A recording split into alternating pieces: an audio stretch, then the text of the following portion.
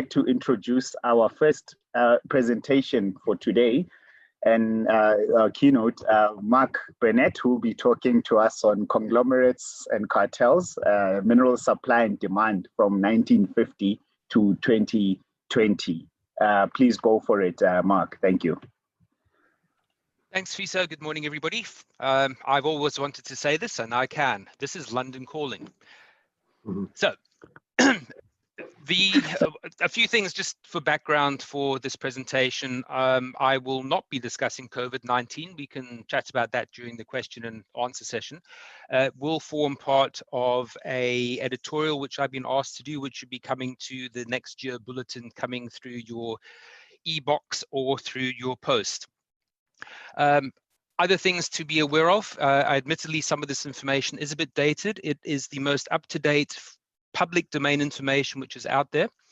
And part of the discussion is to go through and, at least on one level, is to analyze some of the information which gets presented by organizations such as the United Nations, UNESCO, and various other industry organizations or pressure groups which present this information in the public domain.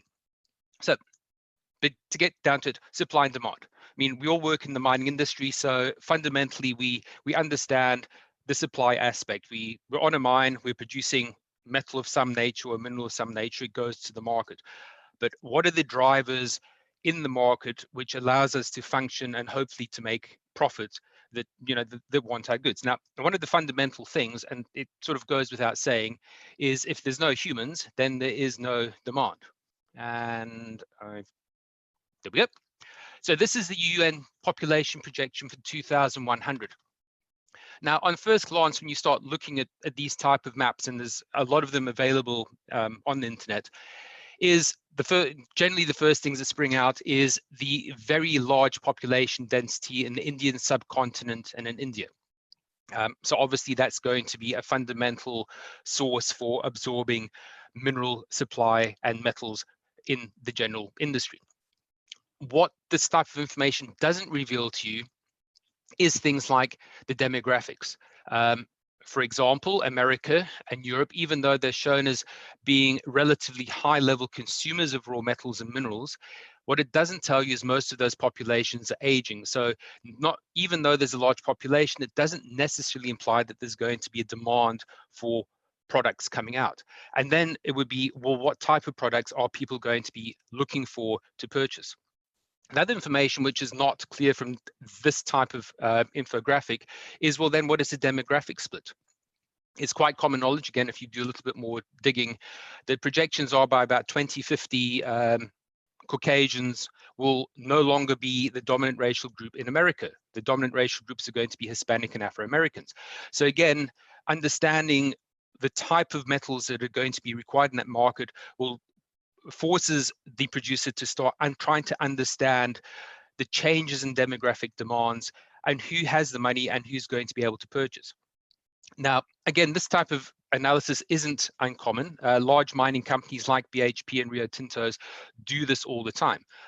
It actually started off with Shell back in the 1970s, where they perfected what we referred to as the art of the long view, looking at different scenario analysis to try and understand, well, if they start putting an oil well into production, what is the likelihood of being able to continue to provide material or oil from that well? Will they run into an OPEC crisis or not? The other thing to understand is, in real terms, everybody in the world is actually getting richer. Now, this is from our world in data, as you can see at the bottom. Sorry, all these links, as I normally do, are active. So if you go into the presentation, you can go to where I got this information from. But you can see in real terms that overall GDP of most countries, apart from the global financial crisis here, have been growing. Interestingly, the whole Soviet or Russian events, so post-independence, going into major meltdown, global financial crisis, but overall, the Russian economy is gradually climbing. What is more, the two things which are probably quite interesting from this graph is China, even though it's overtaken America in terms of real growth and real GDP per capita, people in China are still on average poorer than people in America. Other thing to be of interest is look how South Africa compares to its other Brics peers. South Africa in general is pretty much, well, to use the phrase, dead in the water. The industry economy doesn't seem to be overall progressing, even though South Africa is a mineral-rich country. South Africa is part of Brics, so it has theoretically all the economic parameters which allows for a vibrant and growing economy. But for some reason, South Africa is just not being able to make that upward tick that most of the other countries which are shown here are doing. If you go into our world in data, you can actually add a whole load of other countries and you can start tracking trends for this. Now, as I said, population is a function of metal supply and demand. So as of 2013, this is the type of metal consumption which was occurring in the world. Now, again, it sort of leads back into the whole discussion, well, if you've got high population growth, well, in general, you tend to have higher consumption. However, the definition of consumption is also something you need to interrogate a little bit in a little bit more detail. For example, and again, getting back, well, both America and China, they have very high consumption rates of metals. The thing is that that consumption does not necessarily mean that those metals and materials stay within that country, okay? Both America and both China are large producers of consumer electronics and white goods and cars and airplanes. So even though we're providing, or countries supply huge amounts of metals and materials to America and China, doesn't necessarily mean that those metals and materials are staying in China. They get furbished or created into your iPhone or cell phone and then come back into the world economy. So again, understanding the value chain and logistics chain of where things go to is pretty critical to understand what's going on in the market at large. Other things which may be of interest is when you start looking at something which geologists tend to forget is the consumption of non-metallic minerals. Okay, so this would include things like aggregates, cement, phosphate, and potash. Okay, so commodities which are generally low value, but are really critical when you are starting to build your infrastructure in countries. So if you start looking at this, and again, admittedly, it's 2013 data, but look at the amount of consumption in Saudi Arabia, for example, okay, or even in China. Now, both of those trends are because those countries, at least at that stage and continuing, are putting a lot of money into developing the infrastructure. And when you're starting to develop infrastructure, you refer to things like urbanization, and as soon as people move from the countryside to cities, then by definition, you need to have infrastructure, so roads and hospitals and schools and places to live and places to work. So it is a major consumption of those type of commodities. If you are to go and start looking at America, for example, the contribution of mining to GDP, for the last few years, the contribution of the combined aggregate, cement, asphalt, and all the non-metallic commodities actually generate more GDP to America than your traditional things like gold, coal, copper. Okay, so it's quite interesting. But then that leads us on to, well, we have this massive consumption. So what are people doing in terms of finding new deposits to replace this? Because as we all know, a deposit eventually will get mined out. And this is some information from Minex Consulting. Again, really worthwhile website to go to. Richard Schroeder has some really, really good presentations. But just eyeballing this is effectively up to date to 2020 actually. But just eyeballing it, one of the first things that springs out is look at the sheer volume of gold discoveries during this time period. Now, again, it's something that people sort of think, well, why gold? I mean, you've just been talking about the necessity for raw metals and minerals, iron, steel, lithium, potash to drive our world economy. But if you start thinking about it, gold, it's a value. People go to gold when they think there's instability in the economy, but also when you start looking at the amount of effort to put in building infrastructure, getting offtake agreements, making sure there's a railway line, making sure there's a system to get your large volumes of material to a country like China, which is going to process it. Getting an iron ore mine up and running or a coal mine up and running actually takes a lot more time and effort than a simple gold project. I mean, a gold project, you go in, you mine the gold vein, you maybe cyanide it, and that's it. And you smelt it, and you put it in a bank. So a lot less effort actually goes into gold exploration than will go into something like an iron ore, or at least getting an iron ore mine or a nickel laterite operation up and running. Now, one of the things before I go into the next slide is always a lot of discussion in the industry about over time metal grades have fallen. And again, yes, they have. But when you start going back and analyzing both technological trends and environmental and social trends, what you will find is over time, the mining industry, again, in general, has moved from a model which is predicated on mining high-grade underground deposits into mining low-grade open pit deposits. Now, part of it is due to pure economic supply and demand. Part of it is due to technological innovations, and part of it is due to people not wanting big, nasty open pits in the countryside. So to just go and analyze some of those comments that I've made. If you go to, which is now the defunct US Bureau of Mines, from about 1923 to 1993, when President Clinton shut the Bureau of Mines down, every year they published a document which went through in detail technological improvements in the mining industry worldwide. And you can start tracking the analysis. So at least from the post-World War II, there's a general move from mining underground to mining open pits, partially driven by safety, but partially driven by, again, in general in the world, labor costs were rising. So you had to try and do something which would supplement or counterbalance high labor costs versus productivity. You also had a move from looking at new technology, so things like flash flotation, CIP and CIL processes. Moving to SXEW plants allowed a lot of deposits which previously could not be mined, or at least not mined economically, now to be mined economically. Other things, environmental movements, at least starting from the 1970s, triggered a move away from mining sulfide deposits to mining oxide deposits. And by definition, if you're moving from a nickel sulfide deposit, which is invariably high grade, to mining a nickel laterite deposit, you're moving from high grade deposits to low grade deposits, so grade driven versus volume driven. This does have some interesting spin-offs, however, when you start looking at energy requirements. And again, this paper is really interesting to read. If you start looking over time at the energy requirements to start processing a lot of these deposits, in general, the energy input requirements are higher. Okay, which then starts leading us to, well, if we're starting to need higher energy consumption to process these deposits, well, what does that then do to our energy balance and our energy mix? And it's going to be something we're going to be looking at in one of the upcoming slides, in terms of, well, what type of energy mix is used to start processing these type of deposits? Okay, are we looking at a carbon-based type of industry? Are we looking at hydroelectrical? And what is that type of energy mix?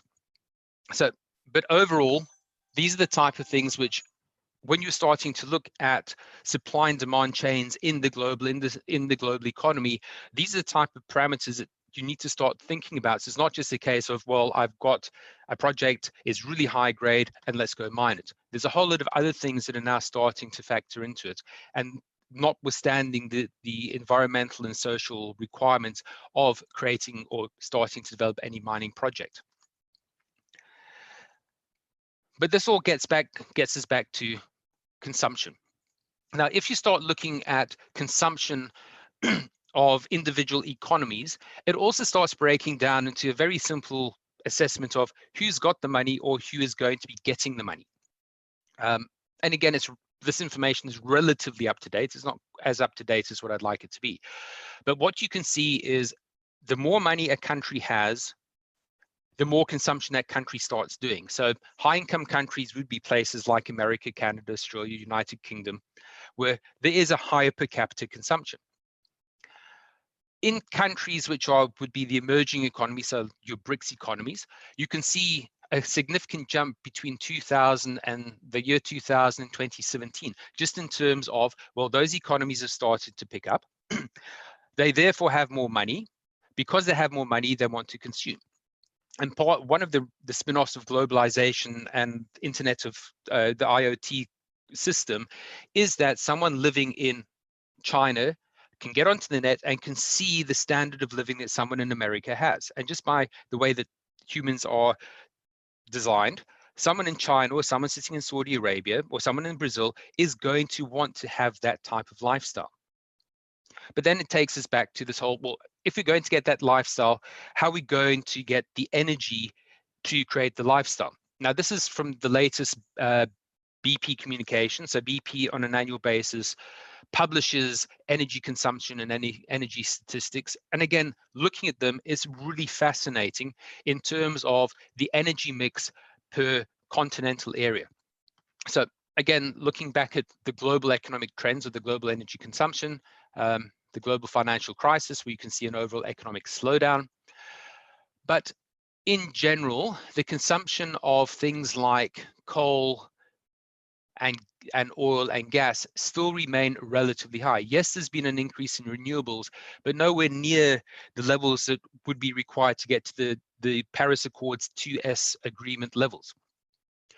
It gets even more interesting when you start looking at different regions. So, for example, Asia Pacific, look at the amount of energy which is coming out of coal-fired industry. And predominantly this is coming from India and China, which you've already seen are going to be, or are currently, the two largest consumers of metals in the world. And because they are large manufacturing centers, it doesn't necessarily mean that there's a purchasing going on, but they are manufacturing your iPad and your laptop and your cell phone and your hard drive and everything else is coming from those countries. Okay, and they need energy to do so.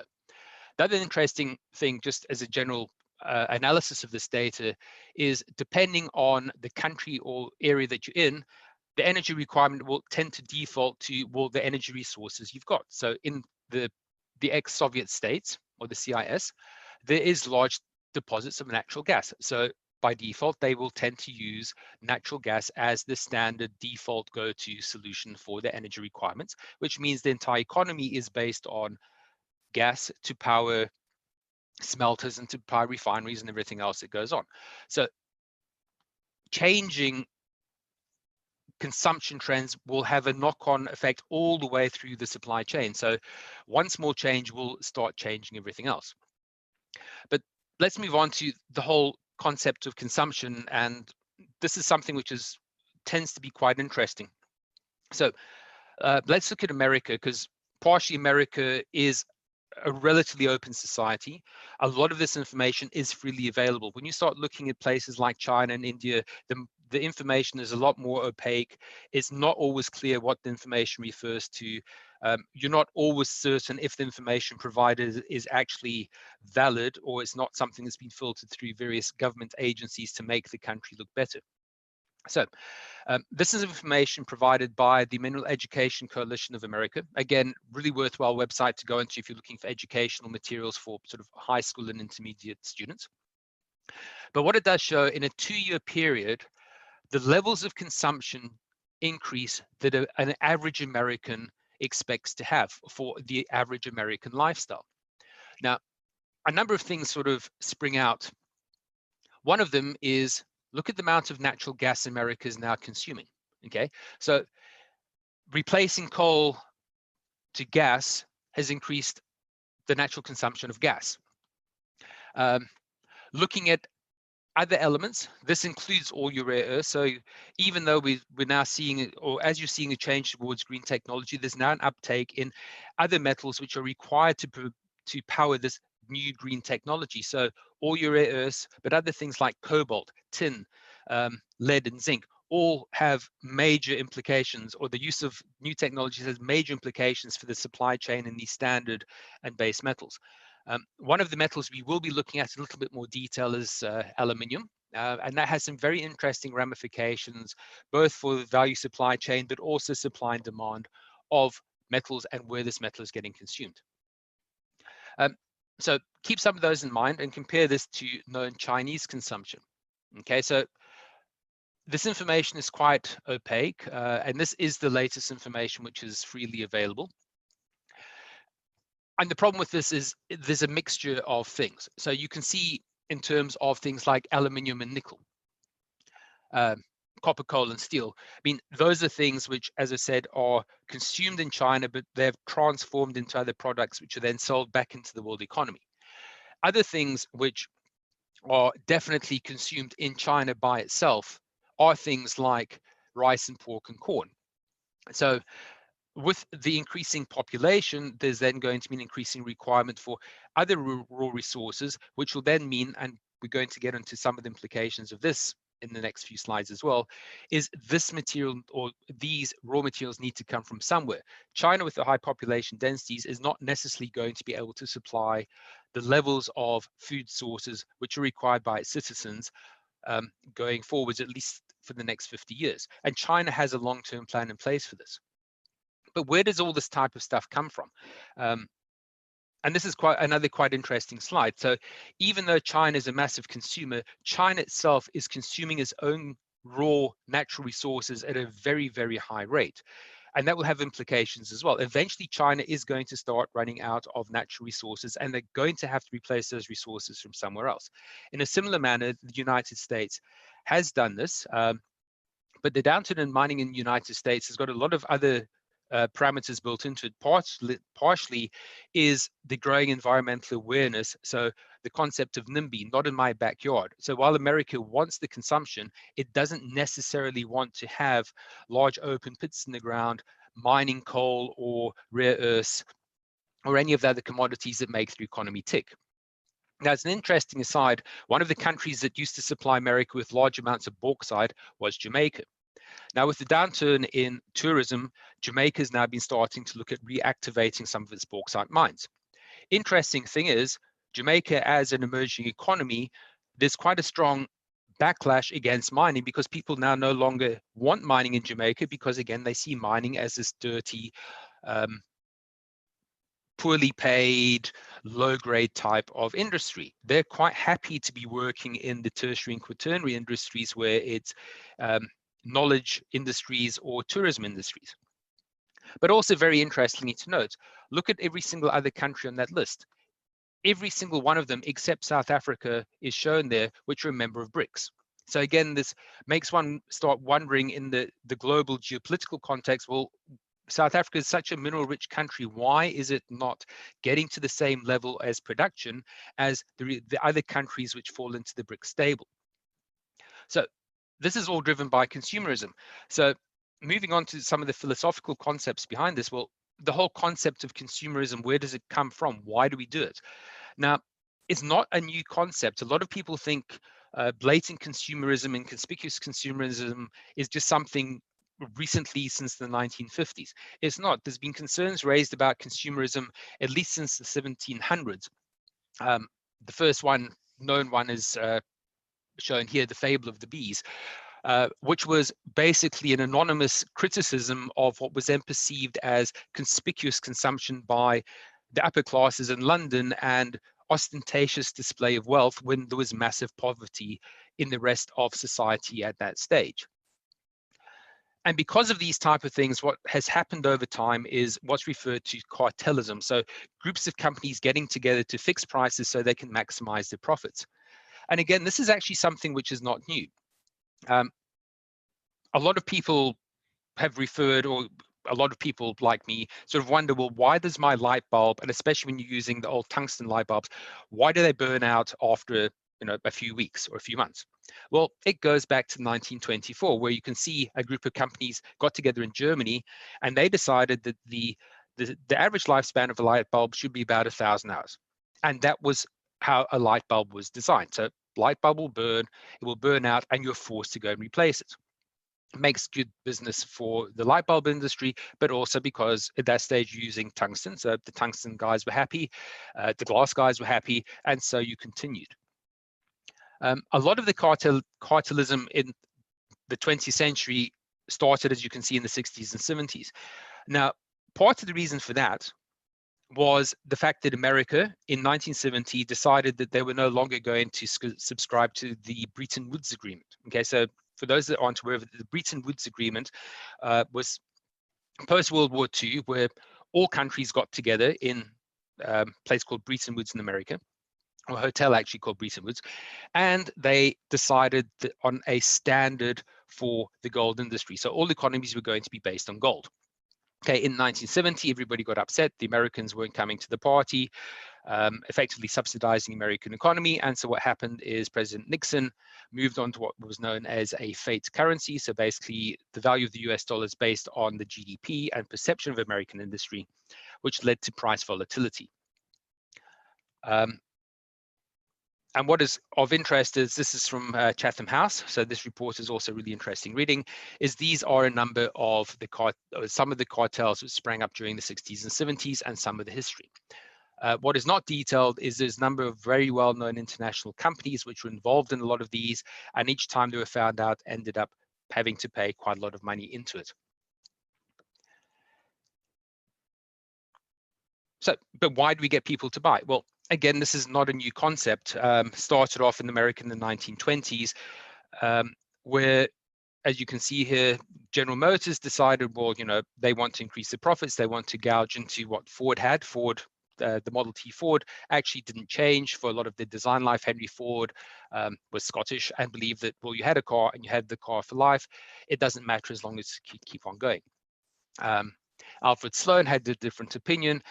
And he felt that, well, as you can see, if we make tweaks and changes to a car, then people are going to continue wanting cars and they'll keep on purchasing. Now, that continued, as you can see, until at least into the 60s and 70s. And the reason for the change was due to the 1970s OPEC oil crisis. Again, geopolitics, and partially because oil got so expensive, Japan then started to import into America with cheaper, cost-effective vehicles, and that's how General Motors, not being able to be agile and see the changes happening in the global economy, did not go and change the design of the motor vehicles. In fact, everybody knows American cars are gas guzzlers because they've never actually had to be in a situation where oil is much, much more expensive. And this is what happened. So this is going back in the 50s. So after the Second World War, America had all the spare capacity. I mean, it got to the stage it could build a Liberty ship in almost 5 days, but you had all the spare capacity in the market. Now, how do you transform an industry which was designed in a war footing to something which is going to then replace that capacity into something which people are going to buy? So in America, actively encourage people to start consuming things. It was also, as pointed out by social historians like Elizabeth Cohen quoted here, it was also to re-emphasize gender and class boundaries. So during the Second World War, there was a lot of emancipation of women and minority groups in America specifically, which went against the accepted moral standards and norms. Now, consumerism was one way of getting people back into those traditional roles which they'd fulfilled pre-World War II. And one of the ways it was done is something which is ubiquitous, which no one actually thinks about too much now. But in 1950, Tupperware actually had an active program to get people to consume. So the agents that were selling Tupperware were then encouraged to consume by selling.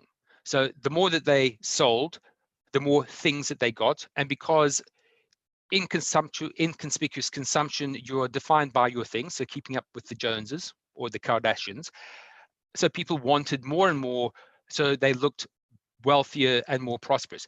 This also led to some unintended consequences which came out in the global financial crisis, that you now move from living in a credit environment to living in a debt type environment, because debt becomes very easy because you actively want consumerism. But technology also had a role to play in this. Now, if it wasn't for our standard television screen, the demand for rare earths would never have been there. Rare earths at that stage, at least in the 1950s and early 60s, the only demand for rare earths was in the military industrial complex. So, but with the advent of colored television, then there was a requirement for rare earths as what was referred to as phosphors, which we're going to get onto the next slide, but a phosphor is necessary to create color. And the only things that can do that are rare earths. So again, leading to a demand for rare earths due to technological improvements. And as you can see here, these are some of the very first televisions. Now, these numbers may not mean much to you. They look really cheap. If you were to take inflation into account, the 1939 Victor TRK-12 effectively would cost you between 70 and 80,000 Rand today. Now, if you think about what you're paying for a 12-inch screen and what you pay now for a 62-inch screen, you could probably buy 4 or 5 top of the range large screens with surround sound for the price of one of these things. So again, in real terms, the price of consumables has actually dropped. And again, by doing so, people then want to buy more and more things. And this is just an example of some of what's referred to as phosphors, or the type of elements which are required to create red, yellows, and blues for your television screen. As a historical aside, this lady sitting down here was being used in America in the 1950s. She was known as a colored television lady. And what was done before broadcast was they would calibrate the camera against the standard colors and skin tones. So you had something which looked real life. Now, there's an interesting anecdote for those of you Star Trek fans, but in one of the early Star Trek episodes, there's a scene where Captain Kirk and a lady in green are getting quite friendly. But every day, the rushes, which are the shorts or the cut for that day's filming, would come back. The lady would always be natural skin tone. So what ended up happening is, after an investigation, what it turned out to be was a technician assumed that the colored film had been incorrectly exposed, and he was spending nights going back and calibrating everything to make the green tone go to a normal standard flesh tone. But other things which are of interesting, it is something which is absolutely ubiquitous to our day of life. But this is how things have changed, or how rapidly things have changed. In 1990, this is the level of cell phone coverage. Now, pretty much there was no cell phones, or very few cell phones in the entire world. Move forward to 2017, look at the cell phone coverage in the world. It's now estimated by various industries, including telecommunications industries, that there are more cell phones in the world than there are people. Now, if you cast your eye to the right-hand side, this is a typical cell phone. Actually, it's an early entry smartphone. But if you look at those levels of metal in those phones, multiply it by 5 billion, that turns out to a huge amount of metal which is going into your cell phone. It may not look a lot for you, but if you multiply it by those level of numbers, that is a massive amount of metals and materials which are being, consumed to manufacture cell phones. And that's not the only thing. Obviously, you're looking at this on your laptop with your large screen. But again, if you remember earlier, I referred to, industrialization and urbanization and the move of people into cities and the implications of that in non-metal or non-metallic uptake or demand and supply. Now, one of the things which is people may not be aware of is India, for example, is planning to roll out what they refer to as smart city. Now, India's identified 99 smart cities, and they're starting the rollout. It has come in for a lot of criticism from things like the UN and the EU in terms of, well, where's India going to get the technology? Where's India going to get all the raw materials? But the plan is to employ things like IoT and the fourth industrial revolution to Indian cities and upgrade them to make India a large regional competitor to China. Okay, so again, just geography-wise, Pakistan sits on this side. China sits along here. So in terms of increasing populations, India and China are naturally competitors. In fact, we've seen that recently this year, where India and China have staged low-level military actions along the Chinese-India border. Now, whether it will escalate into another 1968 war like happened in 1968, where India lost really badly to China, remains to be seen. But as India starts to develop and flex its economic muscle, as you can see, there's going to be massive amounts of consumption. So India, and a country that people sort of still think is relatively primitive, even though they have a space program, they've sent probes to Mars, they're planning to launch men into space next year, at least by 2025. They're looking at massive changes to the economy. I mean, 30% of all new vehicles are going to be e-vehicles, so electrical driven. They're planning to have massive increases in aluminium as well. Okay, and moving on to that, well, aluminium, where does it come from? So in terms of aluminium, traditionally the suppliers partially have been China, so this is estimated, and that's why you got the step change. But things like Oceania, so Indonesia and the Philippines. Now, interestingly enough, and this is probably an analogy to South Africa, the Indonesian government decided that they weren't getting enough money from beneficiation of nickel laterite ores or bauxite ores, and so they have curtailed exports to China because they want, specifically for nickel laterites, because they want the additional rent from those products. But what you can also see, because alumina bauxite is a proxy for aluminium smelting, is where alumina goes to. And you can see, again, a massive increase in China. So China is highly dependent on places like New Caledonia, the Philippines, and Australia for getting bauxite to convert into aluminium, which they then convert into things like aeroplanes and military technology or your cell phone and iPad. Pardon me. But this also then ties back into energy consumptions. So if you start looking at the amount of consumption which is being used, look at this. Because China is the largest manufacturer or processor of aluminium, because China is highly dependent on coal, there's going to be a lot more coal getting burnt to feed our desire for white products and electronic products. And you can also see how this translates into the metallurgical aluminium consumption. So again, our desire for consumption has got other spin-offs, and they're not always necessarily apparent to what we think is going to happen. So demand and supply may trigger activities which may not be the type of things that we're looking for. So let me go and examine, I may be running a bit over time, sorry, some other things and how other elements and minerals have come into the general market. So let's start off with lithium. Lithium, again, is a big thing in modern technology or the modern world because of our demand for electrical vehicles. Interestingly enough, though, the primary demand for lithium goes back to the Cold War, where it was a primary component in the manufacturing of hydrogen bombs. This is the America Castle Bravo test shot, 15 megatons. And this is the largest atomic bomb test shot in the world, which was the Tsar Bomba, the Russians, which is a 50 megaton test shot. Both of these use lithium deuteride in the matrix of the test shots. And again, the information is all there. There's a really fascinating documentary on YouTube, which you can watch all about the Tsar Bomba. But where's it all going to be coming from, and what type of deposits are we going to be looking at?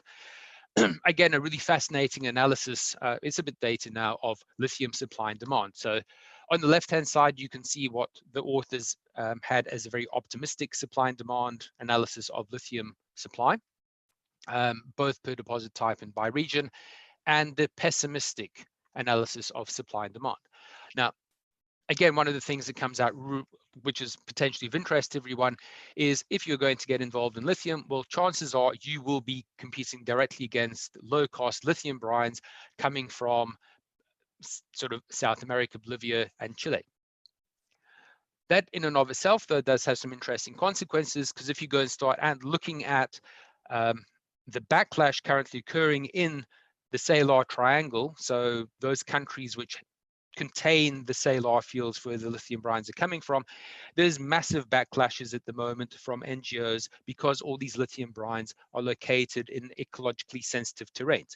So while it may be cheap to process and manufacture, it does have environmental implications, and people in developing countries like Chile and Argentina have also, as I said, connected to the internet, and they can see what's going on. And just because you're someone sitting in Chile doesn't mean that you're not going to start protesting because a big American or Australian or South African company is coming into your country and is now going to be starting to mine what is considered to be your natural resources with no payback coming into the country.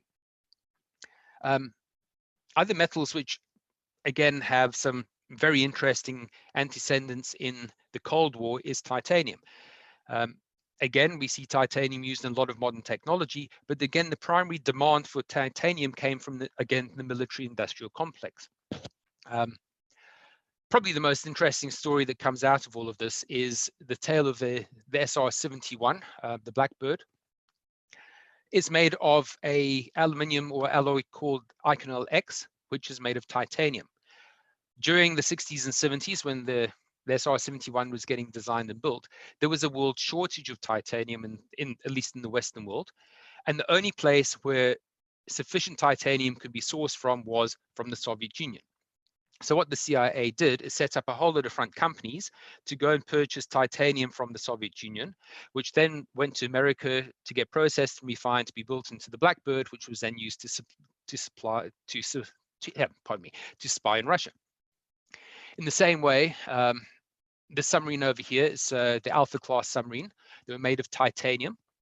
They were the fastest submarines in the world, reaching speeds of 40 knots underwater. They could also dive deeper than any American class submarine at that stage.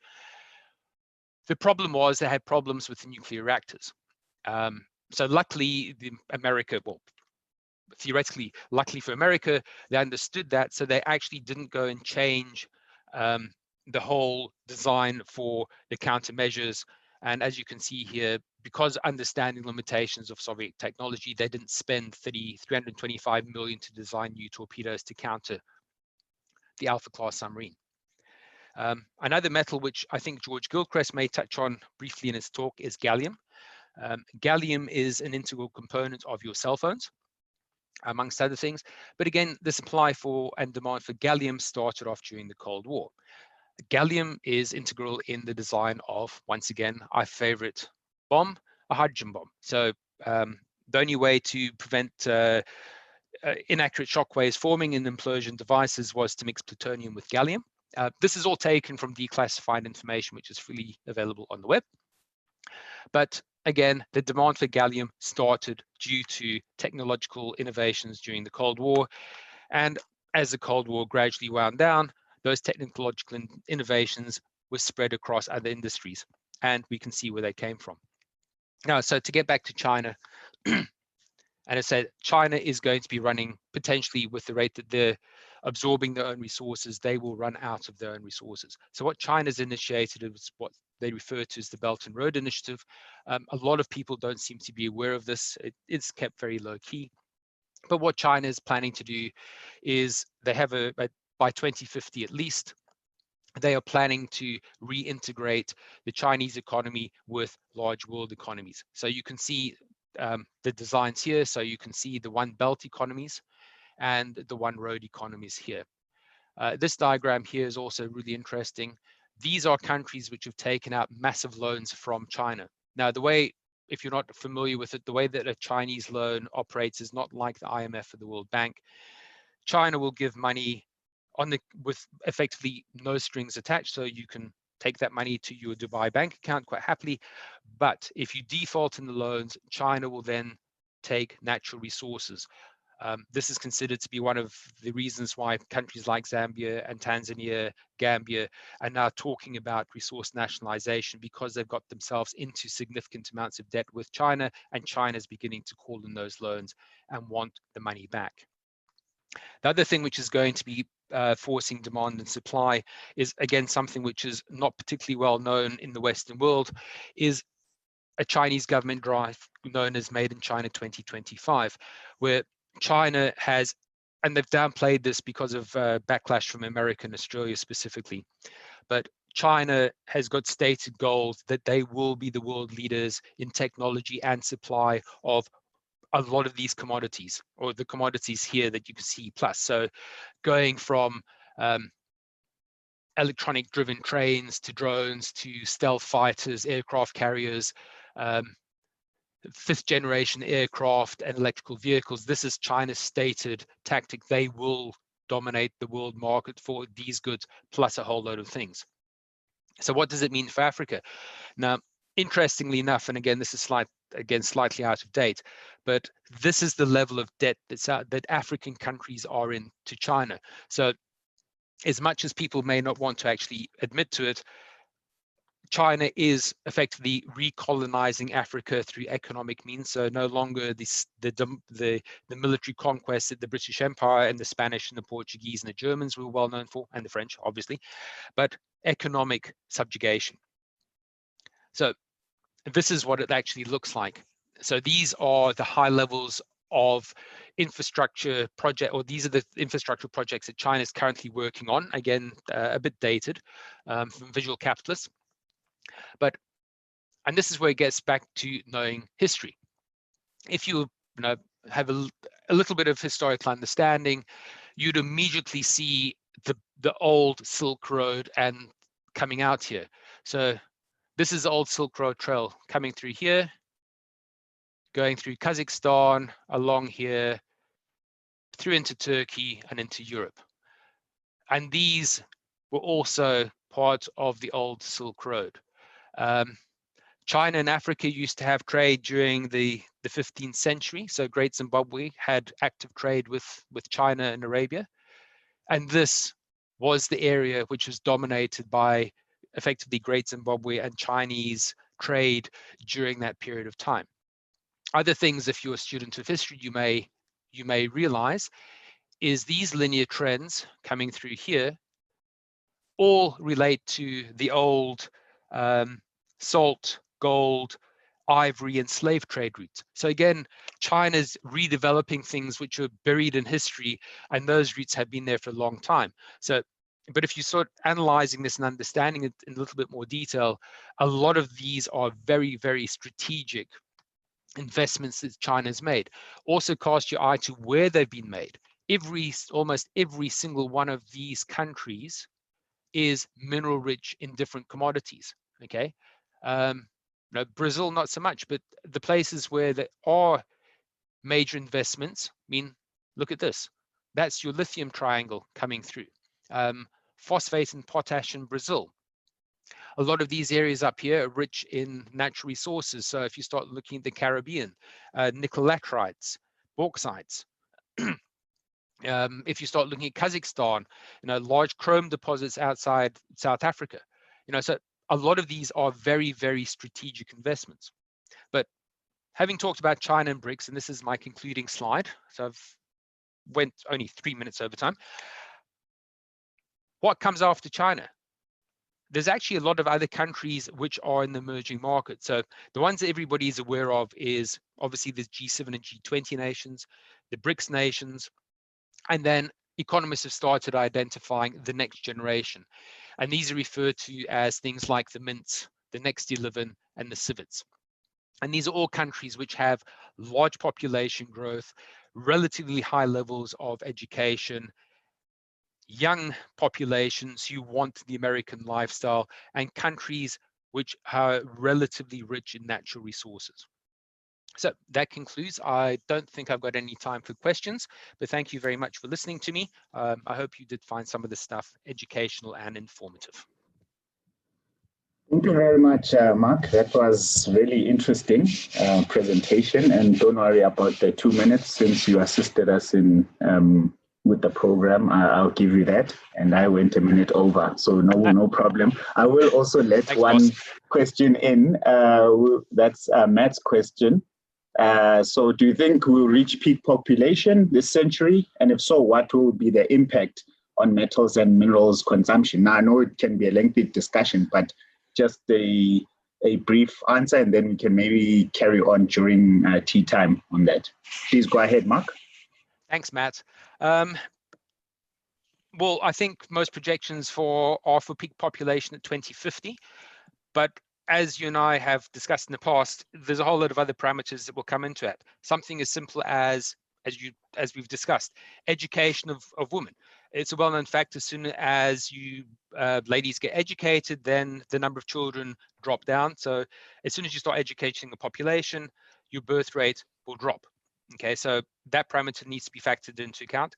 Are we going to have more pandemics breaking out? That is moot at the moment. So I think in general terms, we'll probably reach maximum population. In terms of what we're going to be consuming, again, even people like McKinsey themselves are not too sure. Their latest discussion report has a number of options, and most people at the moment are defaulting back to "we are not sure" stance, because it's pretty much tied into, well, what happens with COVID, how has patterns of consumption changed, and what are going to be long-term implications. And a lot of those, most analysts at the moment are saying, well, it's way too early to tell. We've got an idea of short-term stuff, but if, for example, if the travel industry stays dormant as it is, well, then there's no need for large airplanes. If there's no need for large airplanes, that whacks out a large demand for things like high-tech minerals, basic stuff like aluminium, so then you're going to have an oversupply in the market. So there's a whole load of ramifications, and I don't think anyone actually understands what's going to happen at this stage. I think everyone's waiting for the second shoe to drop. So I hope I haven't answered your question, because I don't think anyone really knows at this stage what's going to happen. Great stuff. Thanks. Perhaps if you're still around during tea time, we can carry on a very interesting discussion. And later on in the day, there's an Ask the Audience, what's your opinion? Perhaps we can also address some of these points. So thanks again, Mark. Much appreciated. The other Mark now. May you please share your presentation while Prof. Mark Gesso is sharing his presentation. Just a bit of housekeeping for those who were not with us yesterday. Please rename yourself to your name and surname so that we don't mistaken you for a Zoom bomber. To do that, click on the participants pane, go next to your name, click on more, and then rename. So please, Dave, Sipo, James, George, I know who you are, but just so we can cross-check, please do that. Thank you. With that, I would like to introduce our next speaker, Prof. Mark Gesso, who will be talking to us today on the WAXI, the West African Exploration Initiative, 15 years of integrated research for development. So please go ahead, looking forward to it. Thank you. Thank you very much, and thank you for this invitation. And of course, like everybody else, I'm very sorry that I can't be there in person. So I'm going to be presenting a team project, and the team is shown on the bottom right-hand side, of work we've been doing in West Africa over the last 15 years. And you can see the countries listed on the map there. And obviously there's a lot of people involved, but what I wanted to highlight in this slide in particular is that all of the people who are highlighted in red are people who are working or worked at or were students at South African universities. So this is not just a West African story, but it's very much a South African story as well. So the story goes back to about 2005, 2006, and we set up a collaborative project. It's run by what was then called Amara International, they're now called Amara Global. And this is an organization that organizes collaborative research programs between the minerals industry and academia and consultants and anybody else that they think might be useful. And so over the life of the project, and so far we've gone from 2006 to 2018, and I'll talk about the future right at the end. We've been supported by essentially 3 different types of organizations. We've been supported by the mining industry. So we can see this group of industry partners here, and they're the ones providing 2 really important things. First of all, they're giving us money, which is really important, but they're also giving us access to their exploration properties and their mines, because without that access, we would be very much short of data. And the companies go from some very big, like BHP and Rio Tinto, down to some small companies that were juniors in the last boom, and many of them, unfortunately, don't exist anymore. The second group of partners that we have are the region's geological surveys, so we're highlighting them here by their maps. And then, and again, their role, they didn't provide a financial role, but they certainly did give us access to their national geodata archives. And that's, of course, fundamental to the type of work we're doing. And the third group is the research organizations. And these research organizations consist of universities both inside and outside West Africa. And as I said, includes a couple of universities from South Africa itself. And this also includes some geological surveys from outside the region. And these groups, together with the industry partners and together with the geological surveys, put together a series of 3 research and training programs over the last 15 years. And if we just look at those, the outcomes in terms of raw numbers, there's been a significant number of publications now come out of the project. There was over 75 partners in it.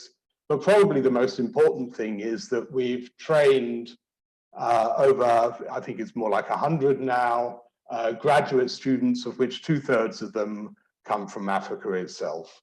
So that's a really important outcome for what we're doing. And on the right-hand side, we have a very simplified map. This is the BRGM 1 to 10 million map of the West African Craton, which is our target. So when we're talking about West Africa in this project, we're talking about the geological West Africa, not the political West Africa, although to a large extent it does coincide. So if you're not particularly familiar with West Africa, there are 2 Archean cratons, kernels, where the letters A are. There are 2 domains that are dominated by the Paleoproterozoic granite greenstone terrains. There's some younger Mesoproterozoic and younger basins that are sitting on top of that. And then the eastern and western margins are marked by Pan-African belts. So a fairly typical cratonic regime that we see in many places in Canada and Australia and in Southern Africa. This particular area has been relatively studied in terms of research over the last 30 years. And one of the reasons is because it includes so many different countries, and these countries are speaking different organizational languages. So the main languages being French and English, but of course there's also Arab and Portuguese in the region as well. So as you can imagine, the data sets for this geological object are very fragmented. And one of the main early goals of the WAXI program was to bring together people from all of these different countries to have a unified approach to studying the region.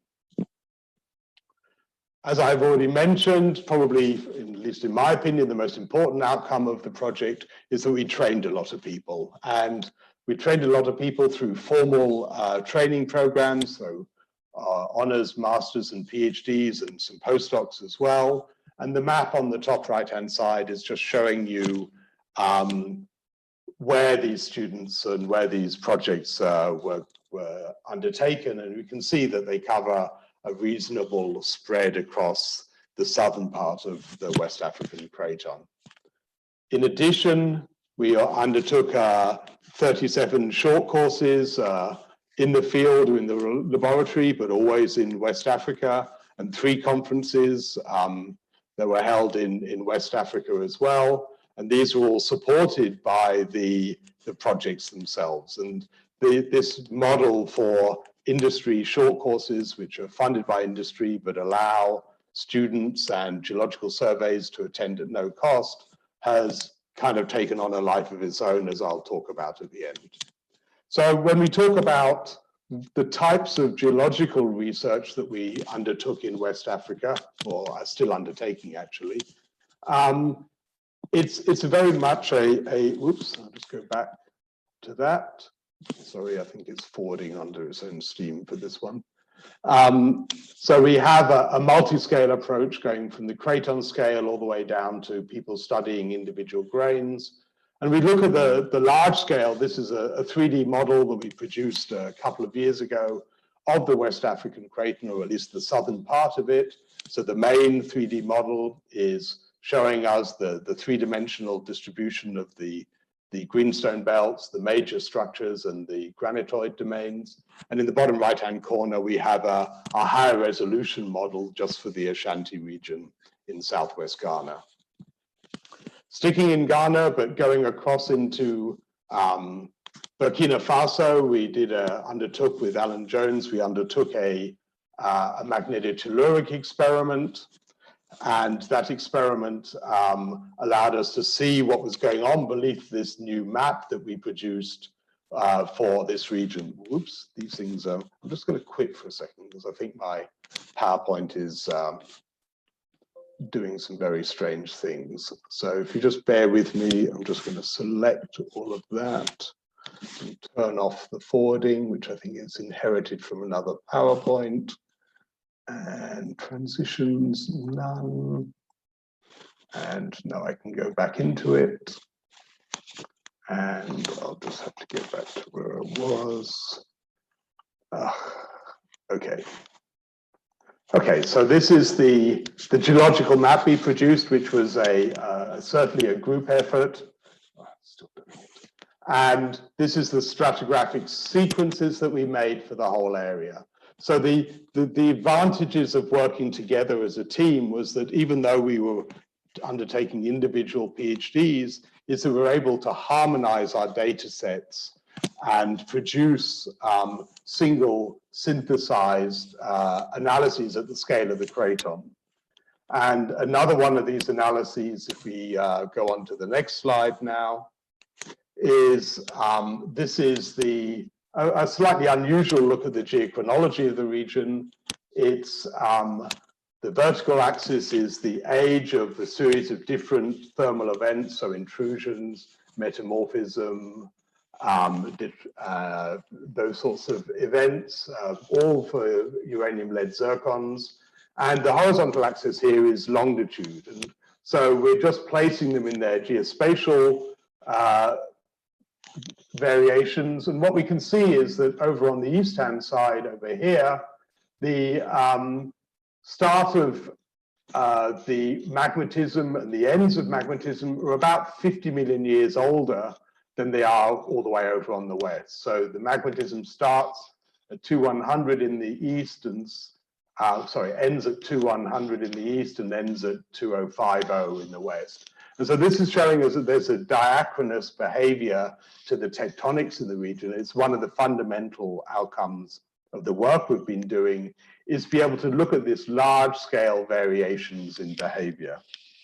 Another example of large scale variations is, this is recent work that's still in preparation. This is a lutetium hafnium map. And for those people, which includes myself, who don't spend their days worrying about what lutetium hafnium means, Nicolas Thibault has kindly put the answers over on the left-hand side, which is that the blue colors are showing us those parts of the continental crust which are juvenile, which are a primary continental crust, whereas the red and yellow areas are showing those parts of the crust which have inherited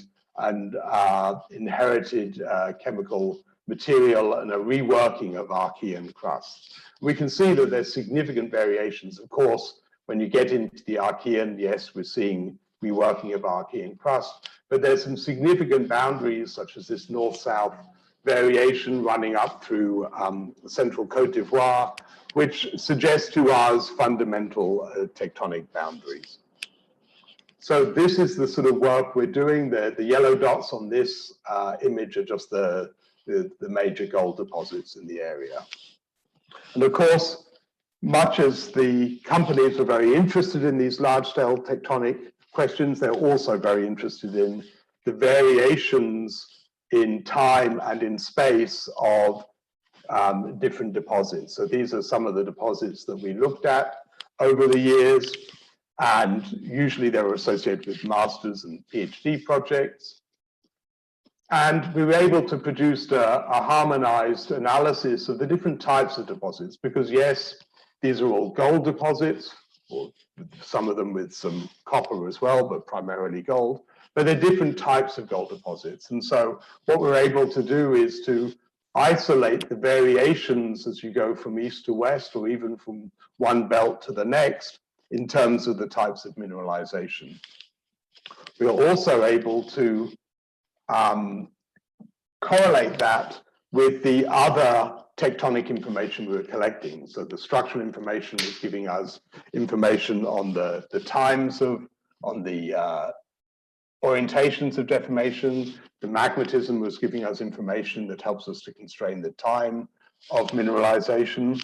And so we're able to produce space-time diagrams like this one, where on the vertical axis, we're going from young to old, and on the horizontal axis, we're going from west to east, and we're seeing the different episodes highlighted in yellow of gold mineralization. So early mineralization, especially in the east, then Ataqua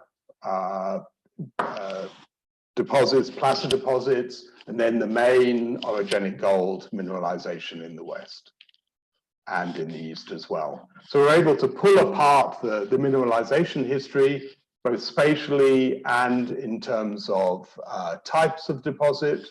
And when we talk about the types of deposit, this is a diagram again from Nicolas Thébault, characterizing it into the main types, and most of the deposits in West Africa are orogenic or intrusion related, as we can see from the histogram, the yellows and the reds.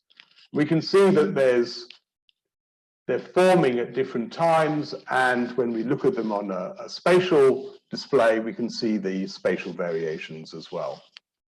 We can also put it in context of the magmatic events and the sort of archetypal stratigraphy of the region, which is a very classic greenstone belt stratigraphy without the komatiites that we see in the Archean equivalents.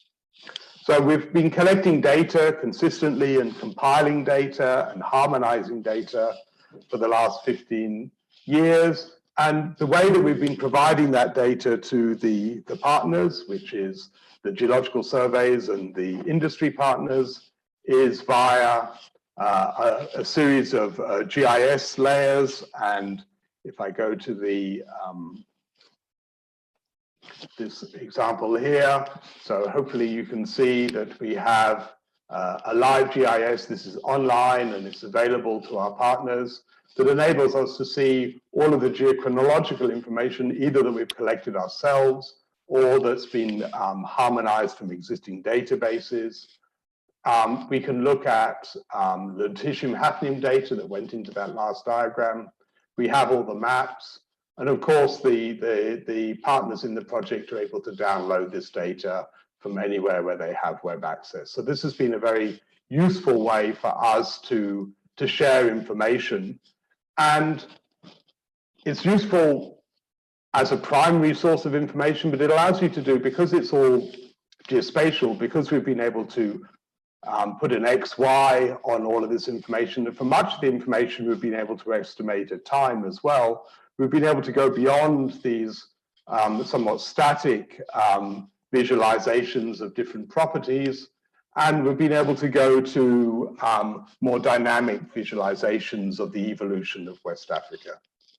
So I'll just go to the next example now. So we've got the static GIS, which is available on disk and online to the sponsors and partners. And we've also got what we call a Geodynamic Atlas, which is showing us the spatial and temporal evolution of West Africa over 200 million years. So by pulling apart the stratigraphy, by pulling apart the map, by pulling apart our space-time diagrams, and turning them into live digital information, we can look at the evolution of West Africa in terms of, and in this example, in terms of the metamorphic story. Let's just look at that one more time. In terms of the metamorphic story, in terms of the intrusions, and we can see the early intrusions mostly in the east, followed by further intrusions in the west. We can look at the orientations of deformation. We can look at when the different ore deposits arrived in West Africa. And this is, of course, great, but it's also still somewhat limited, because we're assuming that West Africa everything was in the same position now as it was 2 billion years ago. And so we've gone beyond that to try and understand what the geodynamic evolution was in terms of different geodynamic models. And I'm the first to admit we actually don't know the details of the geodynamic model of West Africa 2 billion years ago. It's still work to be done. But if we go to the next slide now, we can look at one of our 3 competing geodynamic models, which is a plate tectonic model. And we're using G plates here to reconstruct the evolution of that 200 million year period with the positions of deposits as these stars and of different felsic magmatic events over that 200 million year period. So again, we're able to test some of our ideas as to how the world was looking 200 million years ago. So what are we going to do next? Well, perhaps the question should be, where are we going to go next? And one of the nice things about the West African Exploration Initiative is that it's had sufficient success that other people have wanted to get in on the act as well. And we're actually, just this October, we've started the second stage of the South American Exploration Initiative. And this is a project that's focusing on the Guyana Shield, which has some really nice geological correlations with West Africa. The rocks are about the same age. There's certainly many people have suggested that they were once part of the same craton, although the exact reassembly of that, of those 2 blocks is very much an outstanding research question. But we can see that we're in the second stage of this project, so that Africa is actually exporting a research model to South America, which is, again, including the universities in South America, the geological surveys across 5 countries. So the geological surveys at the moment of Brazil, French Guiana, Suriname, and Guyana. Unfortunately, Venezuela is pretty much out of the question, both for fieldwork and for collaboration at the moment, but we hope one day that we'll be able to include Venezuela as well. So one of the successes of WAXI is that we've been able to export the African model to South America. But we do want to go on working in West Africa. And in terms of the focus, we want to enlarge the focus. With most of our work to date has been on the Paleoproterozoic mineral systems. But what we want to do now is enlarge it to include the Archean systems, so Cote d'Ivoire, Liberia, Sierra Leone, and parts of Guinea. But also the Pan-African mineral systems, those eastern and western margins to the craton, and the younger sedimentary basins, all the while maintaining a significant capacity building segment. And it won't come as any surprise to people that work in the mining industry, but the sponsors in our West African project, one of the reasons they continue to support the project is because it gives their staff access to on-site and in-country training. If there is anybody out there that wants to find out more information, we're having a WebEx information session for potential sponsors just next week by coincidence, and you can email me to find out more information about that. One of the things that we've been doing over the years, as I keep on mentioning, is the capacity building. And just this year, we decided to spin off that work as an independent, not-for-profit, and that's called the Agate Project. And the reason I'm mentioning it now is because there's a couple of scholarship and online training grant schemes that are currently open on the website. So the Agate Project is focused across Africa, not just in West Africa, and it's aimed at supporting training and skill development and network development across the continent in the geosciences and in planetary science. And just for my last slide, so we've got a bit of time for questions if there are any. If you go to the website, agate-project.org, you can see there's a couple of online forms that you can fill in.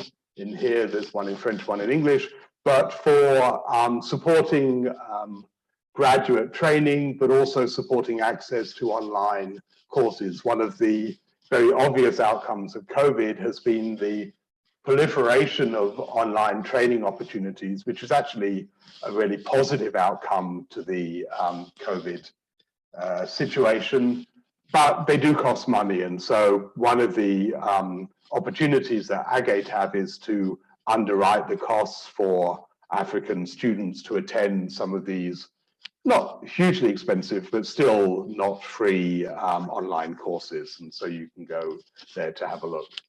I've got 3 minutes left, but I think I've said everything I'll have to say. So thanks again to the organizers for setting this up, and I'm very happy to answer questions if there are any. Great, thank you very much, Mark, for that interesting talk and that important research initiative. So thank you for that. Since you helped us catch up the time, I will allow 1 or 2 questions quickly. So anyone who's got a question, you can put your hand up. If you can't find the hand in the participants pane, you can unmute yourself, and then we'll give you an opportunity to ask your question. Safisa, may I ask a question, please? Yes, please, Tanya. Mark, I noticed in one of your early slides, you mentioned in your list of collaborators was the Liberian Geological Survey, but I didn't see much of any information coming out of or covering Liberia. Is there any particular reason why? Yes, I mean, there are 2 reasons. One is that the data that's available in Liberia is actually quite old. They were, funnily enough, one of the first countries in West Africa to get an airborne geophysical survey across the country. But as a result, it's been well studied and very little new information can be got from it. Whereas in many of the other countries in West Africa, the geological surveys with World Bank or European support had funded new geophysical surveys, but they've never really been used. They've just been looked at in a fairly cursory way in most of the countries where the data was collected. So that gave us a huge opportunity to value add in those areas. I guess the other thing is that Liberia is pretty much 100% Archean, and our sponsors at the time were very much focused on the Paleoproterozoic. Thank you very much. All right. While on the topic of paucity of data, Stefan he acknowledged the big data gap in Guinea. In my encounters in Guinea as well, there was the same issue. And just extending into his question, are you going to extend the work to Togo and Nigeria? Those are from Stefan. Mark? Yes, I mean, certainly, as I said, we want to work in the next stage of WACSI. We want to have a module on the Pan-African, and our idea is to work very much in Togo and Benin. If we get to Nigeria or not, I mean, in the end, it depends a lot on the sponsor's focus, but we're also slightly wary of overextending ourselves geographically. It's you know, we've always wanted to go into Mauritania as well, but it's a big area to cover by our team, and so if we can get the support to go into Togo and Benin, we certainly will. All right, thanks. I'm happy, Stefan. You are welcome to unmute yourself and ask if you wish. Thank you very much. That's perfect answer. Appreciate it very much. Thank you. Great stuff. And then one quick question from the chat from George Henry. If you are not a partner in WACSI, are you able to access the GIS data? As a package as a whole, no, except that we've published over 100 papers now. And so within those papers or ancillary to those papers, much of the data that was collected has been parceled out through those publications. And if there's a specific data set that you're interested in, then you're most welcome to start a collaboration with us. Great, thank you very much. Thank you, Mark, much appreciated. And hopefully you'll stay on even till later in the program. I know it'll be quite late there in Western Australia, but hopefully you'll still be around with us. But thank you again for joining us, much appreciated. My pleasure. Okay, so My name is Abdi Toure, Exploration Manager for Bitgold Mali. Today, I would like to present the Fekola mine, an update on brownfield and regional exploration. So, just a timeline of Bitgold in Mali. Bitgold acquired Papillon resource in October 2014. And in June 2015, optimized feasibility study announced with a resource over 4 million tons. In November 2015, groundbreaking ceremony and the construction commenced. November 2017, production commenced and achieved commercial production. Over 100,000 ounces were produced. In October 2018, exploration increased mineral resource with indicated mineral over 5 million and inferred mineral over 1.3 million ounces. In 2019, the mine expansion study were approved. In 2020, exploration increased the indicated mineral resource over 6 million ounces. So this map represents the West African craton. So as you know, the West African craton is one of the 5 cratons that make the Precambrian basement rock of Africa that make up the plates of the African plates. The West African craton cover over 14 countries in West Africa, included Mali. One portion of the Birimian appear to the south of Mali, and a second window appear to the west of Mali, where are located multiple mines of Mali, included Fekola mine.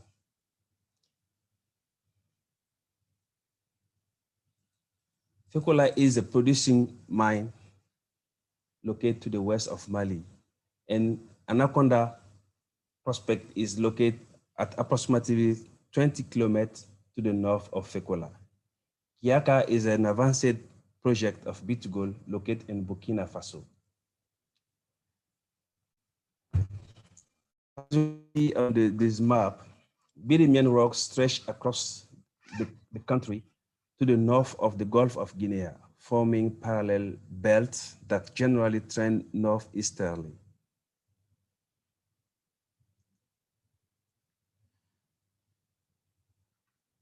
The area of the West African craton which interest has is this Kédougou-Kéniéba Inlet, located to the west of Mali. Kédougou-Kéniéba Inlet is a greenstone belt characterized by sequence of approximately north-south trending volcanic and sedimentary rock intruded at various stages by gabbroid and alkaline granitoid suite. We can notice 3 major greenstone units: the Mako Seri, located to the west, the Dale Dalema, located to the center, and the Faleme Kofi Seri, located to the east. 2 main crucial scale structures: the main transcurrent zone, located to the west, and the Senegalo-Mali shear, located to the east.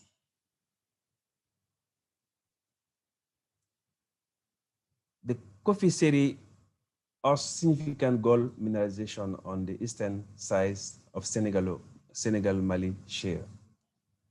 Is the primary host to mineralization in Fekola project area. Kofi Seri has a gold endowment greater than 40 million ounces. Mali is active.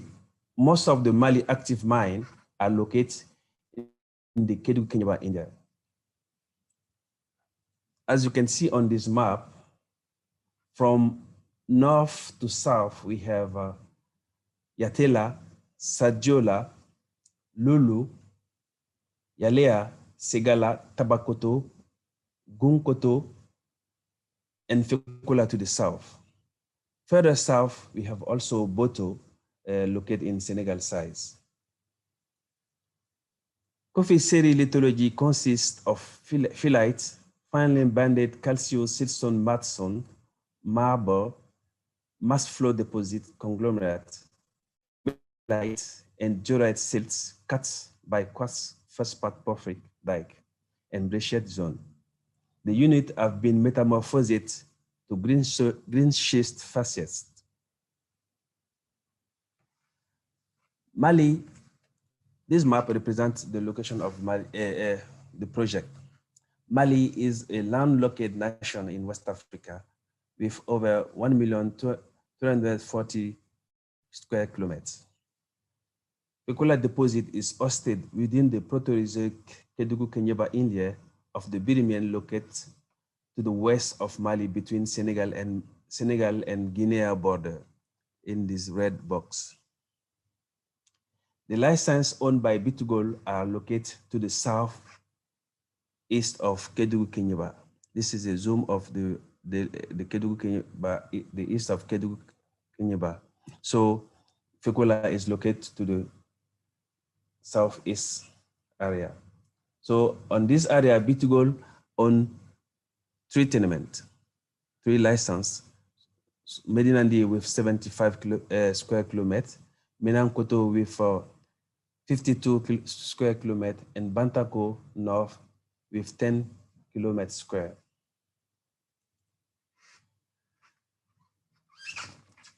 Coming on Medinandi Project, where is located Fekola Project. So the project is located in a subtropical climate area with relatively high to uniform temperature and distinct season. The wet season from July to September, the dry season from October to June. The site is characterized by various laterite plateaux that rise approximately 30 to 40 meters above the surrounding landscape.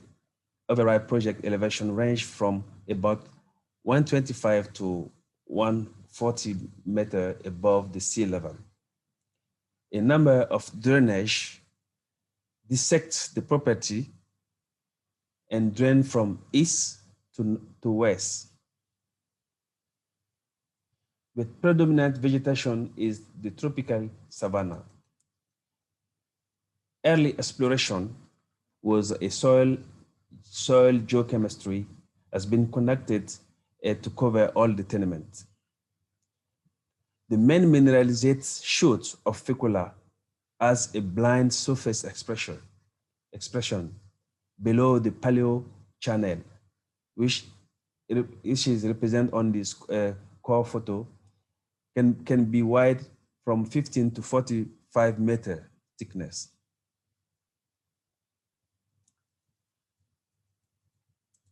This regolith map, you can see the outline of the Fekola pit, where the anomaly defined by two samples, one at 0.153 and the second at 0.423 ppm.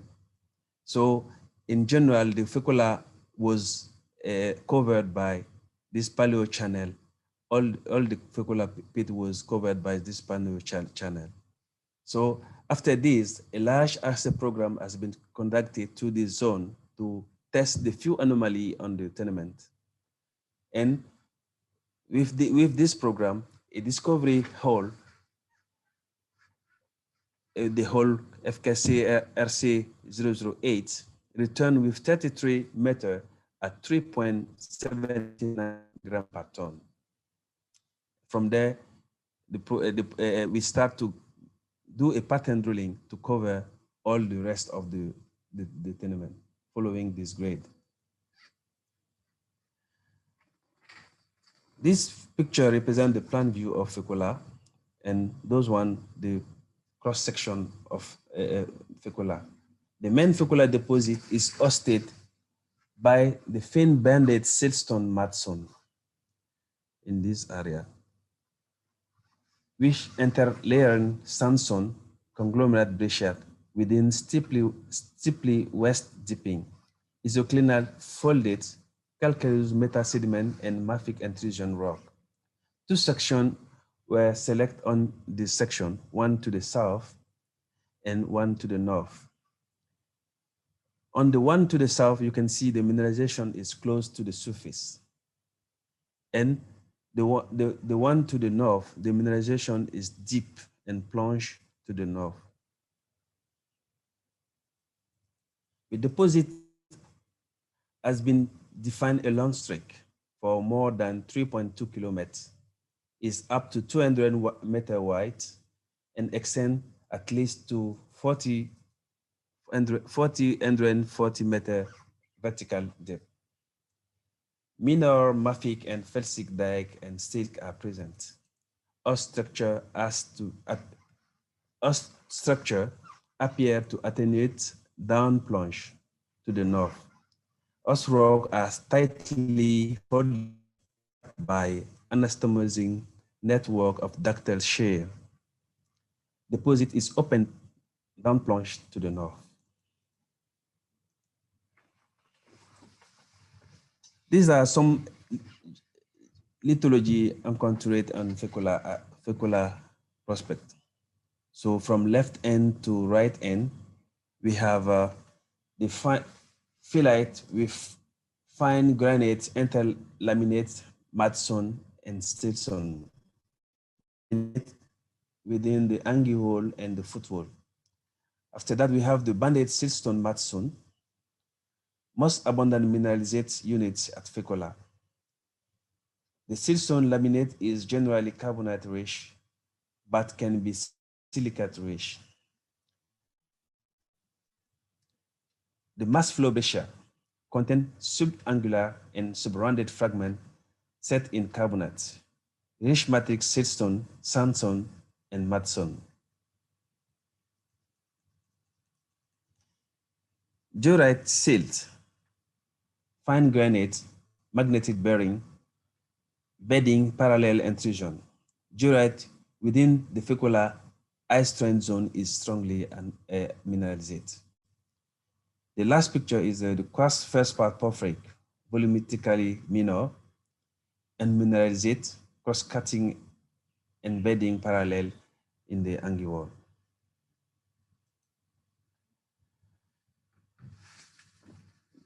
This picture represents alteration and mineralization on fecula project. Pervasive and texturally destructive dolomites, albeit tourmaline alteration is spatially associated with mineralization. The alteration overprints siltstone and mudstone fragment and the matrix of the breccia unit, and its accompanying gold mineralization. Hematite alteration is present in the angle wall and the footwall. At the contact between the footwall phyllite and the mineralized banded siltstone mudstone, diorite and breccia. The fecula deposit is an example of a disseminated orogenic gold deposit.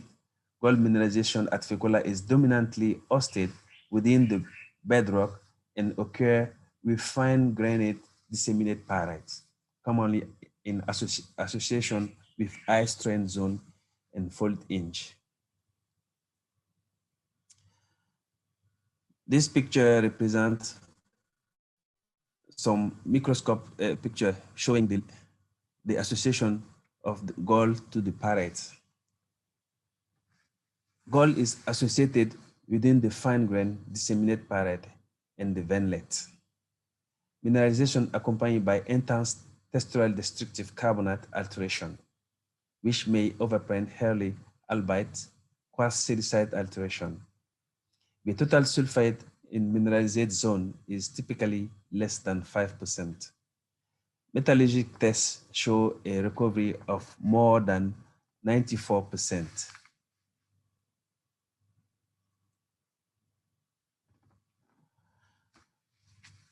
Those picture was highlighted to show the structural control of the gold mineralization.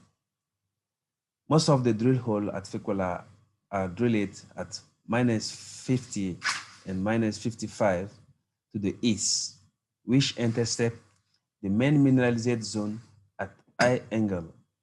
The high-grade mineralization strike approximately north-south, steeply dipping at 70 to 80 degrees to the west and plunge shallowly to the north. In general, true thickness are 70 to 80% of the sample length. All lineation measured on the core show a north-northwest direction with shallowy plunging similar to the direction of the high-grade shoot.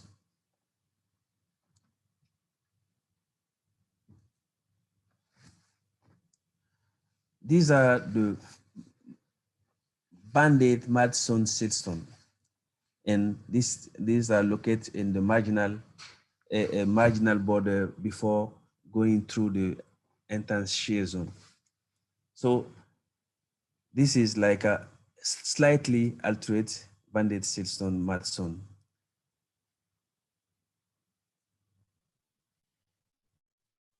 The same rock in the ice stream zone are fine laminates and contain fine disseminate pyrite.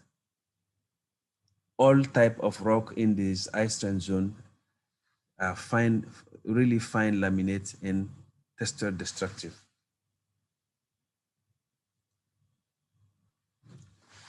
These two sections, the geological interpretation and the mineralization interpretation. The shallowy north plunging high-grade shoot of Fekola deposit, shown in magenta on this picture, correspond to the location of fall-inch zone and coincident entrance shear zone interaction where the high-grade mineralization is concentrated, and the grade is over 2 grams on this zone.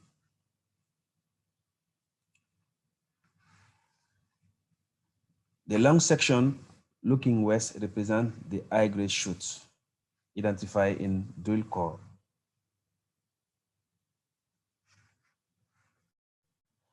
Approximately plunging 14 degrees to the north-northwest. So on this long section, this pit shell represents the 1250 US dollar pit. This one represents the 1300 dollar pit, and this one represents the $1,500 pit. So showing the continuity to the north of the mineralization, we have some good mineralization still outside the 1500 mineralized zone. We have a whole 59 meter at 3.94, 23 meter over 1.5 gram per ton, 32 meter over 1.7 gram per ton, and 40 meter over 3 gram per ton. So located outside the actual pit.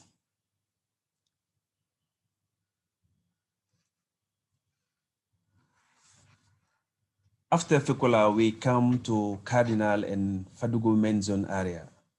Cardinal and Fadougou main zone area is located to the west of Fekola pit at approximately around 300 to 500 meters to the west of the pit. Bitgold completed approximately 33,000 meters of combined reverse circulation and diamond drilling on the Cardinal and Fadougou main zone in 2020. We knew high-grade drill result now extend the gold mineralization at the Cardinal and Fadougou main zone over 3.5 kilometers along straight and intersect up to 350 meters vertical below the surface, with the northern portion of the Cardinal zone passing within 500 meters of the current Fekola resource pit. Some good intersection on Cardinal. We have over 6 meters at 7 grams, 15 meter at approximately 8.8 gram per ton, 10 meter at 13 gram per ton, 20 meter at over 15 gram per ton. This section, this long section represent the Cardinal and Fadougou main zone area. The Cardinal and Fadougou main zone area comprise multiple subparallel west dipping shear zone with an average width of approximately 10 meters for the main cardinal zone. Within this shear, gold is with the quartz carbonate vein and is strongly associated with the coarse grain pyrites. Rare visible gold has been noted within the quartz carbonate vein. The high-grade intersection at the cardinal zone locally define a moderate northeast plunging shoot, which demonstrate good exploration potential down plunge. Mineralization at Cardinal and the Fadougou main zone remain open at depth along strike.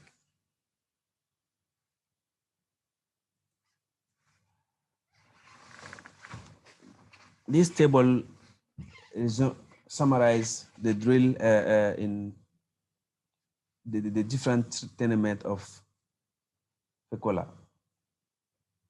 So over 720,000 meters of drilling, all type has been completed in Fekola region. In 2019, Fekola resource update is based on more than 240,000 meters of drilling with 65% of diamond drilling. In 2017, Anaconda initial resource was based on over 100,000 meters of drilling, of all type of drilling. Those table represent the update of resource estimation. Indicate mineral resource estimate of Fekola is over 6 million ounces nowadays. The inferred mineral resource is over 1 million ounces, included the Anaconda located approximately 20 kilometers to the north.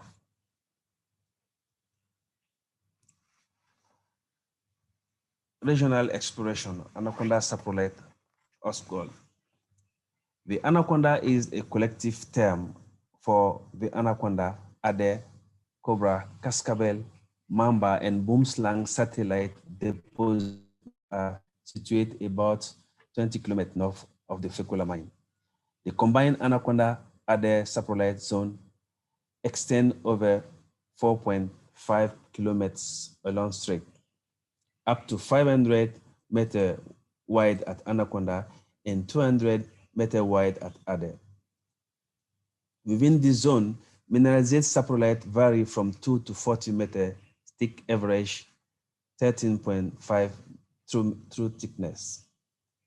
Exploration drilling on the Mamba zone is focused on increasing the size of the known saprolite resource and further testing the underlying sulfide mineralization. High-grade intercept at Mamba zone demonstrate well the mineralized intersection and sulfide host gold. A total strike length 2.2 kilometers. This is on this map. You can see this trend is the one we call Mamba, and here is the one we call Anaconda. Ade is located to the north of Anaconda. This section, Anaconda mineral resource occur as a flat layering to slightly dipping mineralized zone within saprolite and saprock. Locally, mineralization can be traced from the saprolite into fresh rock.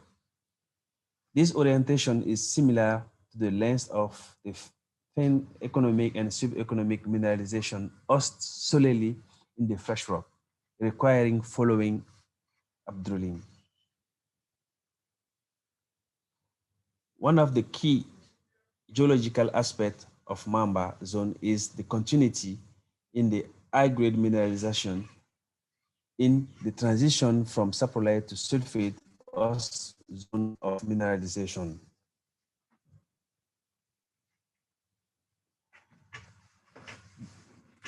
Some picture and some rock encountered in Mamba zone. I will try to give a small description as people we used to work in the West African lithology familiar to this type of rock.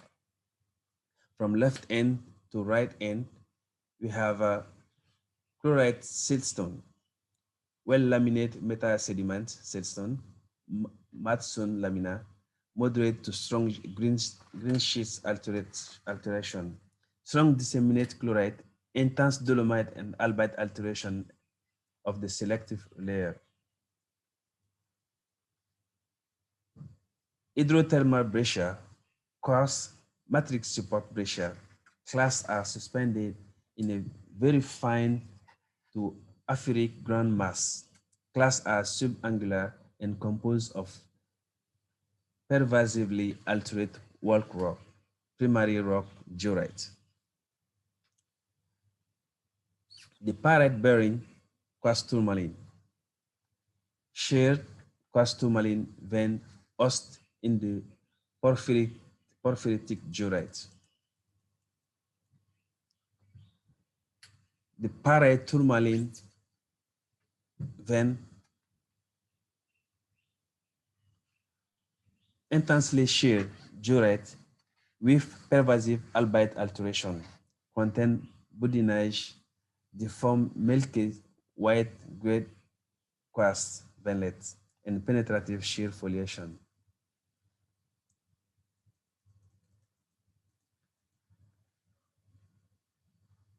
Diorite fine grain, homogeneous fine grain, micro diorite, weak fabric, trace amorph albite, and weak chlorite alteration. Phyllite. This picture represents some phyllite.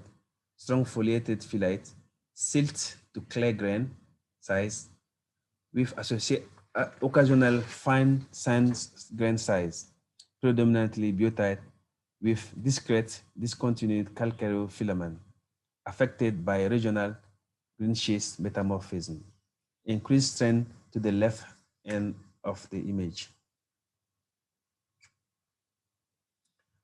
The last picture is a marne, silt limestone units. Fine granite, strongly laminate, tightly folded and laminate. Calcite veinlet also exhibit folding. This long section represents the Mamba long section. Sorry, up to 3 minutes remaining. Okay, 3 minutes remaining. Please continue. Okay, it's almost finished. Okay, this long section represents the Mamba long section. Bitugol complete approximately 18,000 meters of combined reverse circulation and diamond drilling on the Anaconda area, focused mainly on the Mamba zone in 2020.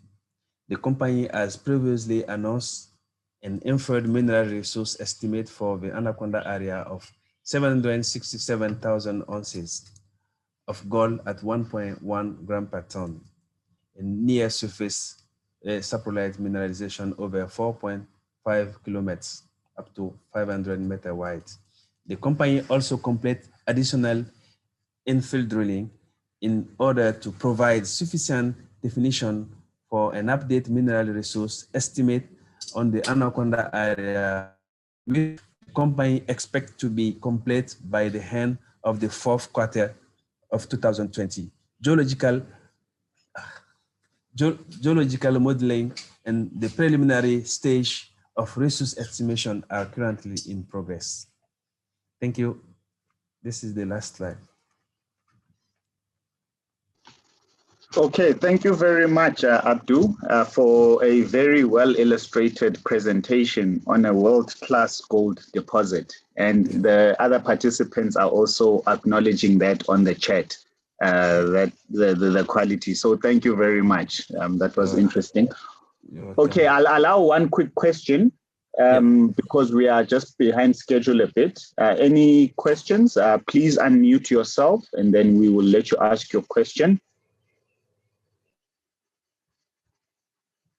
Okay, if there are, I don't see any hands up or any questions. If there are, we can ask them during tea time. Abdu, if you can stop sharing, and thank you very much again for that interesting presentation. Perfect. And in the meantime, Stefan, can you start sharing your screen, please? Apologies, we are running behind schedule, but we'll eat into the tea. Okay, so the next, the last presentation for the first session is by Stefan Gabskov from Hidden Treasure Consulting, and he'll be talking on base metal exploration in the Benue Trough, Nigeria. Did I pronounce that correctly, Steph? Please go ahead. You are on mute.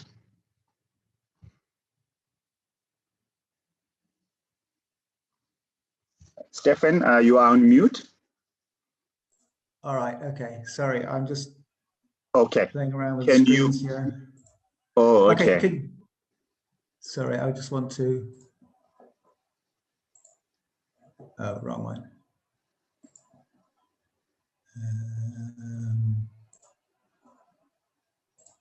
Okay. All right. Can you see me now? Can you hear me? Yes, we can hear you, and then we can see your presentation. So please go ahead. You can see my screen. Yes, we can. Thank you. Well, welcome to base metal exploration in the Benue Trough. I want to thank Dion Skippers, who has contributed on the lead zinc side. I've been mainly concerned with varieties. Basically, what we're dealing with is the National Integrated Mineral Exploration Project, which the Nigerian Ministry of Mines and Solid and Steel Development and the NGSA, the Nigerian Geological Survey, have initiated to attempt to reduce Nigeria's dependence on hydrocarbons. And of 5 commodities that were targeted, we're going to focus on just lead zinc mainly, and varieties. There's just those 2. Tenders were awarded late 2017, and it's a bit of a complicated situation, which you had contractors did most of the work, and then a second layer of collaborating consultants who were like sort of watching in over it, and both parties have embedded QPs. There were 3 phases to this program, as most exploration programs have, and they varied. The first phase was the same for all of them, but the second phase, where there were variations because of the different commodities involved and the different budgets that were part of it. Sorry, I just want to just change something here quickly. All right. Basically, there's been quite a long history of lead zinc exploitation since the 1920s, but production after 2000 mostly from artisanal mines, and then post 2013 dominated by Chinese companies. The Ministry of Mines and Steel Development estimated reserves, or target potential rather, of 5 to 16 million tons is possibly realistic, but that's down to the top 50 to 100 meters. On the right, I've just mentioned Symbol Mining. It's the only listed company to get established in Nigeria. And although their resources up there are actually quite modest, they're fairly high grade, they didn't last very long, but not because of bureaucracy, security, or corruption, but because of some significant technical issues were involved. But really, they hardly touched the surface. They had very long strike of veins that they had in their claims. Varieties exploitation, to cut it short, basically has taken off with the development of the mineral, the hydrocarbon exploration. And so the annual demand, however, is normally augmented for quality and quantity by imports, as shown in the graph there. On the right-hand side, you'll see a stockpile of typical ore from one of the veins in the middle Benui Trough. And these don't quite meet the API specifications in terms of specific gravity, 4.1 minimum, but premium grade is 4.2. And what we found is basically the lower Benui veins have generally a higher specific gravity. I've just shown you this map here to show you the outline of the area that was allocated for lead zinc exploration. And then to give you an idea of the geography, there's Abuja, the capital here. Port Harcourt is down here in the lower Benui. Makurdi is a major city on the Benui here. But the area that is of main interest that we're going to be dealing with is around Azara here and Zurak, where there's major production of lead zinc. And then on the right-hand side, you'll see that for Barites, they were allocated 3 blocks in the lower, middle, and upper Benui. And those divisions, while they are somewhat arbitrary, there's also geological grounds on which they have been drawn up. Most of Nigeria's base metal occurrences are confined to the Benui Trough, this area here. There's insignificant production from the basement. Now, our target here is basically steep epithermal, fault-bound, and plastic sediment-hosted lead, zinc, silver, Barites, copper, and fluorite veins. So how did the Benui Trough form? Well, in the Aptian, the South American continent drifted away from Africa, and so you had a series of transformed faults giving rise to the Proto-Atlantic Ocean, and the extension of a couple of these faults defined the opening stages of the Benui Trough, which actually extends right up into Chad and Niger. So it actually formed as a third arm of a triple junction or a leucogen. So it's not a typical graben. In fact, this is a model of the formation of the Aptian Albion subbasins defined by northeast, southwest, left lateral wrench faults with extensional tectonics, and you have pull-apart basins, and with depot centers carrying up to 5,000 meters or more of sediments, and then intra-graben horsts. So it's not anything like a typical rift valley, like the East African Rift Valley, etc. The stratigraphy of the Benui Trough here is shown to give you an idea of the major lithologies and the environments, which you can look at your leisure later. But what I want to draw your attention to is the fact that in the lower Benui, there was minor volcanics and very minor folding here, and possibly associated with mineralization. But your major episode of significance is the Santonian, in which there was very strong northwest-southeast compression, and that is association with volcanicity and mineralization. So all your post-Santonian sediments are unmineralized. Also note that at the base of the series here, there's a lot of sandstone, some of which are oxidized. There's possibly red beds in this area as well, but it's very important that these sediments are probably the source of the metals. I've shown this older geological map because it is probably the most succinct and clearest.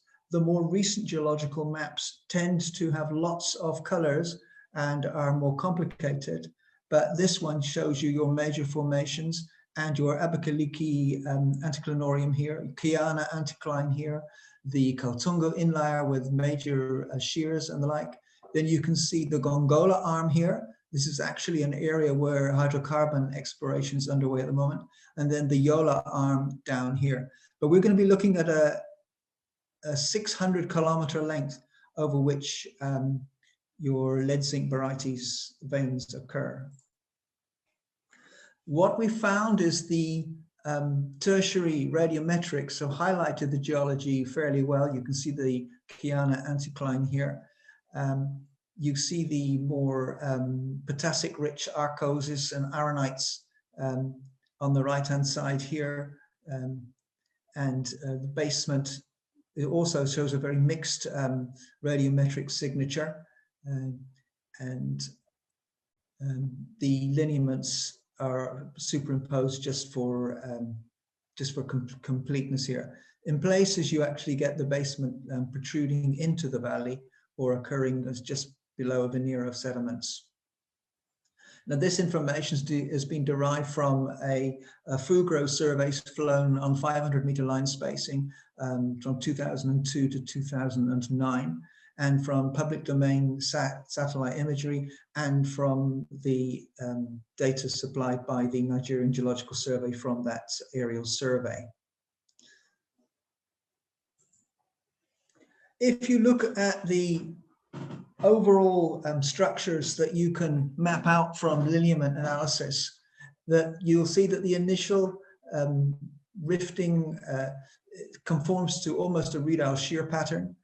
You've got your principal deformation zone running about 050 to 060 degrees, and then east-northeast to northeastern trending bounding fault-bounding centers, with north-northeast, southwest tensional normal faults bounding the ends of intra-basement horsts.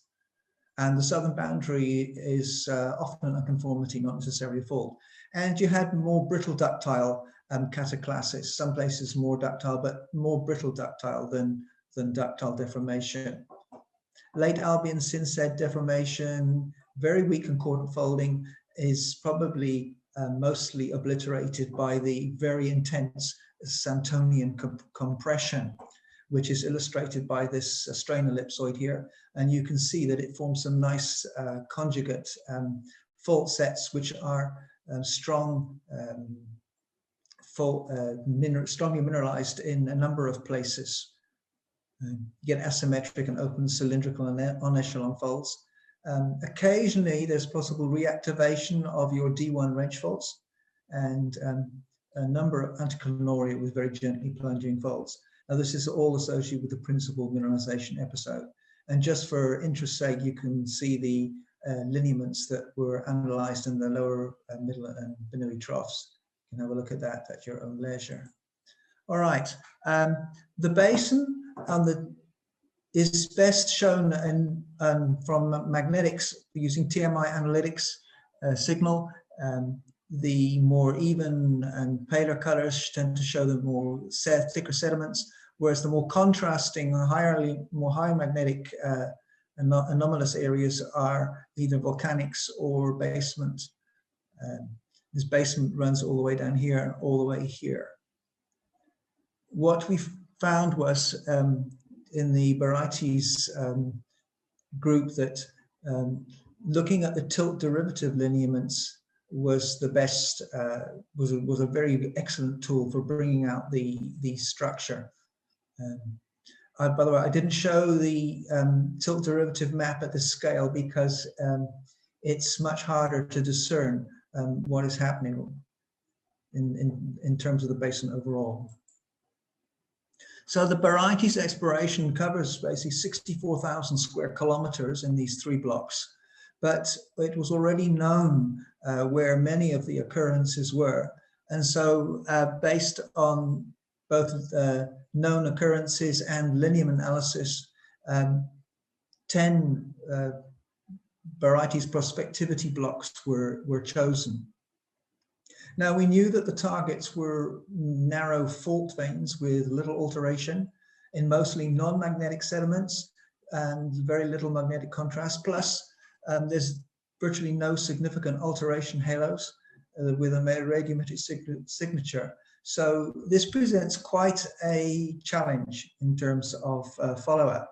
So, fieldwork. That was the next phase, follow-up. So we did regional mapping on a 1 to 10,000 scale, and then using the local villagers as well as NGSA information, visited known pits and other discoveries. In many areas, the soils are very thin, and agricultural and building activities have discovered new veins all over again. And the locals are used to this and are engaged in artisanal mining very widely. There was no real budget for large-scale soil geochemical sampling, and the significant barium anomalies are normally below the lower detection limit of the portable XRF machine. So all the data we got from that was then collated, and we did some grab sample analysis as well.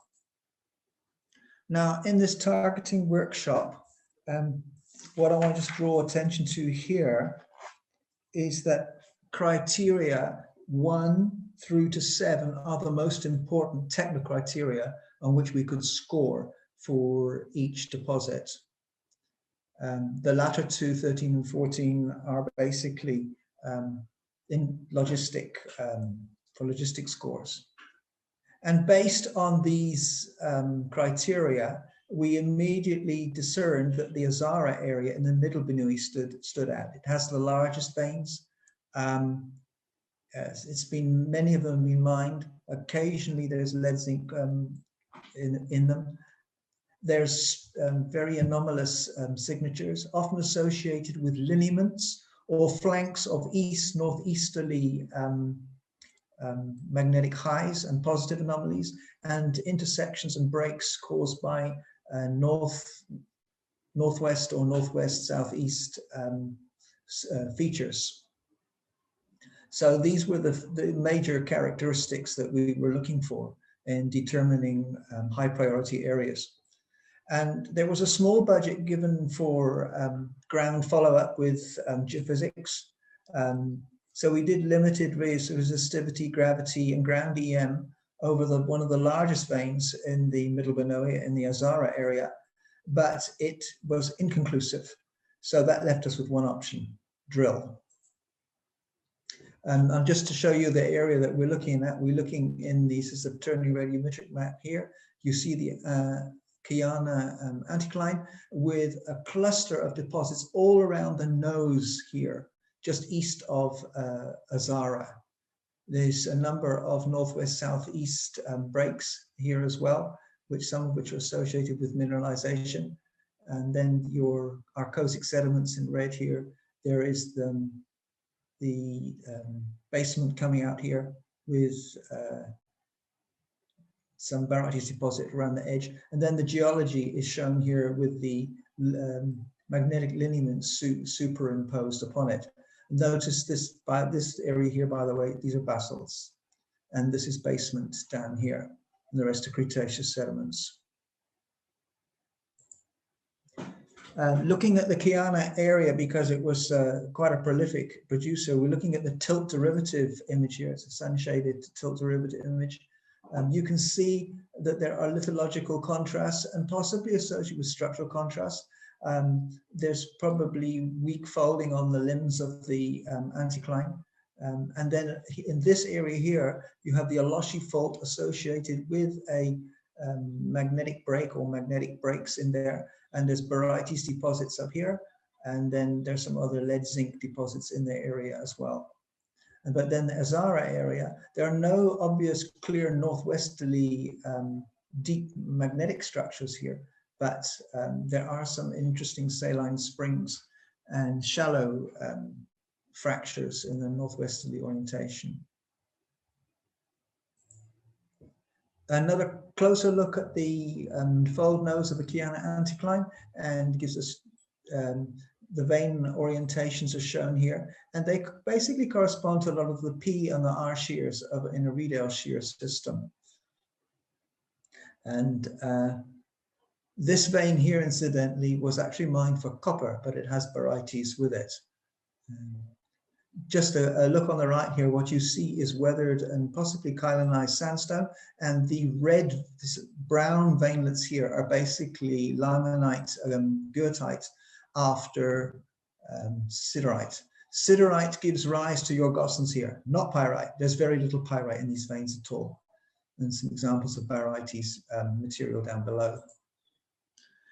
When we started to drill at vein 17, which is probably the largest veins, over a kilometer long here, we discovered the veins have been multiply fractured with barytes and siderite. Normally, what we found in the paragenesis, siderite comes on quite early. Occasionally, it diffuses into the wall rocks, but it's more often in veins. As you can see, here's weathered barytes here. There's barytes there. Sorry, siderite there, barite there, and a little bit of quartz in the center. But it's a bit more complicated than that because there's more than one episode of brecciation and vein injection.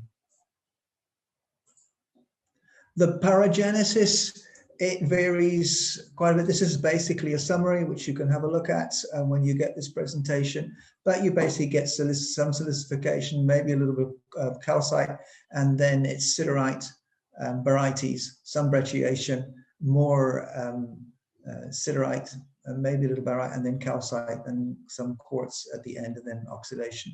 When you get hybrid barytes galena veins, the paragenesis gets quite complicated. And this is sort of an average example. And when you get quartz veins with a lot of copper in, then you have siderite and is common, but barytes is usually less significant. I've thrown in the insignia mine in the lower Benue because this was a very interesting vein. You had a solid meter-wide, high-grade barite vein, good quality piece, but a lot of sphalerite and galena, as you can see, and some brecciation there. Some places it's not brecciated. Very, very interesting. All right, let's think of exploration. Our major focus here was to enhance the skills of the Nigerian geologists. They're hardworking, they are well-trained, they're very intelligent, but they're not familiar with industry best practice. And so that was a major thrust of this deposit here. Wanted to establish low-cost, efficient exploration techniques, and then add to the knowledge base and then transfer the skills that we have to the Nigerian Geological Survey personnel. There's an example of one of the spectral geological maps from the Benue Trough.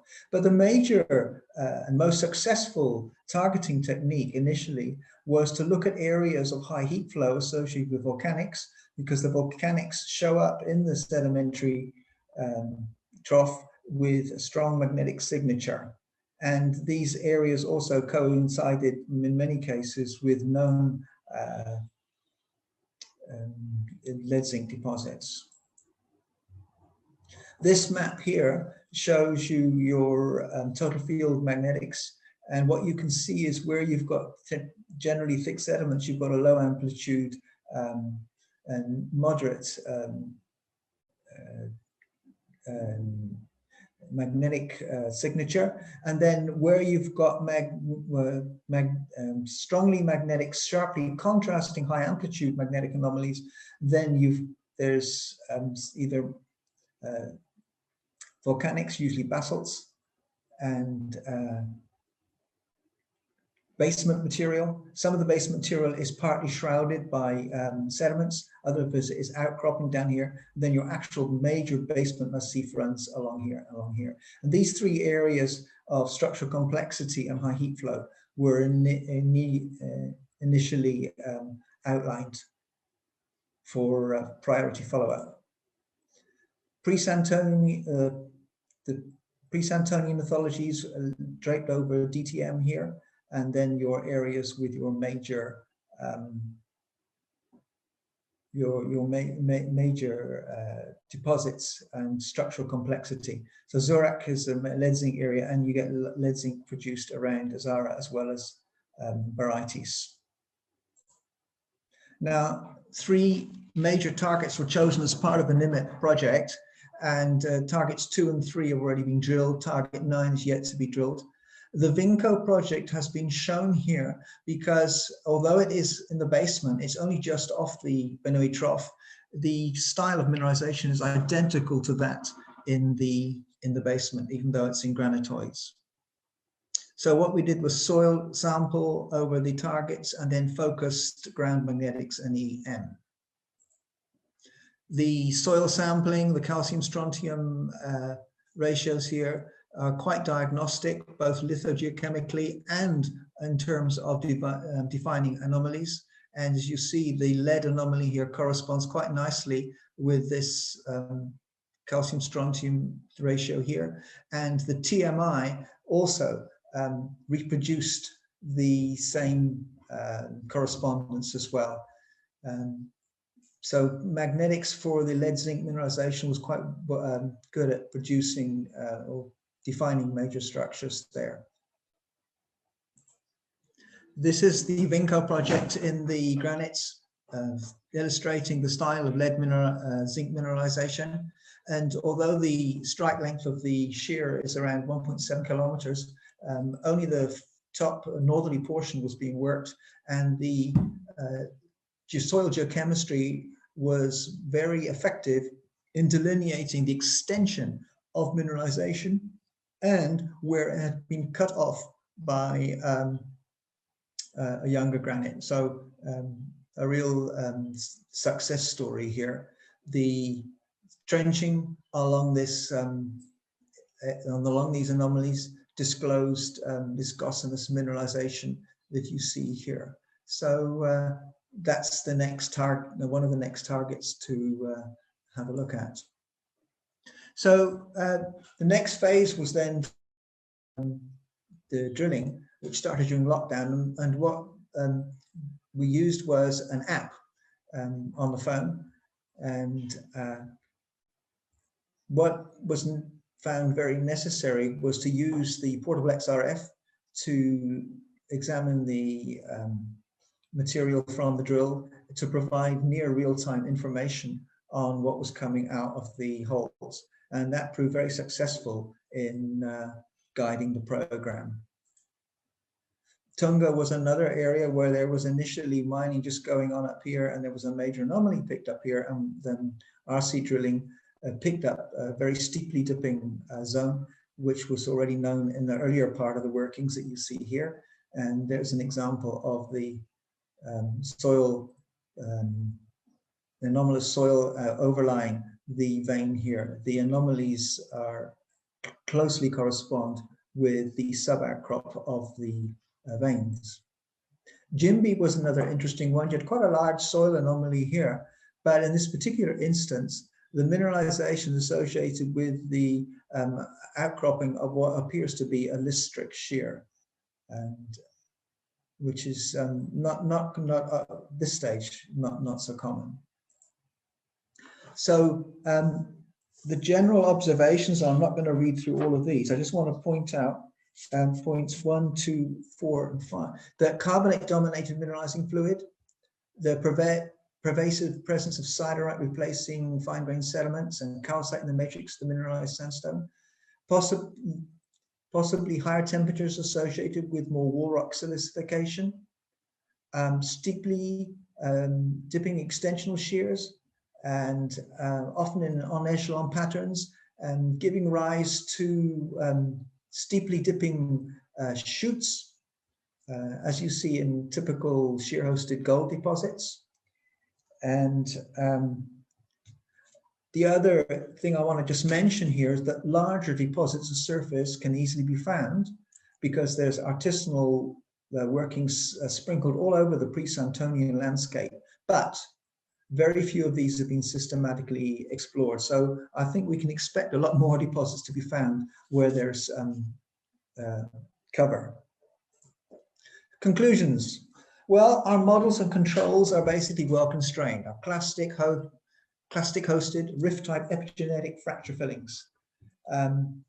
The academic work that's been done to date on isotopes the like suggests that heated connate brines have scavenged metals they circulate through the sedimentary basin, and that mineralogy and fluid inclusion work suggests vaguely Mississippi Valley type affinities, but there's not enough replacement to qualify these as MVT deposits.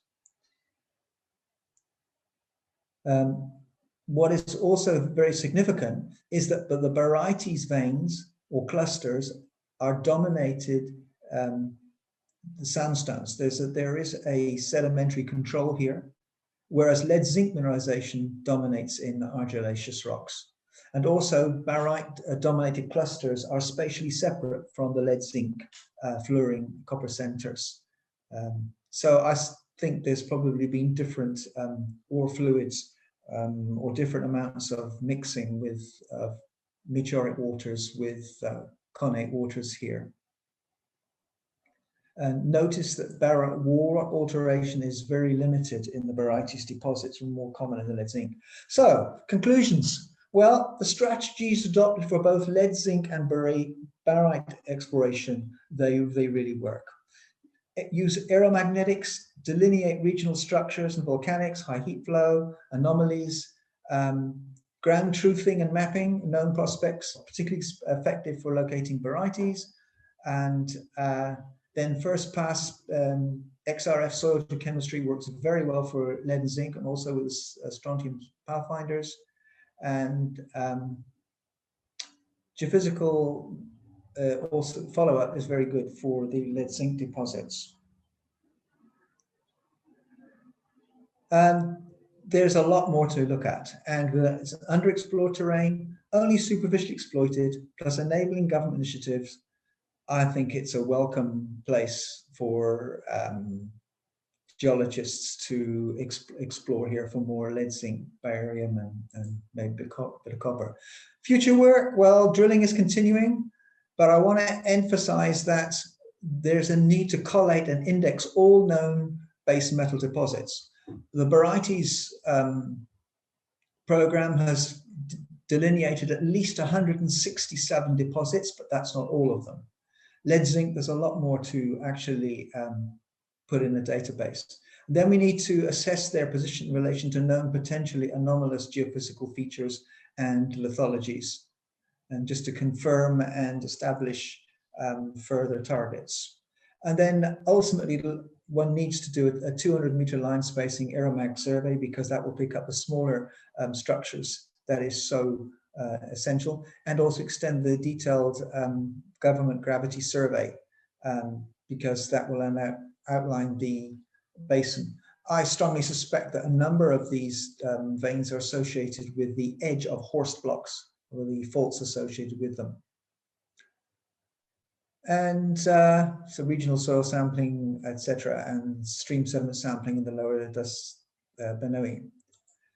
And future work, well, would a better understanding of the trough lead us to make comparisons with the Central African copper belt or other red bed copper deposits? That's open to speculation, but it's worth considering. Gentlemen, thank you very much. Thank you, Stefan, for that well-presented talk. Much appreciated. That was really interesting.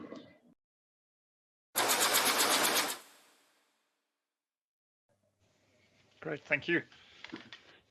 I gave a talk during the lockdown on the Kamoa-Kakula deposit. I went through the discovery and a lot of the details around the characteristics of the deposit. And that's available on the GSSA website, on the YouTube channel. So this talk is going to be, it's going to have some of that repetition as a necessary requirement, just to give it context.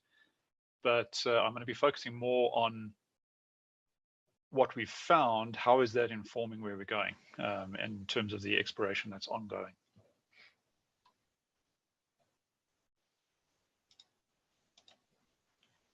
We're a Canadian listed company, so this is a necessary part of the presentation, just to say that there are forward-looking statements and things like resource numbers that are not firm numbers.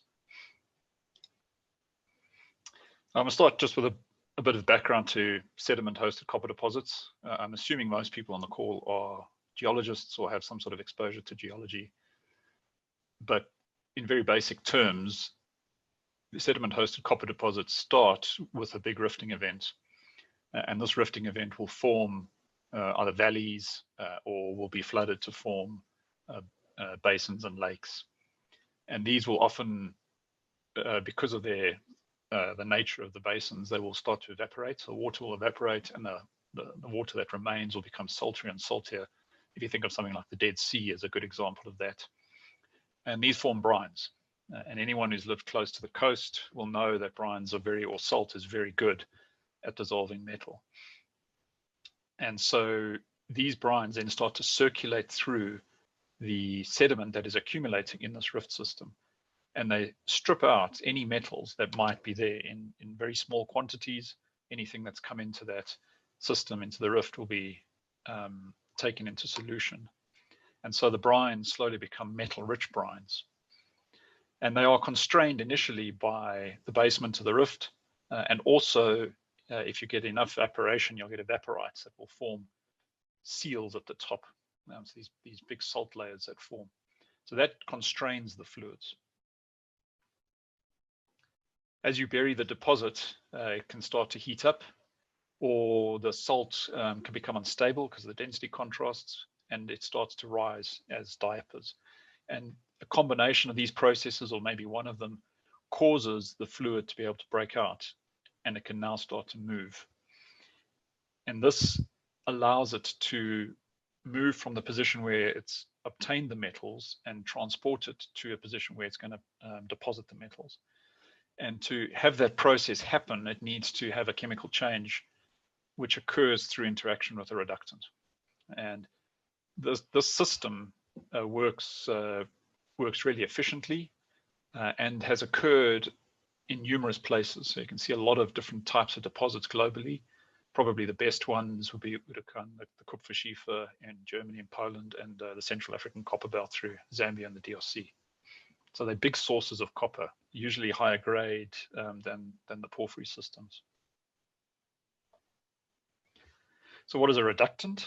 The reductant is usually an organic rich sediment, or natural gas, or hydrocarbon, or pyrite.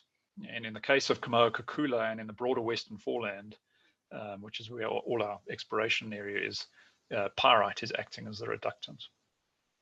And to get that pyrite to form, if you see in the bottom right corner, it's forming these little spherical framboidal pyrites, and they need anoxic conditions and they need time so that they can grow. So you can't disrupt them by flooding in conglomerates or sandstones or debris flows or diamectites, etc. You need to give them very quiet conditions. So this is achieved in two ways. One is the rifting creates a subbasin, what we would call accommodation space. And then that subbasin has to be left alone, and you only want to deposit sort of muds and silts, just very slowly. So you need to starve it of sediment. So if you think of a textbook normal fault kind of image on the left, that's not what's happening in the rifting systems. In the rifting system, there's a rotational aspect which allows the basin in the newly formed graben, or half graben as it's shown here, to be protected from sediment input, because the upper area, the sediment would have to come upslope to get into that basin. So sediment effectively is transported parallel to the rift structures, protecting the subbasin from input. And that's perfect. That's what we want. So here's an example from Ethiopia. This is the Afar Rift. It's very nicely exposed because it's so dry there. You can see a very clear rift system. And if you look along the edges here, you'll note that there's actually very little sediment coming into this rift. All of the sediment is running parallel. And at the top of the rift, the sediment can enter. And that's not a particularly prospective area. If we're looking for pyrite, that's our key focus. Seems a bit odd that we're not actually looking for copper. We're looking more for pyrite, or where pyrite would have been. You'll see here on the right-hand side of the rift, there's probably some sort of transfer fault that's come across here. And that's allowed the system to actually break through that rift, and you're getting a lot of sediment input coming in there. So that would also be an area that's not particularly prospective. But here in the middle, you can see a little lake that's formed, and it's very quiet. It's just forming some mud, and there'll be lots of time. And that's the key area that we're after. That's where things are being starved. At Kamoa, this is all happening sub-wave base. So you've got the anoxic conditions. So these are some of the key things that we need here. So what are the ingredients that we're looking for? First of all, you need a good aquifer. So if you want to allow a metal-rich brine to come and interact with your reductant, it needs to be able to move through a sequence of rocks. So you need to have an aquifer that can do that. metal-rich fluids. So obviously the fluids have to be metal-rich. You know, you can have a lot of fluid moving through, it's just going to alter things. But if it hasn't got any metals, so what you typically need is a large volume of oxidized sediment below you. So sediment in which the brine has been able to access any of the metal that's stored there and can then transport it up to a horizon where there's been a change in the deposition conditions. Then structures are obviously critical. You're in a rifting system, you're getting a lot of structures, but they're necessary to focus the fluids. So the whole system is forming in a rifting environment, but of course the forces at play during rifting can change. So if the fault structure for all of the units below you in the aquifer is different to the fault structure that was active at the time you're reductant depositing, then you don't get good connectivity between those faults. And so you get much patchier grade. If you get the same faults reactivating into your higher sequences, then you get very good connectivity between your structures. And that really aids your fluid flow. And then the fourth thing is the reductant. So you don't want lots of reductants, because then you're just going to get a number of small deposits. You want to have a thick sequence of oxidized sediment below you, and then a really good reductant on the top that will access or be able to capture any of the metal coming through. You mark that area. So what is the prospective horizon? It's where that changes, where you've gone from oxidizing sedimentation in deltaic or fluvial environments to something that's suddenly been deposited in deep sea environments. So in the area we're at, that is marked by the grand conglomerate, which is a thick diamectite or debris flow sequence that's believed to have occurred in deeper water, on top of what was probably a deltaic environment. And these, you know, the prospective horizon will occur over a large area, but to actually find the best reductant development, you need a very specific fault configuration.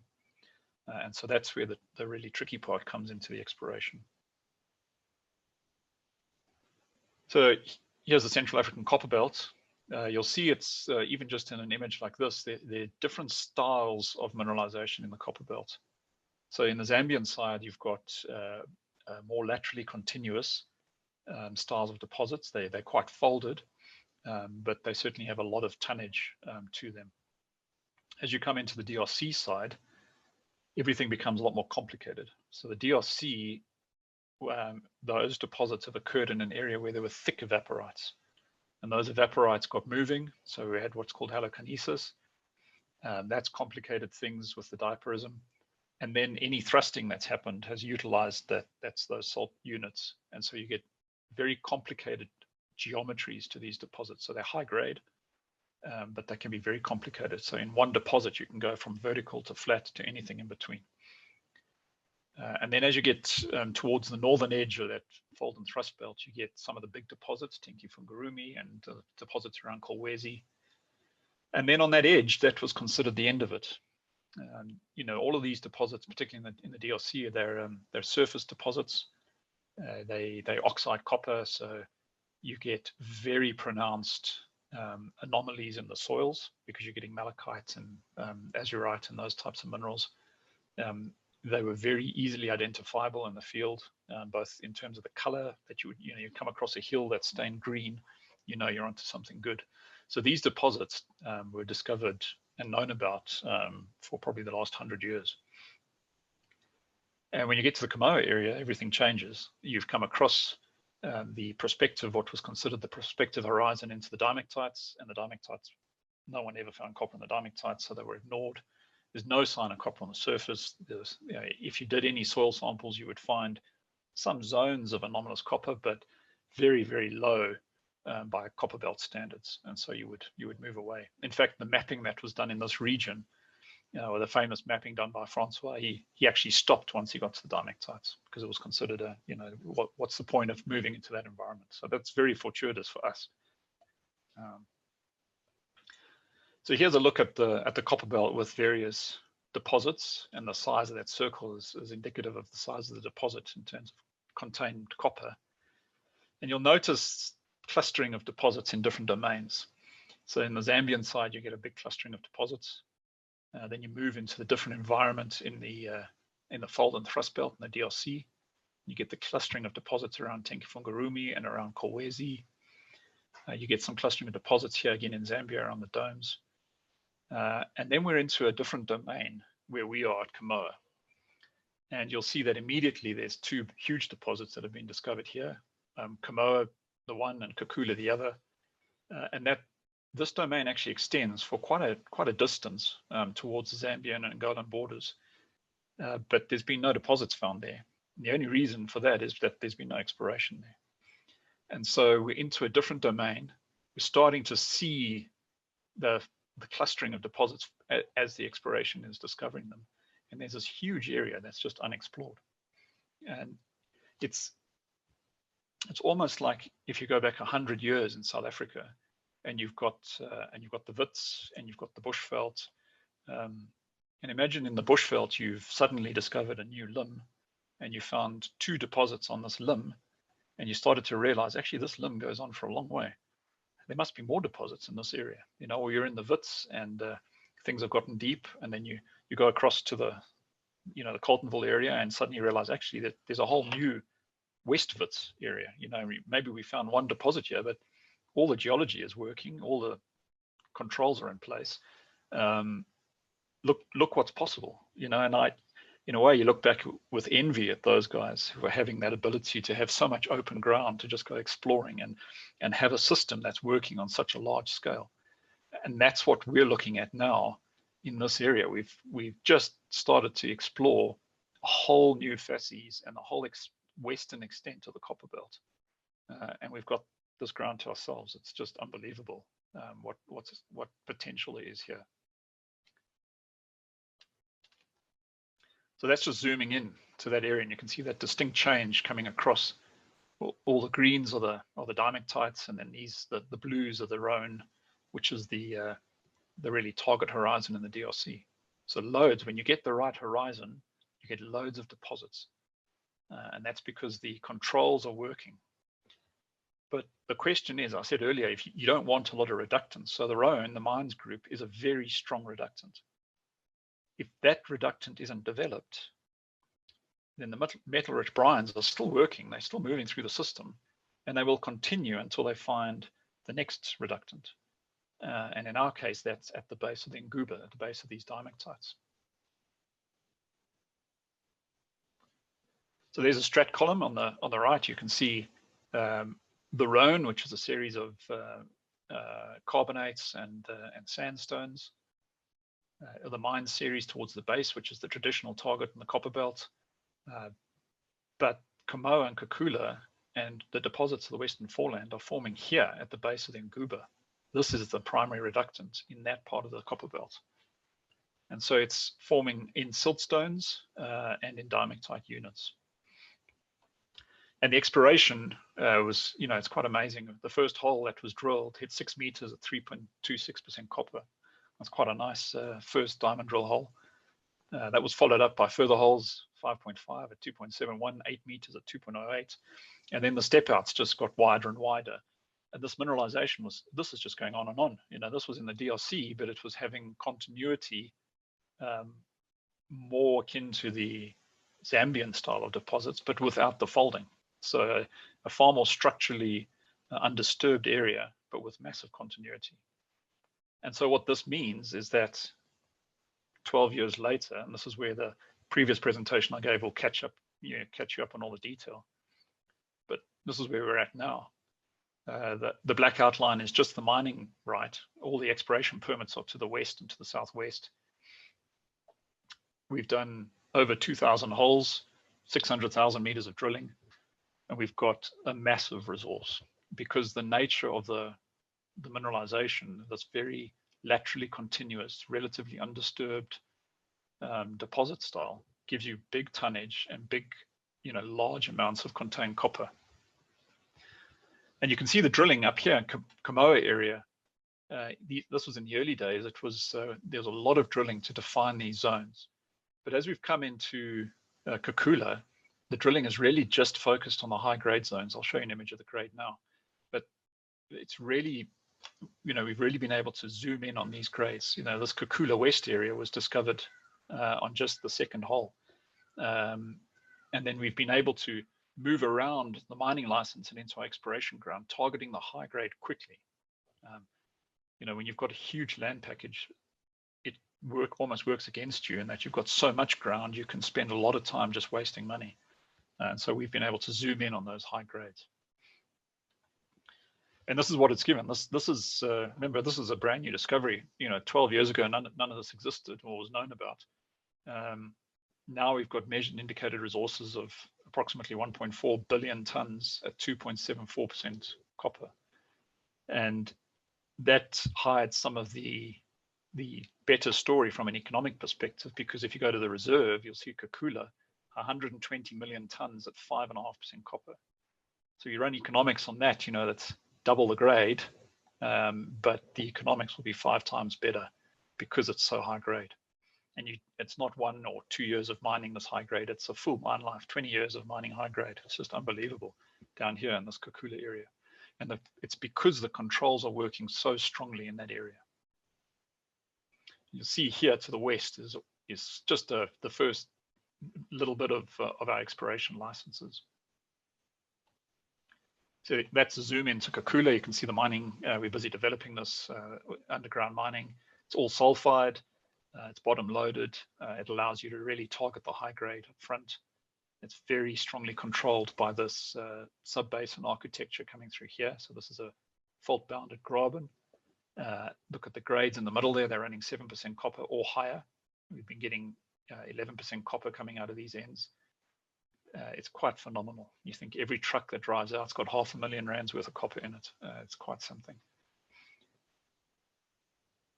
And that's where it places Kamoa Kakula. It's in and amongst all the porphyries in terms of scale, but the grade is way up. So it's quite a phenomenal discovery. And whenever I speak to geologists about this deposit, for me, it's an encouragement that there are these styles of deposits available to explore and discover. Anyone who tells you, oh, all the big ones have been found is talking nonsense. There's some really world-class deposits out there. So let's just look at some of the subtleties. This is Kakula. So it's at the base of the diamectite. It's on the thick sequence of the Mwasho, which is a sandstone arcosic package. So it's got a great aquifer underneath it. It's in a very tightly controlled sub-basin. And so it's perfect. You're getting fluid access up these faults and through the aquifer, and it's accessing a very strongly developed reductance just at that contact. And that's why you get these beautiful bottom-loaded grade profiles, 9 meters at 10% copper, concentrated primarily in the siltstone, and then the diamectite would have reworked some of the siltstone, and so some of that pyrite was included into the diamectite, so it sort of tails off up into the diamectite. Consoko is a little further off the Rhone. It's maybe 10 or 15 meters above the Rhone in places. In other places, it sits directly on the Rhone. So it's a different style of deposit, not quite as well structurally controlled. And so it hasn't got as strong a reductant that's formed, but still forms, pretty spectacular zones, 6 meters at 6% copper. So a very, very interesting deposit. So these two are both are in development at the moment. Then as we move up, we come into this interesting area that the aquifer is starting to narrow. Kamoa is sitting, again, it's primarily diamectite sitting directly on the aquifer. And then there's this interesting zone where up here, you'll see this 1.2. This is probably the best reductant on the property, but of course it's not the first reductant, so it doesn't see mineralization. But you always wonder as exploration geologists, what would it look like if the fluid could have seen this reductant? What sort of grades would we have seen? And there's a zone here where you're getting a fault that's come up and the fluids have been able to bypass the diamectite and gain direct access to this reductant. And it goes crazy because it really is the perfect storm of mineralizing systems. So suddenly we get zones 22 meters at 13% copper. And it's a small zone, it's very structurally controlled, but it's just indicative of what potential there is. And above this, siltstone is a second one called the 1.4, which has very similar characteristics and would have the same potential. All right, so this is what it looks like if you look in section. The fault is coming up, it's accessing this siltstone, and the grades are going crazy along the area. Very, very high grades. You're getting consistent grades above 10% copper, up to 20% copper, and even grades topping 40% or higher. So quite a phenomenal mineralizing system that's at work. And then as we step onto exploration ground, up in the north, the far north, is an area we call Kiala. And then also to the far west of Kamoa, we've had a discovery called Makoko. These are getting closer to the basin edge. So your aquifer is starting to pinch out against the basin, and your sequences that you're seeing in the Nguba are starting to onlap onto the aquifer. And so what happens is you are getting this 1.2 unit gaining direct access to your Rhone, to your aquifer. And so you're starting to see very good grade coming out there. And if we go further along on the basin, we're starting to see the next best reductant starting to gain direct access to the aquifer. So even though we have stacked reductants here and they're not well mineralized because all the copper is precipitated at the base, when you come out to the basin edges, they are starting to mineralize because now these units have onlapped, and so these ones become the next prospective horizons. So we've got a fascinating system in this in the broader area. And that's this area here. So we've picked up all the prospective land in this zone here. We've got almost 20 years of experience exploring what techniques work, how to find high grade without spending huge amounts of money on it. And that's what we're busy with now. So we've just picked up a lot of this ground, and we're busy with early stage exploration out here. But I think I'm confident that we're going to be finding some interesting stuff here. I haven't got any discoveries to talk of yet because we're doing very early stage stuff. But the potential is just unbelievable. This is what it looks like. It's not particularly hard to get around. It's either open grassland or woodland. It's relatively flat. A few of these rivers that we have to get across. But it's unexplored because it was always deemed to be unprospective. So we're really in virgin ground. You're close to the copper belt, you're close to Kolwezi, but you're actually in virgin ground in terms of your exploration. It's quite amazing. So this is what it looks like. Here's Kakula on the left. So you can see these sort of oxidized sediments and then that color change into the reduced sediments. And the mineralization is sitting all in that lower zone as it's close to the redox to the aquifer.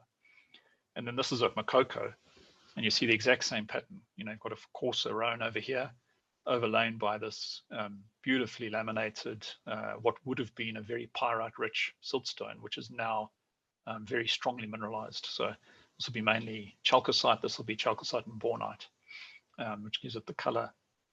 So very, very similar. You can see that the system is working, even though these are about probably 15 kilometers apart. And it's the same thing. You can see the profile. It's just sitting just above the Rhone, very strongly mineralized into the siltstone. This is the best hole. I'll show you a section now, but it's at a 2% cutoff, giving you 7 meters at 8% copper. This is what it looks like in section. So you're very close to the basement. So the Rhone is narrow. Where the Rhone thickens, you get the highest grades because your aquifer is at its best. But there's still excellent grade coming across this zone, even in areas where the reductant is sitting directly on the Kabaran basement, we're still getting high grades. So this is what lies ahead of us in the next few years in terms of our exploration. So that's all part one of the puzzle. The second part of the puzzle, I'll leave you to read that quote. The second part of the puzzle is the support that we get. Now, I'm assuming most people on the call are geologists or quite technical. We had a really technical presentation that we gave recently, really geology focused, all the detail on the geology. And we wanted to do a dry run just to run through it. And we invited people, senior management. We said, look, if you're interested, you're welcome to dial in and just listen. And when we started that call, I looked at who was on the call: our sustainability manager, our VP of finance, our mining, VP of mining, the CEO was on the call. corporate development, all sorts of people who had no geology background at all listened to the entire 2-hour presentation. And that's, I think, something that really sets Ivanhoe apart in my mind as a geologist, is the incredible support that is given to the geologists. So that's certainly the second key part, is understanding the geology and having a team behind you that backs you the whole way. So in summary, given this is an exploration focused, I think there's some very prospective ground that's going to have some very, very interesting results coming out of it in the next few years. We've only explored 1/3 of our ground. We've defined indicated resources of 38 million tons of contained copper. Now that's in 77 square kilometers of ground. We have a total land package close to 3,000 square kilometers, just to give you context as to how much potential there is here. So we've got 20 years of experience, which we're using. It's so rare to get a land package like this, and you know exactly how the controls are working and what works to find these deposits. So it's a pretty special time to be working in this area.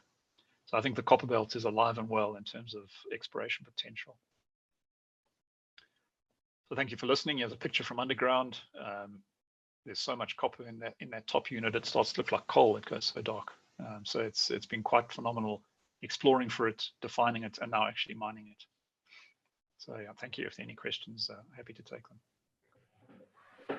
Thanks, George. That was as fascinating as the presentation you gave at the lunchtime lectures. Thank you. Are there any questions for George? Either raise your hand or just unmute yourself. Okay. In the absence of any questions, we'll move on. We can always come back and speak to George a little bit later. George, if you'll unshare your screen, please. Okay. John Stacey, if you'll share your screen, please. Okay, great. Thank you. We can see it. We can hear you. Look forward to hearing about the Lubambe extension, which is also in the copper belt. Go ahead. Indeed. Please. Thanks very much. Good morning, everybody. Good morning from Zambia. My name is John Stacey. I'm acting as the resource manager at Lubambe. So thanks very much to the GSSA for providing this wonderful opportunity to present the Lubambe Extension Project. I've probably rather foolishly elected not to stick with tried and tested PowerPoint, but I'm going to try and attempt to present Lubambe's verified deck. Verify is a web-hosted presentation that incorporates some 3D imagery and active content. So assuming it works as it should, I may need to flick through some of it rather quickly in order to keep time. But you can explore this project at your own leisure. I'm going to ask Nolene to share the link, and it's available online. So the title of the presentation is A Sleeping Giant. I think this is something which is entirely appropriate due to the tremendous size and grade of the extension resource, qualities which would ordinarily warrant much more attention. Now, granted, I just caught the end of George's presentation there, and I think it's fair to say that Kamoa-Kakula is a bit of an outlier, and so we may need to just recalibrate ourselves to the real world that the rest of us geologists have to live in. But that being said, it is a spectacular resource, and Lubambe, or Konkola North, as it was previously known, seems to have always kept a bit of a low profile in the shadow of the better known Konkola mine. However, I do believe that this is set to change, and I look forward to telling you a bit more about it. So here's what I would like everybody to remember and preferably tell all your friends. The Lubambe extension is a giant deposit. It's got a JORC compliant resource of over 9 million tons contained copper metal and has the potential to grow a lot bigger. Accepting, as I said, that Kamoa-Kakula is a complete outlier, the extension is certainly one of the largest and highest grade undeveloped copper resources in the world. It's also fortunate to be located in Zambia, and that's something that George and the Kamoa boys can't take away from us. There are not many mining jurisdictions in sub-Saharan Africa that can claim to have sustained commercial mining operations for over a century. And Zambia, just like many other countries, is going through a bit of a rough patch at present, but I think this track record does and should count for something. So the extension project is currently completed an advanced concept study, and we're about to enter into pre-feasibility. Here's what you're going to look forward to over the next 20 odd minutes or so. I'll talk briefly about the geological setting of Lubambe and then take a closer look at the extension project, hopefully with the benefits of some fancy 3D imagery and models to try and make it come alive. And then we'll wrap it up with a quick look at our future plans. So let's get with it. So the Central African Copper Belt probably doesn't need much introduction to this audience, and probably even less so after the previous presentation. However, just to recap, it's the world's premier sediment-hosted copper province. It's home to the highest grade giant and supergiant sedimentary copper deposits. A previous estimation had it containing over 200 million tons of copper metal, but the way these discoveries are going, it's likely to continue growing. And over and above that, it also has the world's largest cobalt reserves. So the map on the left is modified from a wonderful paper by Selye et al., and it demonstrates the distribution of Katangan road sediments and the deposits with which they're associated. So the Lubambe extension, I'm not sure if you can see my cursor, but if you can, the Lubambe extension is located at the northern end of the Zambian Copper Belt, and it is a classic Zambian Copper Belt style deposit. So in the simplest terms, much the way George touched on there, Zambian Copper Belt deposits are typically more consistent and predictable in terms of grade and structure, whereas as you move into the Congolese Copper Belt, or at least the traditional Congolese Copper Belt, they're typically more structurally and stratigraphically complex, something which we attribute to salt tectonism, which is more prevalent in the deeper parts of the Paleo Basin. However, it should be said that we are increasingly seeing mineralization of different types at almost all levels within the Katangan stratigraphy, and I would echo George's closing remarks about the fact that the copper belt is alive and well, and there's certainly a lot of upside and new opportunities out there for people prepared to look outside the box. So let's zoom in on the Zambian Copper Belt. It's home to 6 giant and 1 supergiant deposits. These definitions, as you saw in a previous slide, taken from Murray Hetzman's paper. The supergiant deposit is the Konkola-Musoshi deposit, which includes Lubambe itself. And as previously stated, we enjoy relatively more predictable geometry and grades that are typically above 2% in the Zambian Copper Belt. And most of the deposits are located on the flanks of the basement domes or in restricted embayments or small sub-basins within the basement itself.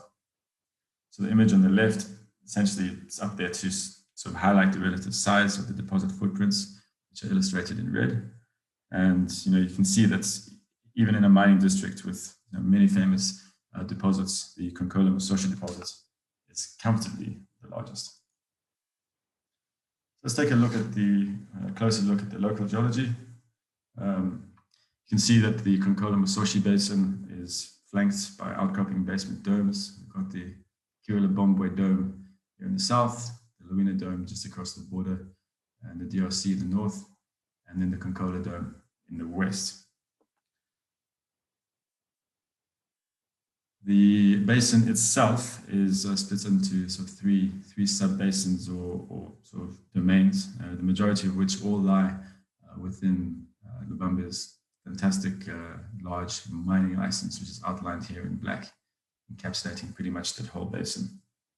So the mineralized ore shale, the footprint of which is in red here, was first identified in sort of 1924, outcropping on the flanks here of the Kirila-Bombwe dome, and then later on the flanks of the Konkola dome. So exploration down dip would eventually prove that the ore shale was mineralized more or less continuously between them, all the way from the Fitwala open pit here in the south up to Konkola copper mine into Konkola Deeps, which is undeveloped, and across the permit boundary into the Lubambe extension, and then up to the Lubambe mine, and around the edge of the dome and across the border to the DRC to the Musoshi mine. So that's over 17 kilometers of mineralized strike, and it's a deposit footprint of well over 40 square kilometers and growing, making it one of the largest single copper deposits in the world. Just take a quick step back and just reflect on the exploration history here. So the initial discovery in 1924, unlike many other parts of the copper belt, mineralization in this area was not previously identified and worked by indigenous peoples. Rather, and rather pleasingly, it was a genuine outcome of systematic exploration.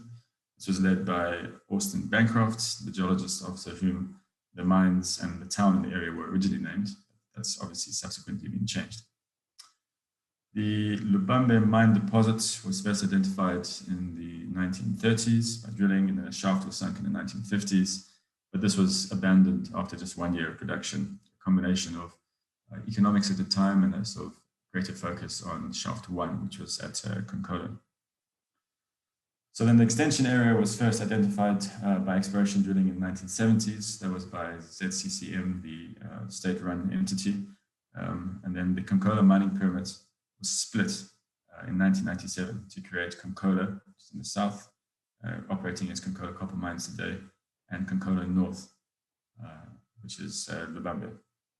So Konkola North was acquired by Anglo-Val, or African Rainbow Minerals as it became, to form Konoko Limited, and they carried out feasibility studies essentially focused around sort of rehabilitating that original shaft and drilling out the resource. Konoko entered into a joint venture with Vale to create Lubambe and to fund the construction of the mine. Now, unfortunately, this was not a match made in copper mining heaven, and the joint venture essentially failed to operate the mine to expectation. And this created an opportunity for EMR Capital of Australia to acquire Lubambe, which they did in 2017. And they've been essentially focusing their efforts on optimizing the existing mine and bringing it up to spec, and then developing the extension area project. So let's take a look at what we've been up to in the extension. So while the mining boys have been sort of getting to grips with the mine, the exploration department was reconstituted in 2018. And our focus, our immediate focus at least, was on the extension.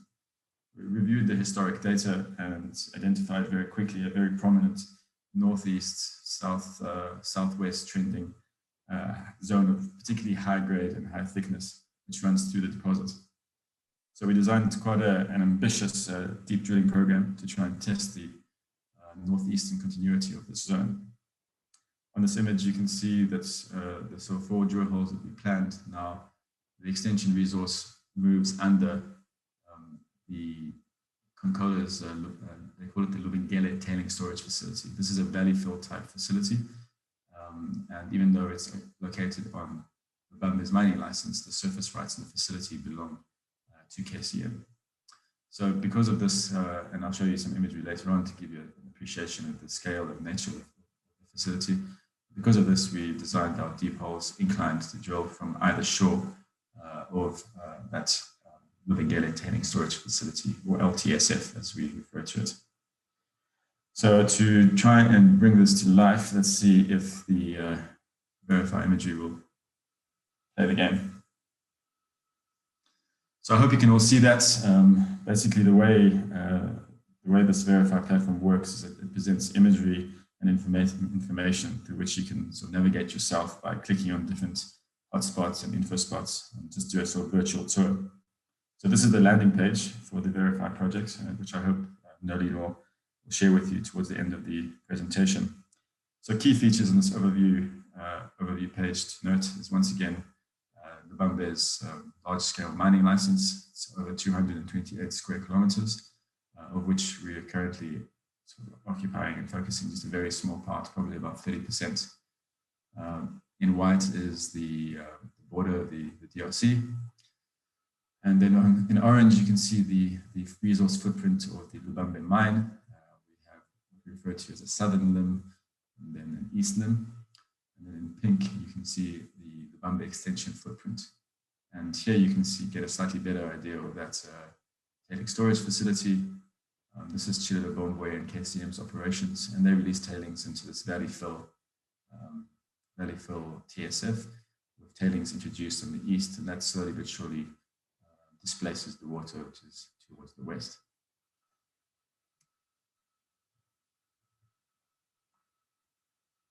So here we are, we're looking southeast over the mine, and again, just to bring up those pieces of landmarks for you, so you can orientate yourself. There's the Lubambe mine itself in the foreground, and then we have Lubambe's own tailing storage facility, which in contrast to KCM's is a fully self-contained one. And then in the background there, you can see the Lubengele tailing storage facility belonging to KCM.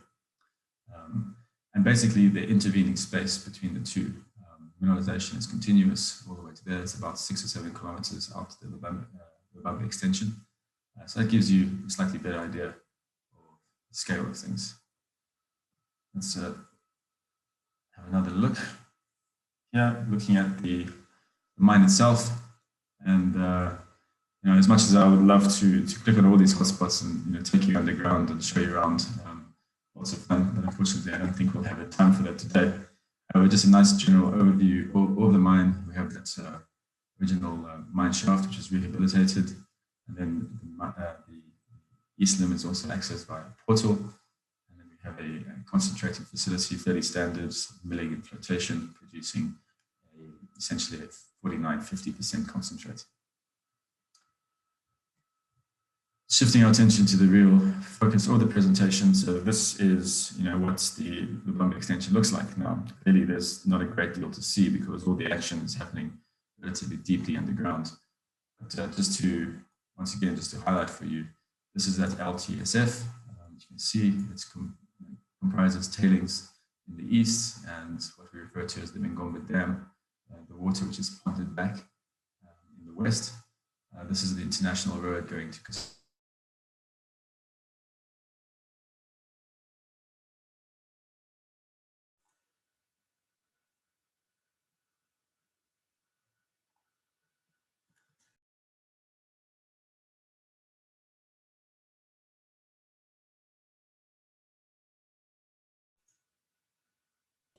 look. Continue. It said that I'd been muted. Can you all hear me still? Yes, we can hear you again. Please carry on. Okay, great. So hopefully you didn't miss too much of that, but just highlighting again the Lubengele tailing storage facility. This is the dam wall, and this image was actually captured around this time last year, during which we were engaged in our drilling, which I'll talk to you about in more detail in due course. But if the imagery is coming across clearly on your side, then you may well be able to see that we've got one rig over there, and those are drilling under the dam in this direction.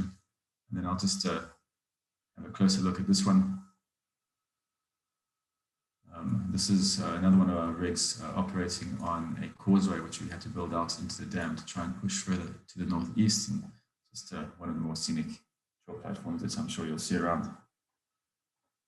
So hopefully now that you've seen a little bit of imagery, it gives you a little bit of a better idea of what things look like on the ground and make it a little bit easier to visualize the scale of the section. So you can see that the section very clearly illustrates how the ore shell, which is in red, daylights in the northwest on the Konkola Dome, and that's sort of dips steeply off the basement flank to about 700 meters below ground level in the Lubambe mine resource area. It then assumes a shallower dip to a maximum depth of about 1,200 meters below ground level in the middle parts of the Lubambe extension. It then rises up over an open antiform to about 800 meters below ground level. And this marks sort of southeastern boundary of the Lubambe extension and the border between Lubambe and Konkola. We then move into Konkola Deeps, which is undeveloped, and up into the Konkola mine resource. Once again, the original daylighting of the mineralization up against the Kiwilabambwe Dome in the southeast. So a quick look at the stratigraphy. This column has been produced to represent the sort of relative thicknesses of the formations as observed at the Lubambe extension. And without going into a huge amount of detail, just to highlight some interesting features, where many other Zambian copper belt deposits have comparable footwall formations of conglomerates and arcos in the ranges of 20 to 100 meters. The Mandola Clastics formation here in orange at Lubambe appears to be anomalously thick. It's quite difficult to constrain the true thickness of the formation, and it's likely to be quite variable. But the general estimates are in excess of 1,000 meters, and we tend to make correlations between the size and thickness of the aquifer and the sort of the strength of the mineralizing system, which could potentially account for one of the reasons why this deposit is so well mineralized. So the mineralization itself is typically restricted to the base of the Kitwe Formation over here. It's known as the ore shell member, or the OS1 at the mine. It averages approximately 10 meters in thickness, although it ranges up to 18 to 20 meters. And it's comprised of a gray-brown calcareous siltstone, which marks a really abrupt change in basin sedimentation. And just following on from George's talk, this is the way you traditionally expect to see it. This is the first sort of redox horizon within the stratigraphy. So the model is holding up very nicely here. So the geological footwall contact varies in character, but it's generally very, very abrupt. The assay footwall is a little bit less well constrained. It sort of moves both above and below the geological contact. And then water and hydrogeology is a really important aspect in these operations, because this basin is famously wet and very deeply oxidized. So along with the Mandola Clastics Formation, we've also got the Bancroft's dolomite and the Antelope Clastics, which are very important aquifers and can be particularly challenging formations to drill through. The Nguba group, right at the top here, was previously only known from a single borehole, but it's been intersected in our two most recent holes. And the recent drilling program, which we've just completed, traversed much of the stratigraphy, all the way from the middle parts of the Nguba, all the way through the ore shale, and up to sort of 50 to 60 meters into Mandola Clastics Formation. So really fantastic opportunity to see the entire stratigraphy and potentially very valuable strat holes from the perspective of research. In terms of mineralization, as we've already described, it's largely restricted to the ore shell member. By volume, the vast majority of the mineralization is finely disseminated. It also occurs in higher grade zones as getting parallel blebs, lenses, and more rarely in veins. We also get zones of massive chalcocite where the grade can really shoot up. The sulfide mineralization is mostly primary and secondary chalcocite, but we also get zones of bornite and chalcopyrite. And then in zones of oxidation, the oxide mineralization is mostly malachite, as one might expect, but we've also got all the other normal customers, chrysocolla, azurite, and cuprite. The grade distribution within the ore shell is typically with the highest grades at the base, with a gradual decrease towards the hanging wall, so not dissimilar to what they're seeing at Kamoa, I suppose. The sort of primary mineral zonation in the paragenesis is pretty difficult to determine. It's ongoing research, but we have this unusually deep and sometimes very pervasive oxidation, as well as evidence of multiple different phases of mineralization and recrystallization. So it's pretty difficult to get a handle on. In general terms, the horizontal grade distribution records an increase in grade towards the center of the basin in the extension area. And there is, as I alluded to earlier, evidence for sort of northeast, southwest trending high and low grade zones across the deposit. And then oxidation, which I've already made reference to, is largely controlled by structure.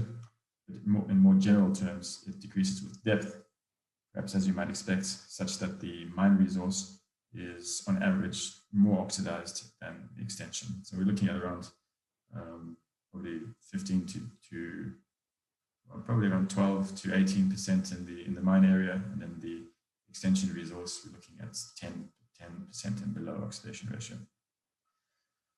So now a real test of the technology here, see if the 3D model is going to work for us. So once again, a landing page just to orientate yourselves, the Lubambe mine resource and the Lubambe extension, that's Lubambe tailings storage facility, and the mining permits outlined in the back. And the geology, which we've already taken a look at. So here we can see the surface drilling through which the Lubambe mine resource was defined. About probably around 70,000 meters of drilling done there. And then as we move into the extension, over the last sort of 30, 40 years, there's been approximately 90,000 meters, just less than 100,000 perhaps, done in various campaigns over different times, starting with that initial discovery in 1970, and most recently with our recent drill program, which finished earlier this year. And there are 4 drill holes, fantastic deep holes, inclined. They're the first holes ever in the basin, as far as I know, to be oriented. We've captured a lot of really excellent structural data using the reflex tool, and a sneak peek at some of the intersections, very deep underground, but obviously very rewarding to get some pretty spectacular intersections, up to most of them in and around. These are the average grades, obviously, and we have some multiple meter sections that are well above 18%. So obviously very gratifying after a very challenging program. Here in blue, just highlighting the hanging wall intersections, yellow footwall intersections, ore shell intersections, which we use obviously to create the ore shell, just to give you an idea of the way it's shaped and the configuration between the 2 deposits. So as we already alluded to, the extension is an appropriate name because that's exactly what it is, basically continuity between the Lubambe mine as we progress deep into the base.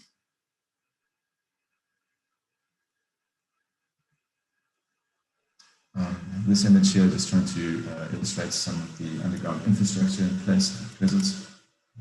We have the existing mine infrastructure. That's the south limb over here and the east limb. That's accessed by way of a decline portal, and we also have a shaft complex there. Now, what you see in purple is the infrastructure that we are envisaging at a conceptual level for the extension. So a rapid access shaft and a decline.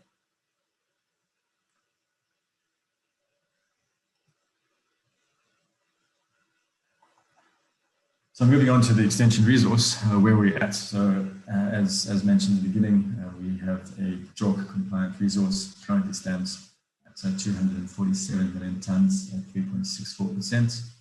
We're using a 2% cutoff and a minimum thickness of 4 meters. And this work has been done for us by Wood, previously MX Foster Wheeler, with the latest update in September 2020. Then the graph on the right, just to highlight the point that essentially the extension resource has just seen continued growth. Every time you point a drill rig at it, it grows. And this is something as a resource manager, which I'm quite excited about, and which I often try and remind management about, to try and secure more of those elusive exploration drilling funds. So a quick look at some of the benchmarking. Now, once again, I think we will have to put George and his Kamoa-Kakula resource aside. So I think it's probably off the chart here. But with respect to most of its peers, we like to highlight here is obviously in particular the grade of the Lubambe extension, and also a very meaningful size and a lot of prospects for future growth. This one is quite important. This graph is just illustrating the general trend that we've been seeing over time with the capital intensity of copper projects generally seeing a decrease in grade, and along with that an increase in the capital intensity.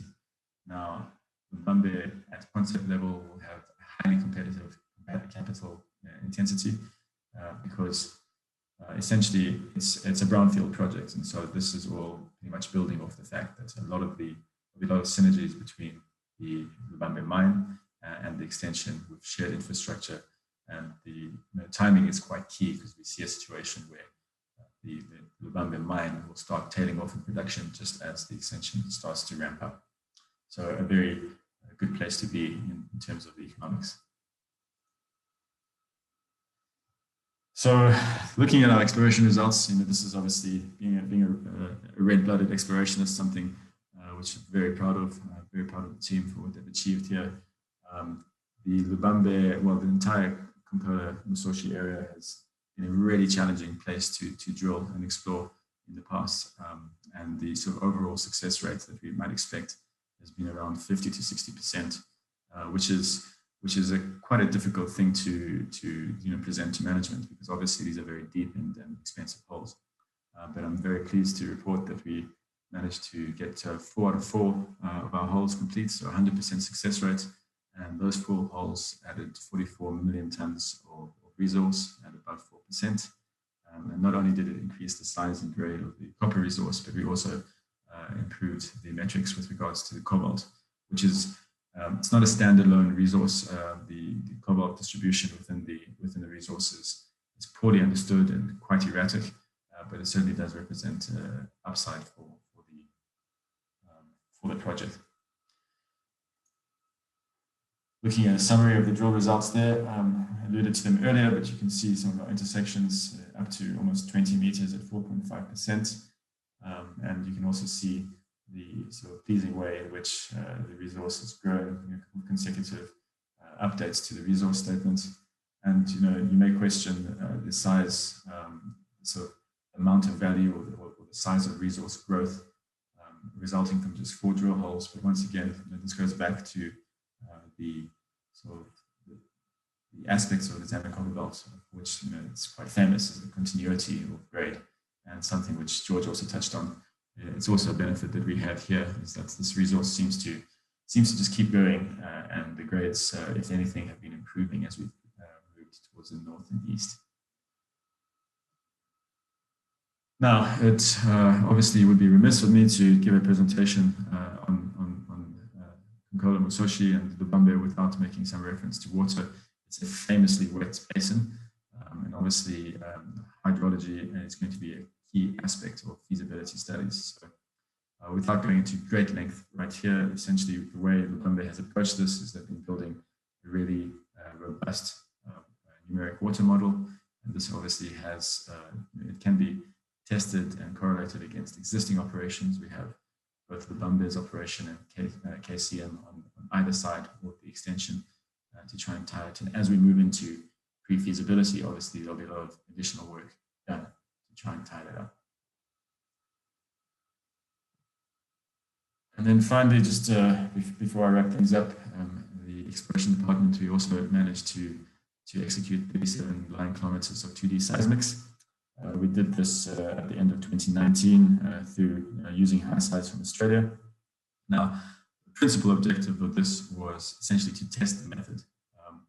Seismics is getting more widely accepted. It hasn't seen much application here in the Zambia copper belt, although I do believe that Kamoa-Kakula have used it to some degree. But seismic is one of these things which it seems has different efficacies in different places. So this was designed to test whether or not it would work in this particular basin. And fortunately, it was very successful. We did 3 lines, a QC line. We did 1 line, which is broadly east-west to test give us some possible information with regards to that northeast trending zone of high grade. And then we did a nice regional line 3, across the 2 other sub-basins to give us a better idea on the sort of architecture of these basins and to help guide our exploration. This is basically just a screen grab of the data for line 3. Not really in a position to talk about it too much, but essentially good quality data allowing us to do a lot of interpretive work with it. And suffice to say that we've been using this together with our recent drilling success to build a really fantastic 3D model across the entire basin, which is going to be a very powerful tool for aiding exploration of the rest of the basin. So some key milestones over the past year, the completion of the concept study, successful completion of the exploration drilling, producing a significant increase in the size of the resource, and giving everybody some confidence about what we're doing. And then the most recent resource statement update in September 2020. And if all goes well, then we would be hoping to kick off the pre-feasibility in 2021. There on the right, picture of my team, some really fantastic, entirely local Zambian geologists doing a really fantastic job for Lubambe. And then this is my parting shot, which is generally speaking reserved for board members and potential funders. But I guess the takeaway here, the image on the left, you can see is that zone of high grade and high thickness. You can see the distribution of mineralization across the basin, even across the pyramids into KCM. And we designed our program to test the continuity of this. And it proved the continuity, but it remains open. And I guess in similar fashion to George's closing statements, we've only explored about 20 to 30% of our mining license. Now together, with the success of the seismics and the model that we're building, I really believe we're going to be very well positioned to drive future exploration within the basin and create enormous value. So indeed, exploration is alive and well in the Copper Belt with some really fantastic projects on both sides of the border. So thanks very much for your time, and I hope all that imagery worked effectively and you're able to see it, and be happy to take a few questions. Thank you, John. Thank you very much for a very interesting presentation. And yes, the imagery worked beautifully. We have put the website on the chat line, so you can go in there and have a look. We'll take one question. We're running short on time, but if there is one question, we can take it.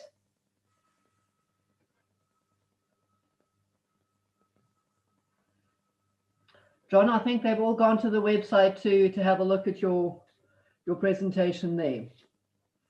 So thank you very much, John, for that. If you would mind unsharing, please.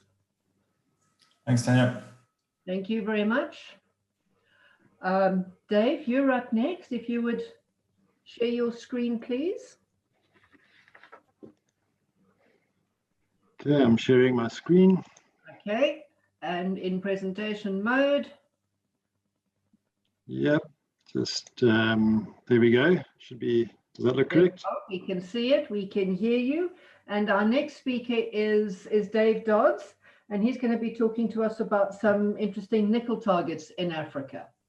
Dave, off you go. Thanks, Tanya. Yeah, so as Tanya mentioned, I'll be looking at some nickel projects in Africa. So just to put that in context, what I'll do is I'll start off with just a very broad overview of nickel genesis, nickel sulfide genesis, and just touch very briefly on a couple of world-class deposits. And then we'll delve into some of our African deposits and just see how well they compare, both in terms of ore genesis, do they tie in with those models, and what is their exploration potential. So kicking off then, this is this broad overview of the genesis of nickel sulfides.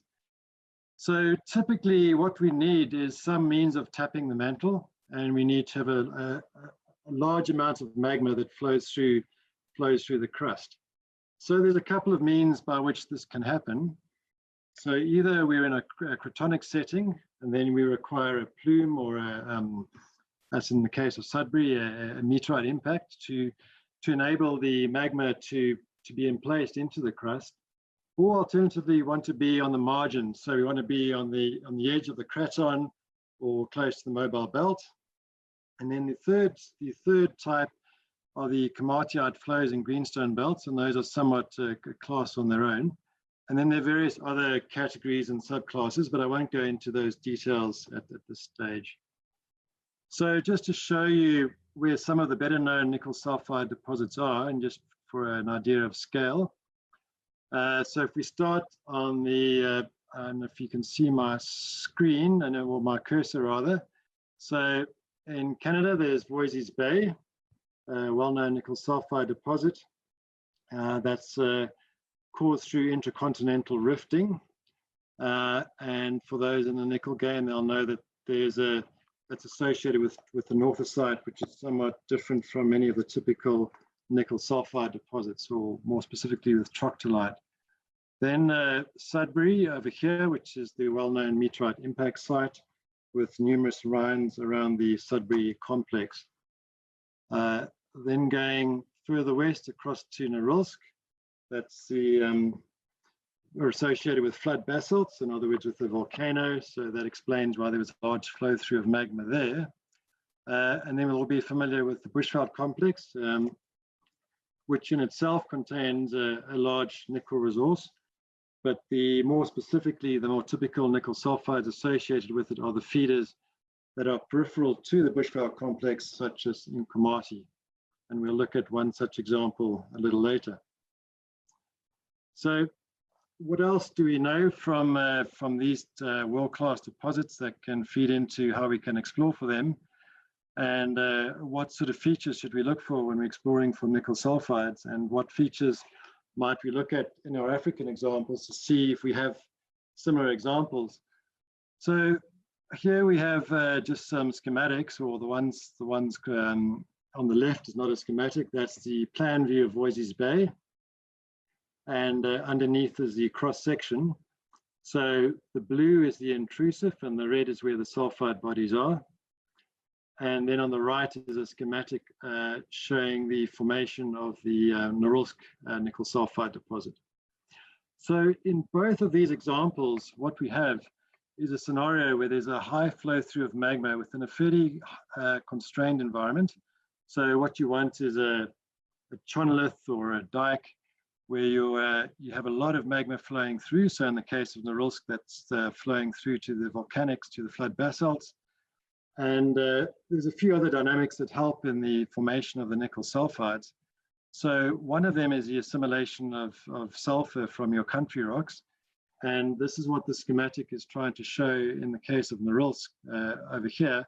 So what happens is the magma flows through the dikes. It perhaps changes in the flow regime. There might be a little bit of an opening.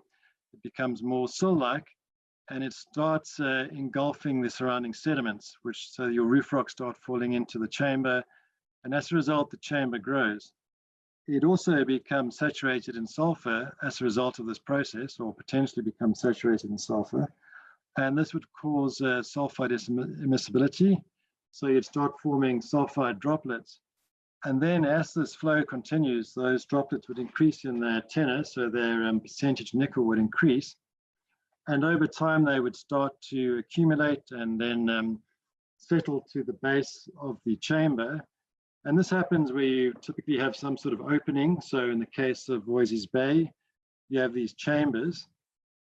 And as the magma flows through and the velocity of the magma decreases as it goes into these chambers, the sulfides fall out.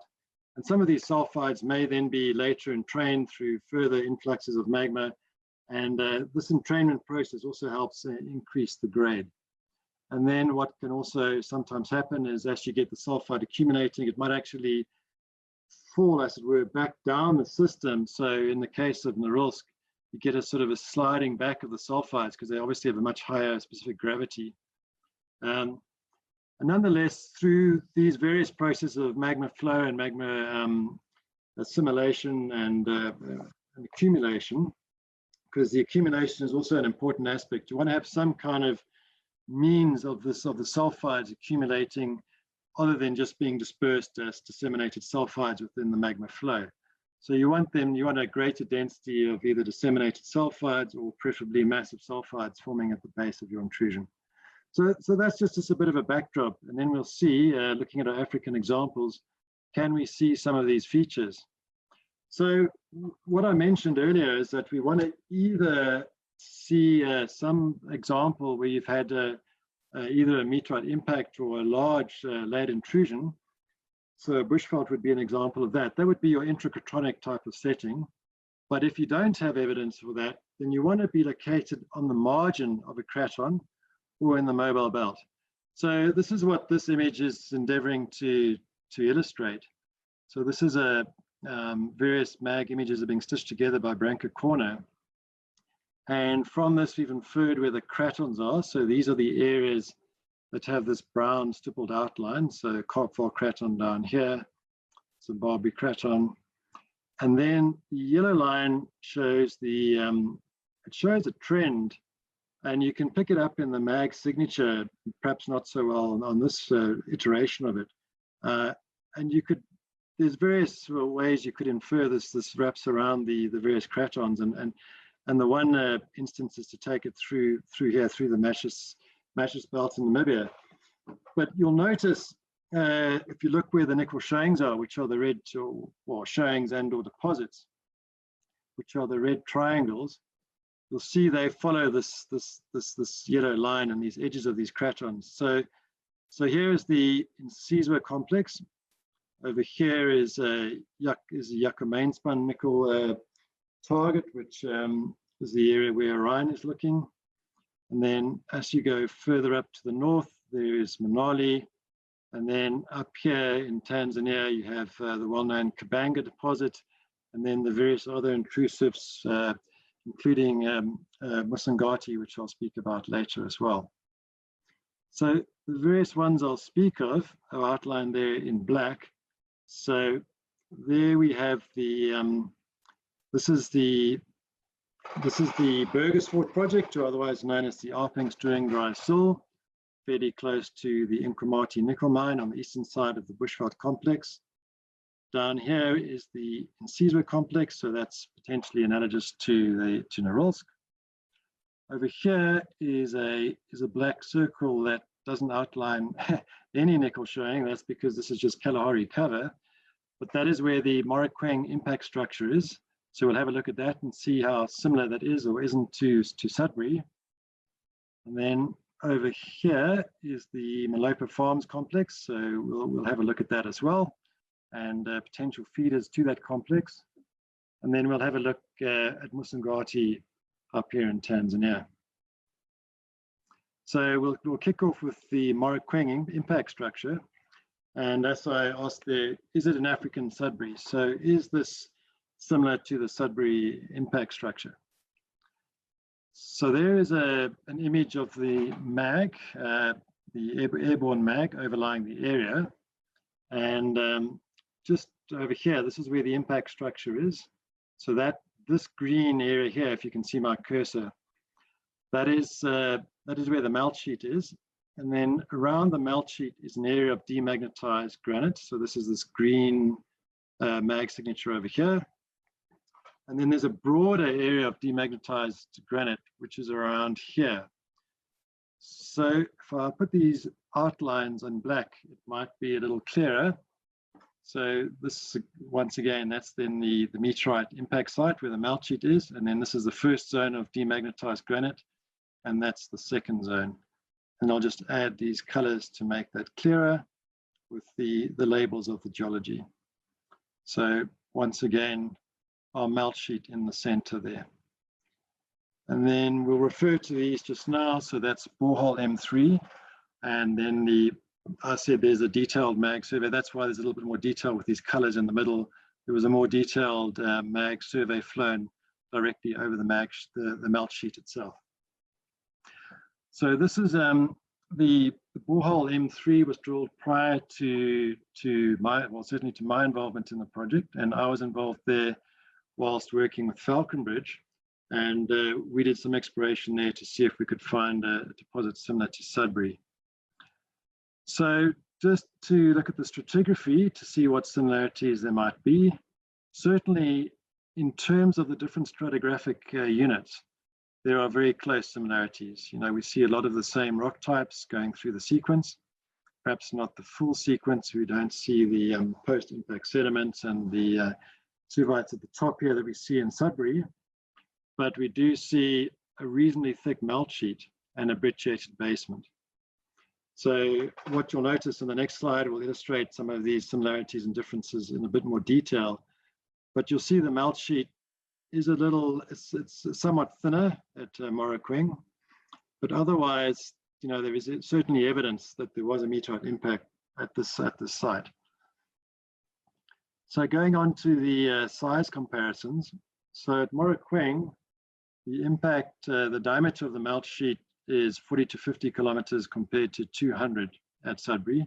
So that's a reconstructed one because Sudbury's been faulted and compressed subsequent to the original formation of the melt sheet.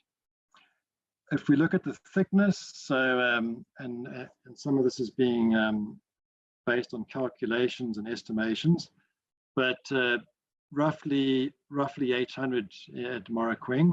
So that differs a little bit from what I showed in the previous slide, but that's just, you know, one of the boreholes, but we've also done some calculations based on geophysics. So potentially about 800 meters thick compared to 2.5 kilometers at Sudbury. The transient cavity, which is also something that is inferred or modeled and calculated, is approximately 80 kilometers at Morokweng compared to 110 at Sudbury. And then you can see the volumes of the melts in the two melt sheets. So the Marcus Andreoli has calculated potentially 10,000 cubic kilometers of melt sheet at Moraquing, and at Sudbury the number is about twice that. So looking at the melt sheet itself, so that green or bluish outline is where the melt sheet is derived to be from the mag. And then the yellow is just the background or where the Kalahari cover is. In fact, the cover extends right across the melt sheet. And these black squares are where Falconbridge conducted an airborne soil sampling program. So each of those crosses represents where a sample was taken. Those crosses are each 1 kilometer apart. So this was a helicopter-borne program. And the unusual shape here, the sort of spider type shape, was designed such that the samples would be taken across the boundary, so you went into background. And you know, if the program was big enough, the grid could have encompassed the entire melt sheet, but that would have been too many samples to collect given the budget that was allocated. Underneath is a photograph of what the terrain looks like, so very flat. And whatever soil program was conducted, it had to see through this Kalahari cover. So we used MMI, mobile metal iron, which is a partial leach technique, which is supposed to see through transported and overlying material to considerable depths. And you can see how the samples were collected. So basically you just scrape away the top layer of organic material and then take a sample directly from the surface. The way in which that data is then analyzed is by looking at response ratios. So ideally what one wanted to see was the coincidence of elevated values in nickel, copper, cobalt, and PGEs, and over an area that would indicate significant mineralization. And so this diagram just illustrates the sort of the type of images that were generated through that process. And this is for nickel. And what you'll see is that the elevated values are quite sporadic. They don't show a strong zone of mineralization in any one area. And I don't show that here, but also the coincidence was not necessarily that good in all cases. So the results from the response ratios were not that encouraging. If we then have a look at the borehole data, so we took the borehole M3, and this was done in collaboration with BVI, who were our partners on this project at the time. So there's that black square. This is where the borehole was located, and this is a plot of the nickel values throughout the hole. So what excited us at first was the fact that these values are quite elevated going down through the melt sheet. And as it turns out, those elevated values are because of actual pieces of meteorite, pieces of the meteorite itself that were still intact within the melt sheet, which elevated the overall background value. So that's what we determined by looking at borehole M3. If you then, excuse me. So roughly speaking, you've got some sort of trend, if you were to put it that way, of nickel that's a little bit sort of closer to background going through the granifier, and then it's elevated going through your melt sheet right down to the base of the hole.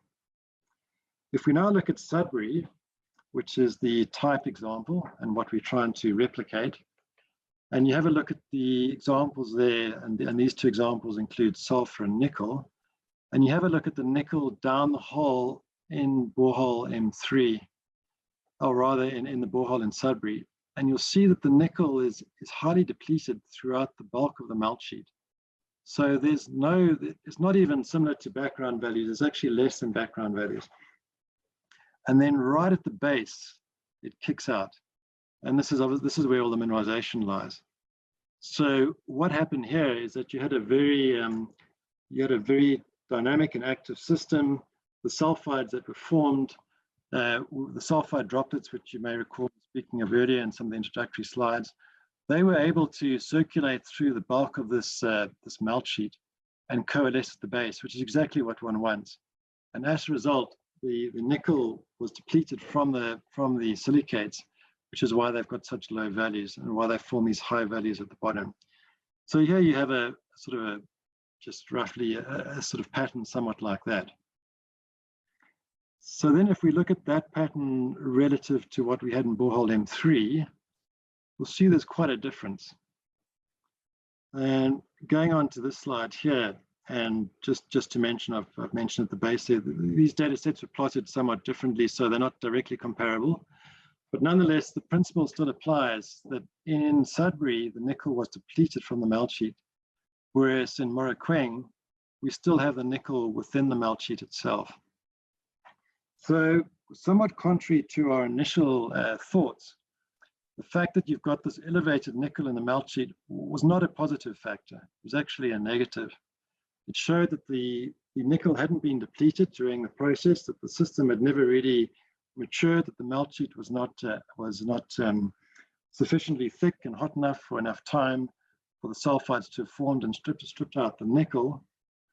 So what we could derive from this is actually based on that borehole, this was not really such an ideal target to find an accumulation of massive sulfides at the base. And then also, based on our response ratios, those were too isolated and didn't provide enough evidence for substantial mineralization. So the conclusion there is this another Sudbury? Well, probably not. That was our conclusion at the time. But maybe other explorers might have different views and have a look at this area again sometime in the future. So we'll go on to our next example, which is the Insizwa complex, which I've given a presentation on before in this forum, and I'm not going into, in each of these cases, into a great lot of detail around each of the projects, but just to give an overview and try and figure out, are these different examples in Africa, are they similar to the world-class type examples? And in this case, is Norilsk similar, is Insizwa similar to Norilsk? So there's a picture, a photograph of the Insizwa complex. It's located, if you look in the bottom left, in the former Transvaal, close to the town of Kokstad, about 200 kilometers south of Durban. The black area there are the Lesotho flood basalts. And it is thought that since the Insizwa complex is one of the few Karoo intrusions with any ultramafic or mafic rocks, it may well have been the source to the Lesotho flood basalts, and that's hence the analogy to Norilsk. In other words, the volcanic setting where you had a lot of magma flowing through and feeding into flood basalts. So here you can just see the sort of length of the, so this is this should have had a scale bar on this image, but this is probably about 15 kilometers across from that side to that side. This stippled white line here shows the contact between the underlying hornfels and the overlying intrusive. And the relevance of that is that the thick zone of hornfels would have formed only if you had a hot magma flowing for a period of time, which is exactly what we want. Those red stars are nickel sulfide showings, these ones here. And I'll later in the presentation, we'll talk about some of the grades and borehole intercepts from Waterfall Gorge, which is this area down here. Over here is the Taylor's Koppie dike, which we were thinking might be a feeder dike. And you'll recall the relevance of feeder dikes because they allow for a dynamic setting with a lot of magma flowing through a constrained area. So that's just by way of introduction to Insizwa. And this is the conceptual model that we based our exploration on. So this is what we're hoping to find, the so-called feeder structure, where the magma flowed up to form the complex. The idea being that it would have then assimilated some of the country rock, become sulfur-saturated, formed these sulfide droplets, and then wherever it flowed out to form the complex, we have that opening or that change in flow regime. You might recall when you spoke about Norilsk, we have a change in flow regime. A lot of your sulfides then potentially drop out of the magma and form these more massive sulfides. So this is the area we would want to target.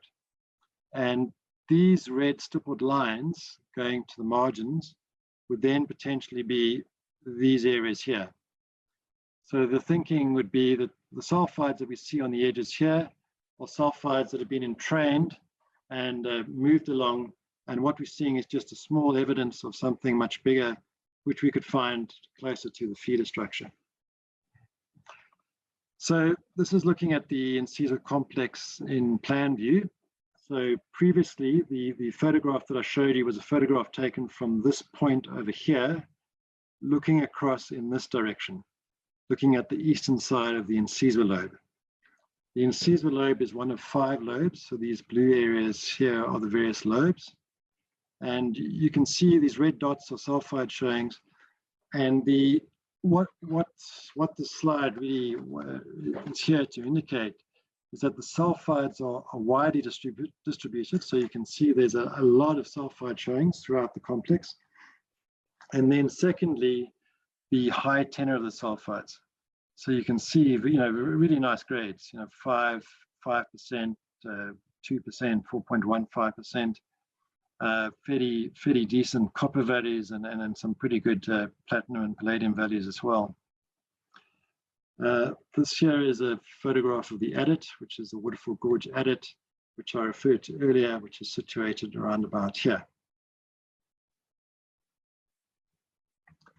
So looking at the nickel depletion side of things, so you would recall from the Morokweng slide that we wanted to see that the melt sheet was depleted in nickel.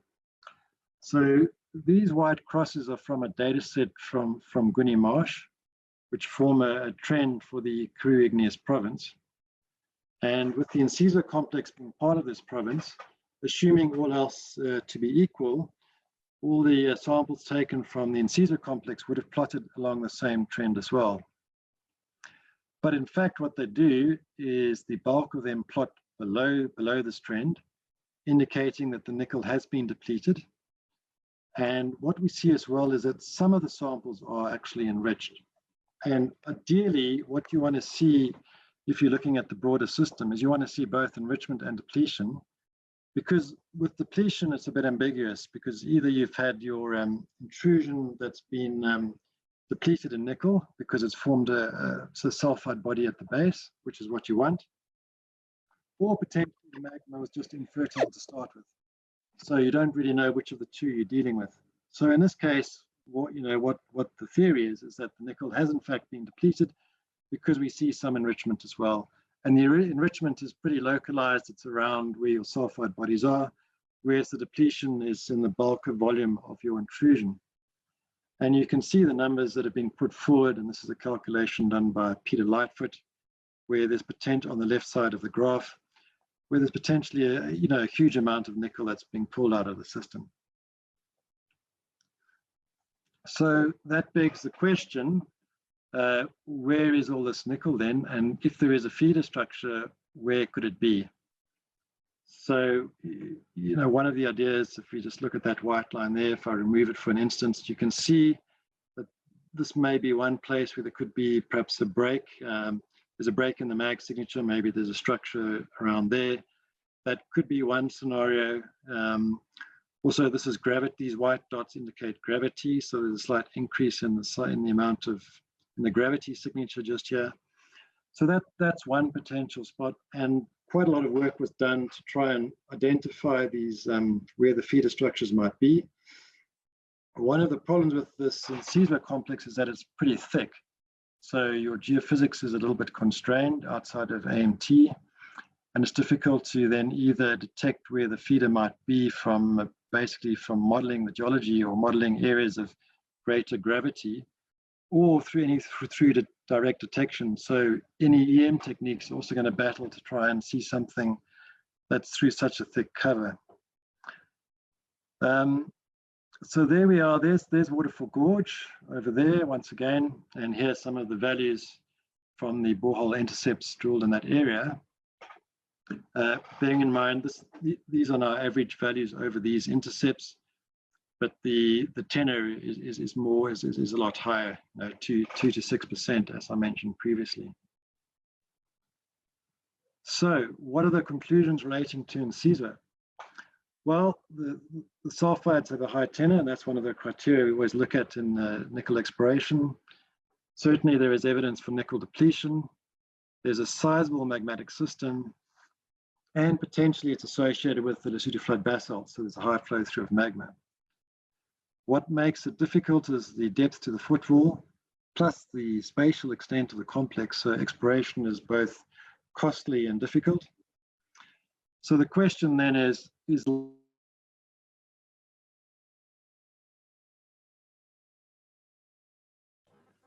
Sorry, Dave, you've muted that.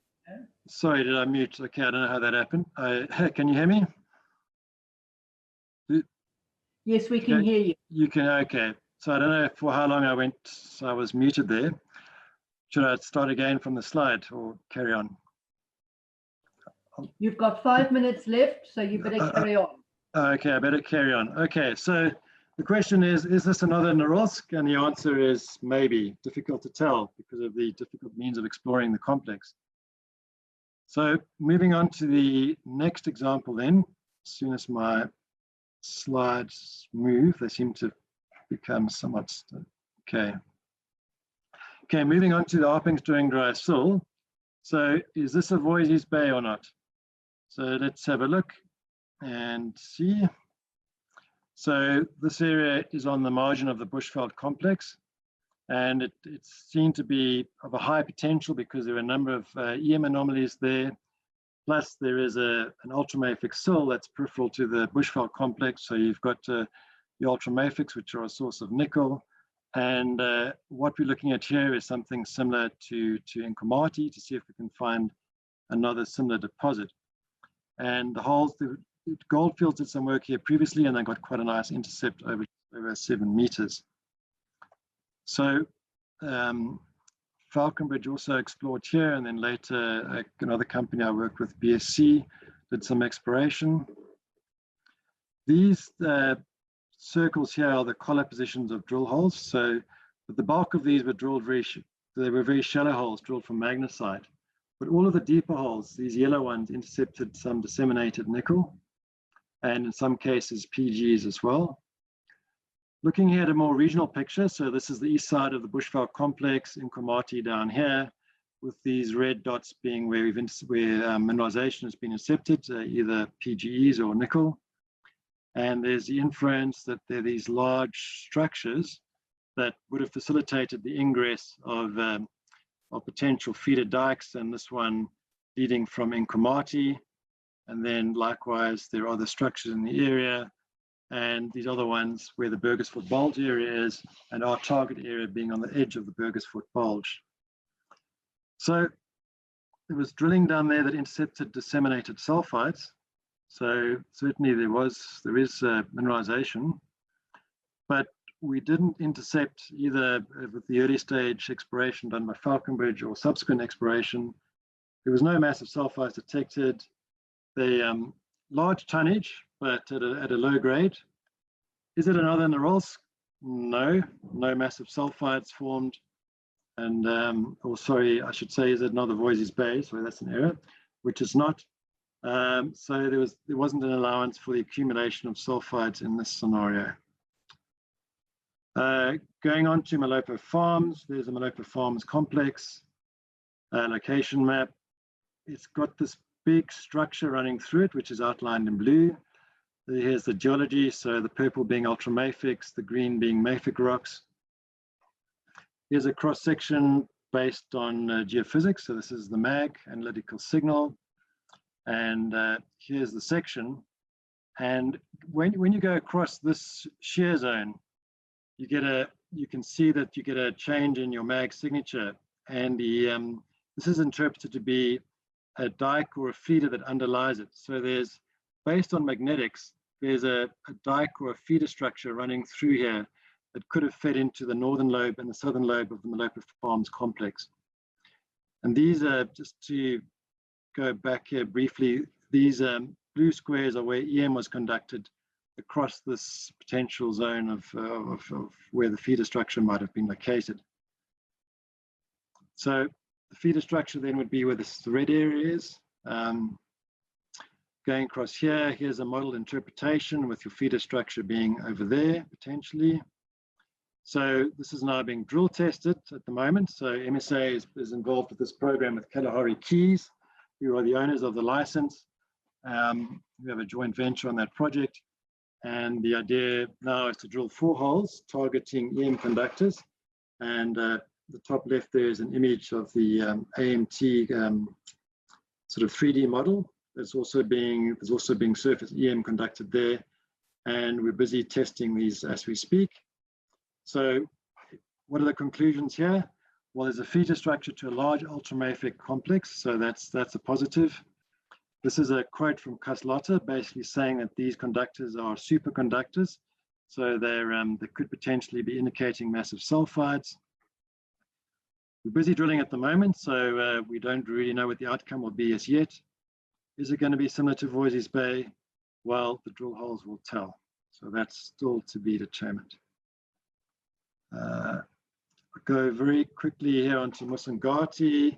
So this is where the cratons are interpreted to be. This is where mobile belts are interpreted to be based on modeling and also on age dating. And we zoom into this area here. There's a Tanzanian craton.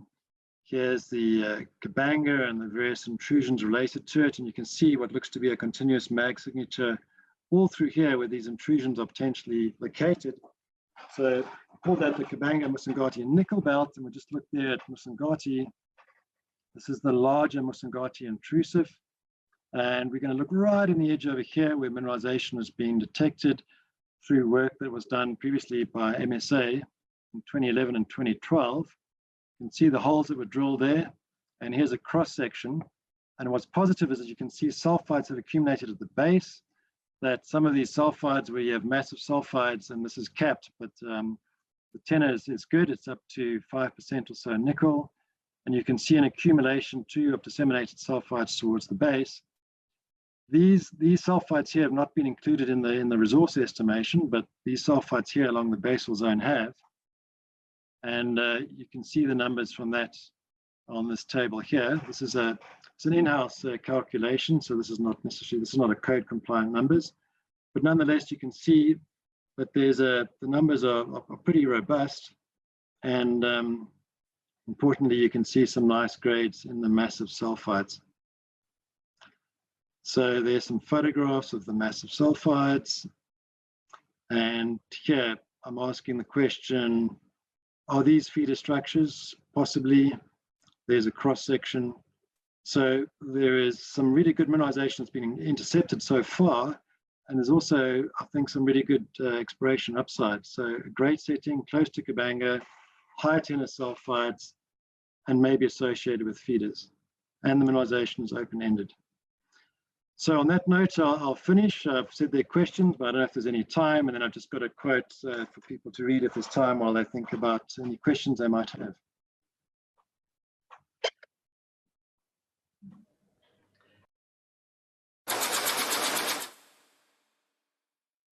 We can now continue into the third session of the day.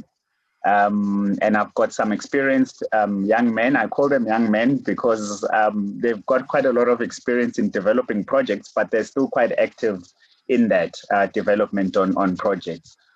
So highly distinguished gentlemen. You can read their bios in the abstract book that you would have. Our first presentation is by Errol Smart, who's the MD of Orion Minerals, and today you'll be talking on the Northern Cape and overlooked geological treasure cove. Thank you. Please go ahead, Errol. Thanks, Safiso, and it's a pleasure speaking to the GSSA. I must say this is a little bit of a daunting task. I spend my life nowadays presenting to fund managers and generally considered pretty ruthless. They don't scare me at all, but presenting to a jury of my peers, geez, like I tell you what, this is quite nerve-wracking. I see some of the names of the people that are attending this thing. You know, of the 45 people attending at the moment, at least 20 of you have told me I'm a prick and I don't know what I'm speaking about geologically. So that's why I've stopped being a geologist. All I've learned to do is become a manager. And the one thing that I do know how to do is find really good geologists. And there are still some phenomenal geologists out there. And hopefully the other thing that I've managed to learn to do is find money. and finding money for exploration in the Northern Cape in South Africa has been a pretty tough gig. But we're starting to open those doors and money is starting to flow. And as soon as money flows, there is success, because the geological environment in the Northern Cape is just so exceptional. And I've had the fortune of going around the world and seeing a lot of geological terrains. And it was amazing in the 10, 15 years that I was doing less in South Africa and doing more offshore. I sort of went around and I saw a lot of deposits, and I saw a lot of exploration being done, and I saw a lot of exploration teams and exploration managers, and saw how things were being approached. And suddenly I realized that in South Africa, we've got terrains that are just completely overlooked. Geologically, they are equal in endowment to anything that you see elsewhere in the world. And the only thing that's actually missing is the element of money, because we've got the geologists, we've got the brains, we've got the technology, we've got the ability. But you know what? Nobody gives the geologists the money to do it. And what I've been trying to do is marry the two, put money together and unlock an awesome geological terrain. Let's just hope that the technology works for me. Yeah, we are also a dual listed company, Australian and Johannesburg listed. So the lawyers make dead sure that you see the disclaimers, and that's the corporate disclaimer, but I'll also give you my little personal disclaimer here. I know this is a Friday afternoon, and I know that all this talk about tea and scones is an absolute lot of rubbish. By now, half of you have got a bitterly cold beer clutched in your paws. So I'm going to keep this a little bit more light-hearted, because this is the graveyard session. And this presentation is definitely not going to be scientifically or historically correct, like a lot of others. You will not find all the referencing on my slides.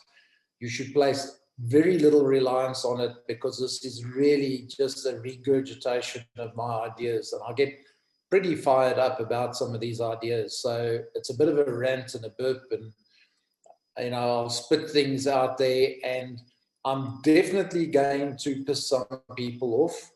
I'm really sorry about that. For the scientists, and there's a lot of really good scientists around here, and a lot of them have crawled over this ground that I'm looking at nowadays, I'm definitely going to upset some of them, and I really apologize to them, because I've got a lot of respect for them. The guys that I don't apologize to whatsoever are the politicians and the regulators and the fools that have actually made us lose out on 4 decades of fantastic exploration opportunity. And that's why South Africa isn't actually geared to deliver into this big drive on base metals. But I definitely am inviting all investors to come to the Northern Cape, because there is an enormous smorgasbord of minerals. I am more focused on base metals. But in the Northern Cape, in the area where we're operating, there's more than 23 value minerals that are available that should be explored and definitely justify exploration and development. So where is this Northern Cape area, and what's it so good? And I'm sorry, I didn't get to watch all the presentations earlier on, but I did catch the fortune of catching a few. And it just struck me that there is such a congruity in the way that we think. Dave Dodd was speaking about the environment, and he showed one of our deposits that we've got there at Johannesburg. But we've been so spoilt in South Africa, and geologists got a little bit lazy, and we all lived on the craton, and we only looked at the craton for so long, because we've got these absolutely exceptional ore bodies that are just laterally and on dip, absolutely continuous. And we got lazy, because you could just keep going next door or keep going down dip, and you'd find more of it. And there was just fantastic deposits. But elsewhere in the world, people go to the plate margins and the craton margins. That's where stuff happens, and that's where things get really exciting. And I like triple point junctions. I like when 3 or more things start coming together and smashing up, because that's when you get these deep crustal structures, and you get juices flowing, and you get intrusives coming up. and it all starts happening. And that's all what happens specifically in the area where we focused in the Northern Cape. And that's why we went to that specific area. And I realized that what these rocks that we see here are absolutely identical. They're identical in age, in the geotectonic setting, the formation, the style of mineralization that you see here is identical to terrains that I see in Australia, like the good grief, my head just goes, the Fraser Range, the Fraser Albany Belt in Australia, where you've had probably more than $200 million thrown at greenfields exploration in the last 8 years. Here's an absolutely identical terrain with what I believe is identical endowment that's only had $20 million spent on it, and that is all on actually rediscovering mineralization. We're not even doing greenfields exploration yet. And that's where the opportunity actually lies in South Africa. So this Northern Cape has an incredible endowment. There's a whole lot of different plates and provinces and mobile belts and collision zones and rift zones, and it's all happening. And you've got all these juices pumping through there.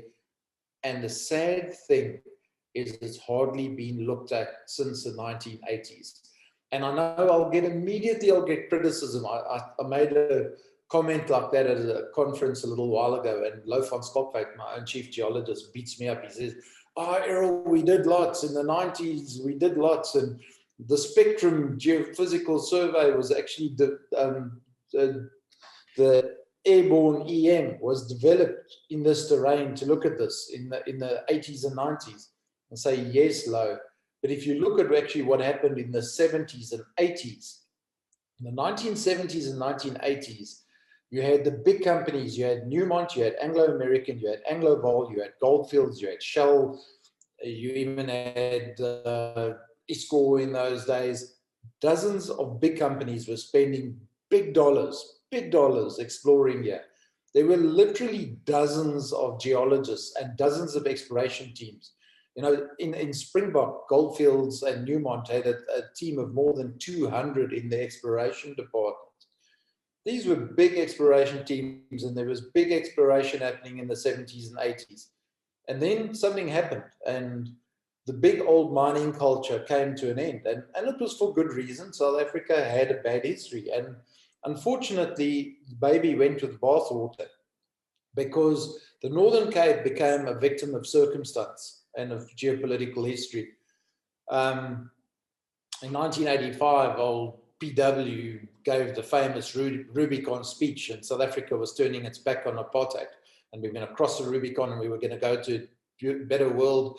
And at the time, there were a lot of pigs, their snouts in the trough, and we were going to cross the river, and things were going to be better. But except, I think we've been swimming a river of sewage for the last 20, 30 years, to be quite honest.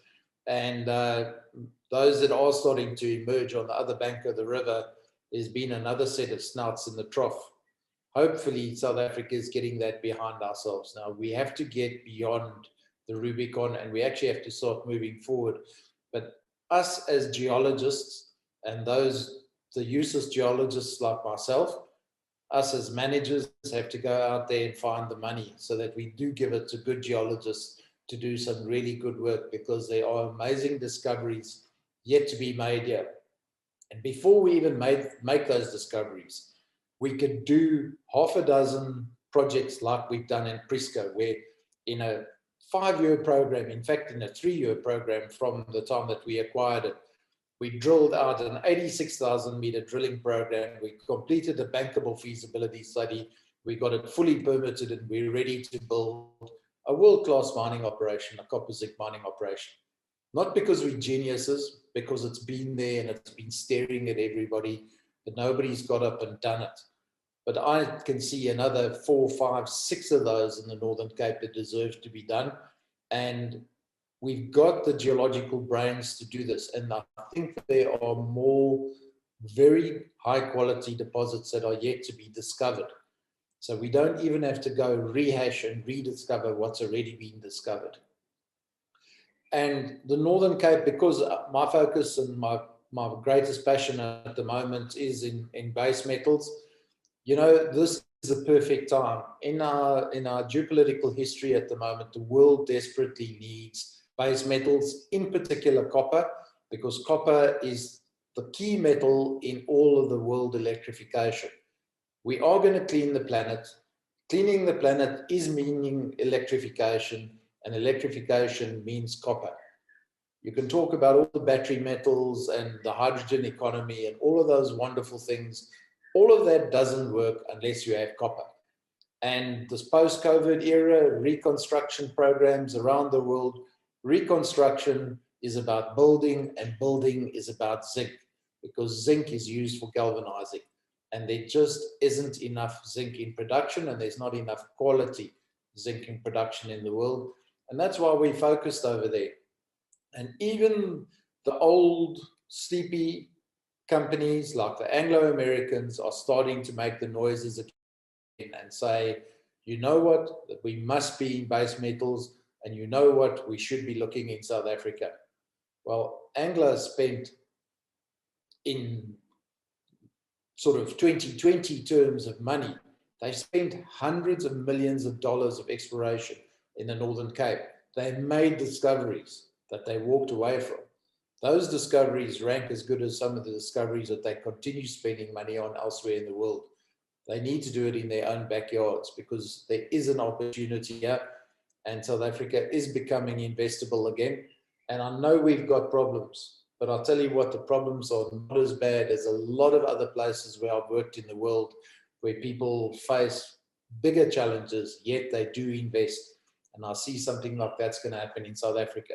So just as an example, when I speak about copper, and I explain to investors around the world, you know, until 2003, so over the last 150 years, 2.5 million tons of copper were produced in the Northern Cape. But none of it was produced in the last 20 years, because copper mining stopped. And it stopped because exploration essentially stopped. There's been very, very little exploration since the middle 1980s. There were known discoveries that were drilled out, and around the Springbok area, there were a lot of known discoveries that they just continued mining, and some of the best stuff was actually mined after the exploration stopped. But what they did is they yielded the asset. You know, the less kind people will say that they raped the asset, and a lot of less kind people will say that Metrex raped the asset. But at the end of the day, we work for shareholders, and everybody's got a responsibility to shareholders, and we have to make a return on investment to shareholders. So a lot of people made a lot of money, and Prisca was a case in point. In the 1984, if you go read the company's minute books kept by the company secretary, it was a public company at the time, there was a decision by the Anglo-Vol board that there was some additional mineralization, but it was all too hard. It needed new technology. It was going to need a whole lot of new stuff. And it just became easy to turn their back on it and run up into Zambia at the time, where there were higher grades. I don't know if those higher grades would have meant any higher profits. I think Anglo-Vol found out to their detriment that it didn't, because in your own backyard, you know how to do things better and more cost effectively. So that's why we've got at Prisca a mine that we can operate now at a 47% operating margin, which is a very good operating margin. It's not the highest grade, but because it's South Africa, we can do so much more. And that's the opportunity. You see, just in copper alone, there are dozens and dozens of known occurrences that haven't even been drilled out yet. Many, many of those have got the same signatures to them as some of the largest copper mines that have been mined in this district. There is absolutely no reason why this district can't get back up to producing 70,000 tons per annum of copper. And that's just in South Africa. It's not even starting to look into the Southern African Customs Union area, which includes Namibia and Botswana. You know, this becomes a project of scale now. This actually starts giving critical mass. so that you can start looking, or the South African government can start looking, and the larger companies can start looking at fulfilling these dreams of going beneficiation, using renewable energy in the hydrogen economy, and being off-grid and clean, and actually producing certified green copper. We don't have to rely on the old history. There's not change management. There's not, apart from Vedanta's mines, there's not operating mines here. You're starting with a clean sheet of paper, and you can do things right, and then you can do them completely differently to the way that they were done in the past. And that's where the opportunity is. You know, this district has the world's biggest zinc deposit.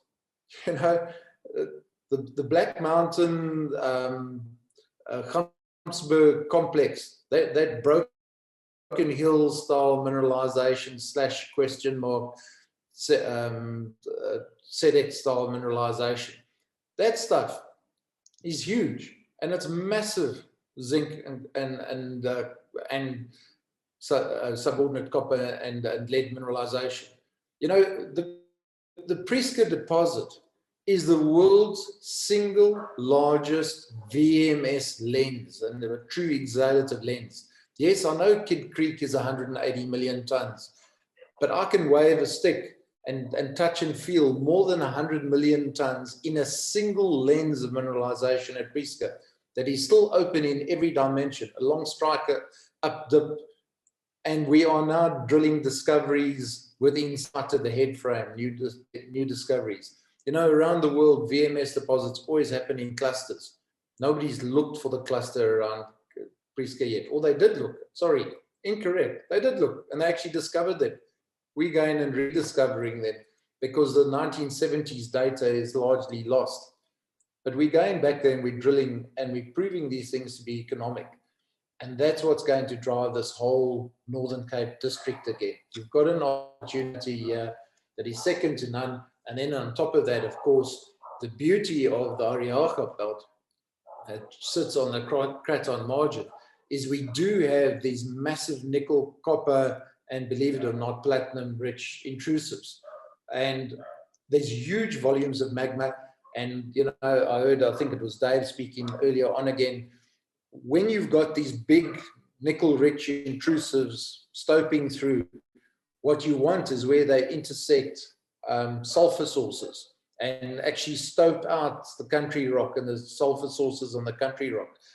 Well, yeah, you've got the perfect opportunity where you've actually got a nickel, copper, platinum intrusive stoping its way through a VMS. We have got drill intersections, historic drill intersections, where you've got the nickel, copper, platinum intruding into the zinc, copper VMS. You've got the perfect circumstance. It just hasn't been followed out. And no modern technology, you know, that whole Prieska, that whole Springbok district, they've never done EM on those deposits because the proven way and the accepted way of exploring in those days is they used EM and they used MAG, and they did a bit of grav work as well. But we're speaking about the systems that were available 40 years ago. This stuff hasn't even seen a squid.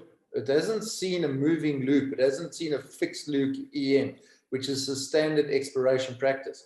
And, you know, the whole Yakumanspan intrusive, Anglo-American and Anglo-Vol drilled out the big massive body. Like, I guess they were following things the way that they did in the bushveld.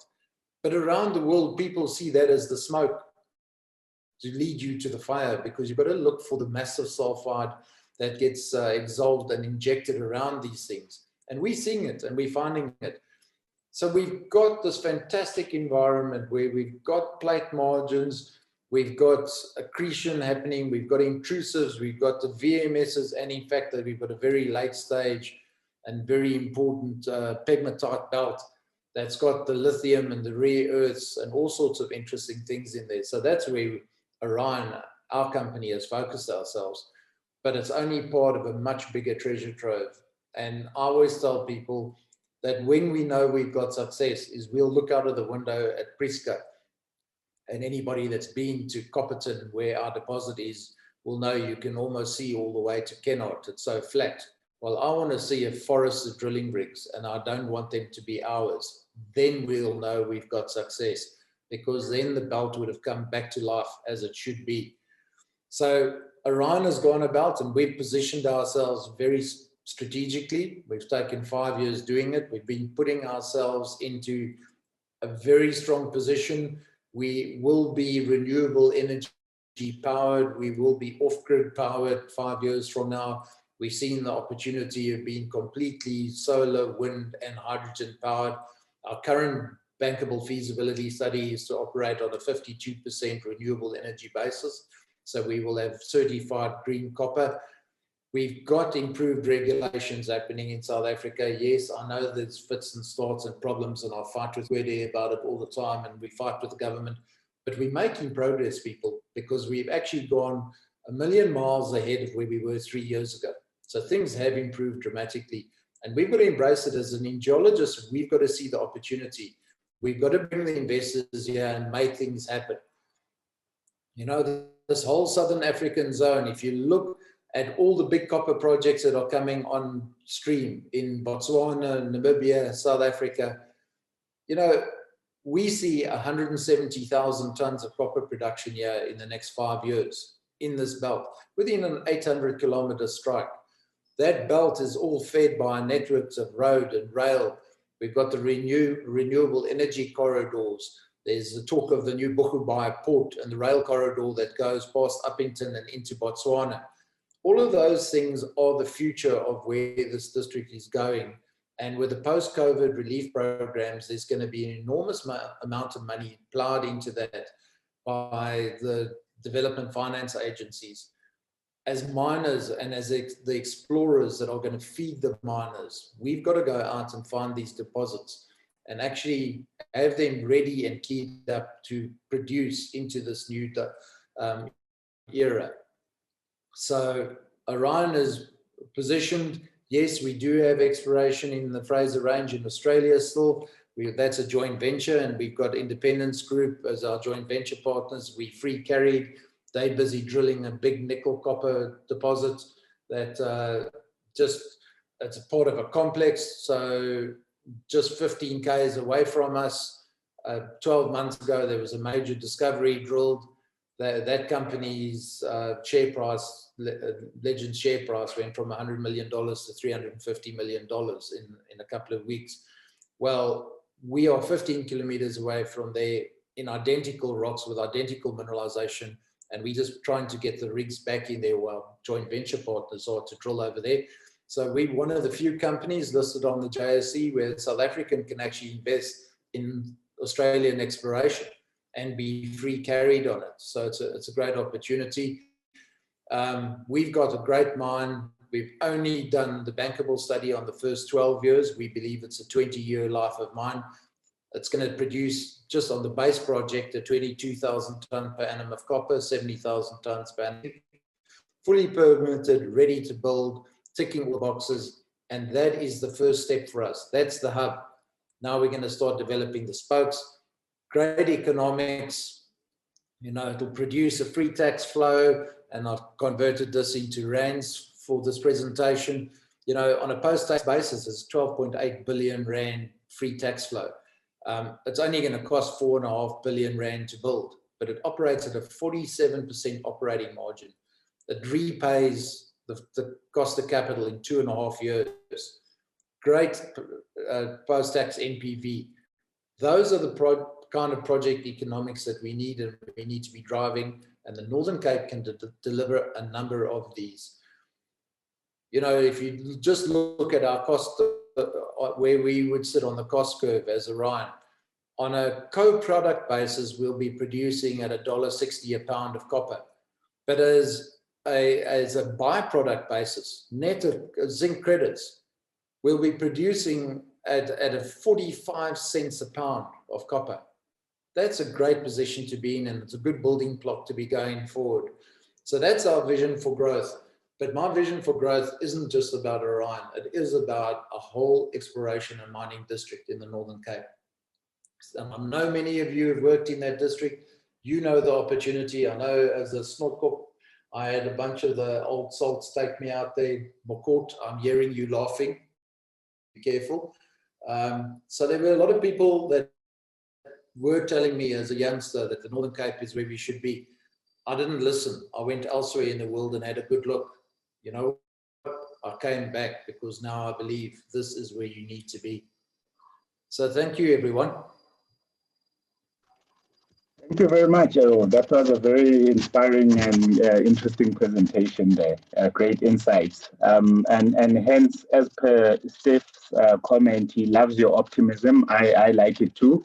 And you are an inspiration. And hence I call you young man, because you keep inspired and you keep developing these projects, you know, up till this day. So thank you very much for that. Steph, do you want to, do you have a question? Or something to add to that? No questions from me. Okay, happiness. Anyone who'd like to ask Errol a question, please unmute yourself, or alternatively raise your hand if you can find it on the participants pane. Speaking, Errol, about the Northern Cape being the place to be, Natalie, who's in the meetings committee as well and on council, she's currently there. She's greeting from the Northern Cape. Welcome, Nat, and stay there and push on there, as Errol has said. Listen to these experienced gentlemen here. Any other questions, Phil? You've unmuted yourself. Please go ahead. No, good to hear from you, Errol. Good stuff. Keep it up. Thanks, Phil. Show me a coat hanger, mate. And there's Mary saying she feels she should be in the Northern Cape right now. Great presentation. And yes, that's where the hot area for now is. Any other questions or comments for Errol? Okay, going once, going twice. Thank you, Errol. And I hope you'll still be on for some time, and later when we get to open the discussion to the participants as well. But thank you very much. Always a pleasure having you, and much appreciated. Okay, thank you very much. Okay, thank you. Phil, you've unmuted yourself, so let's continue. May you please share your presentation? In the meantime, thank you. Our next speaker is Phil Bentley, who will be talking today on a review of the gold prospectivity of the Tati Greenstone Belt in Botswana for Galani Gold. I was fortunate to work in those neck of the woods more than 10 years ago, while in the gallery gold days. So it'll be interesting to hear the latest thinking and the prospectivity there. Phil, can you just put it on PowerPoint slide mode? Okay, there we go. That's good to go. All right, please continue, Phil. Right, sorry about that, everybody. Yeah, Tati Greenstone Belt in Botswana. Galani Gold are busy operating there. This is the cautionary statement, and this effectively is a desktop review. I've only recently started working with Nick and his team, mainly down in the Barberton area, and he asked me if I'd be happy to give this presentation. So it's there's a massive amount of exploration data that's been generated over time here, and I won't really do it justice, but hopefully you'll get a gist that along the lines of what Errol's been saying, there's still life after many years of operations and exploitation, and there's new technology to apply for sure. So those of you who are gold people will be familiar with Tati, others maybe not. It's actually part of the Zimbabwean craton and down in the southwestern corner. The interesting part of Tati is it's been caught up in the accretionary phase, smashing into the Kapfau craton, and that's largely through the Limpopo orogenic process, of which there's a number of people who know better than I do. The interesting thing, which I wasn't aware of, is that we're not dealing with just Archean greenstone mineralization, that we've actually got a Proterozoic overprint. As you can see at the bottom, there's been some recent age dating which has helped constrain some of these tectonic processes.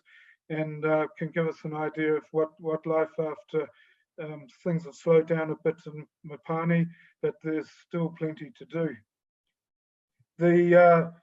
As I said, Guyana's busy there. They acquired the ground they've got from Gallery Gold in 2011. There's around about 1 million ounces being produced to date from over time, from over 70 deposits. And although Mopani's busy right now, previously we had serious base metal exploitation through Lion ore, and then some gold exploitation with Gallery on Monarch, Phelps-Dodge and Gallery, Monarch, Shashi and Signal Hill mines. So we still have resources in place though that I'll share with you. There's been a number of geoscience studies. I use that term, a combination of mag, geophysical data, all the groundwork and so forth. And there's a plethora of targets that have been put on the table for follow-up. And we'll try and get through a few of them that stick out. And look, at the moment, Guyana are busy. They've got to spend 2 million last year, and largely through a JV with B2 Gold, which was recently terminated. So they're looking to focus what they're up to in the next year or two to get more ore sources for the mill. Landsat imagery sticks out with an impressive signature. Mopani is more or less where my laser's pointing, and you can see the level of attenuation of the belt through here, and then opens up with a number of different terrains, which I'll touch on shortly. There's been quite a bit of activity over the years, and some notables, Falcon Bridge, Goldfields were there, Phelps Dodge, and I think they all made a contribution. I'd say Gallery applied more quite good geology, and Marcus Tompkinson was involved. Some excellent observations made with Julian Verncombe, and subsequently IAMGOLD were fairly quiet.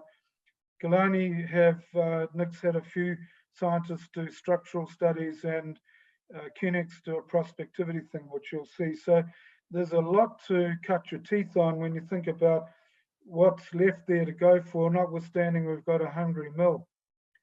Right now, when we look at Mopani on the bottom right, they've basically got resources all up of around 450,000 ounces, 1.4.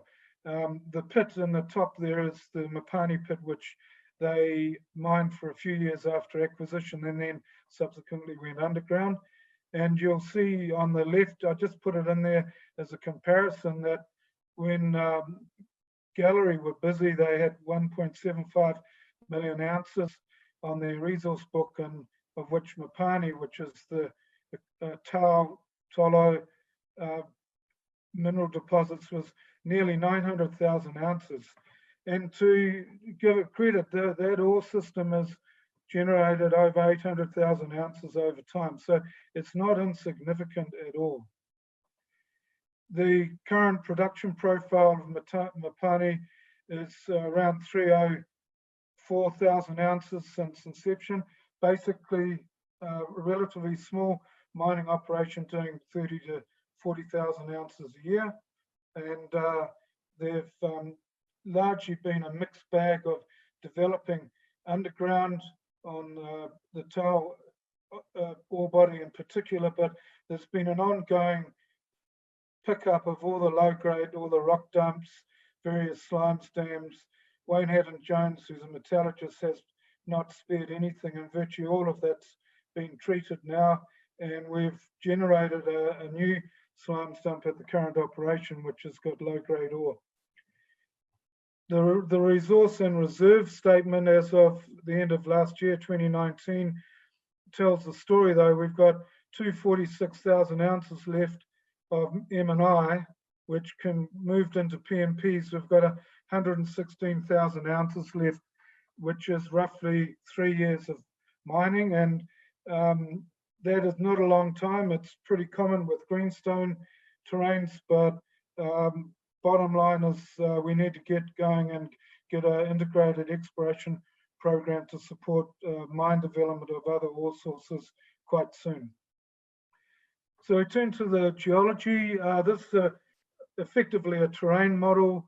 The key elements, the Lady Mary Formation in the green, which is your metabasalts. This is very typical of so many greenstones around the world, and even just up the road in Zim, in the Gwanda Belt and so forth. They're all very similar sequences with the mafics, a mixed bag of intermediate felsic volcanics, some BIF developed on the edges depending on where the solutions are coming.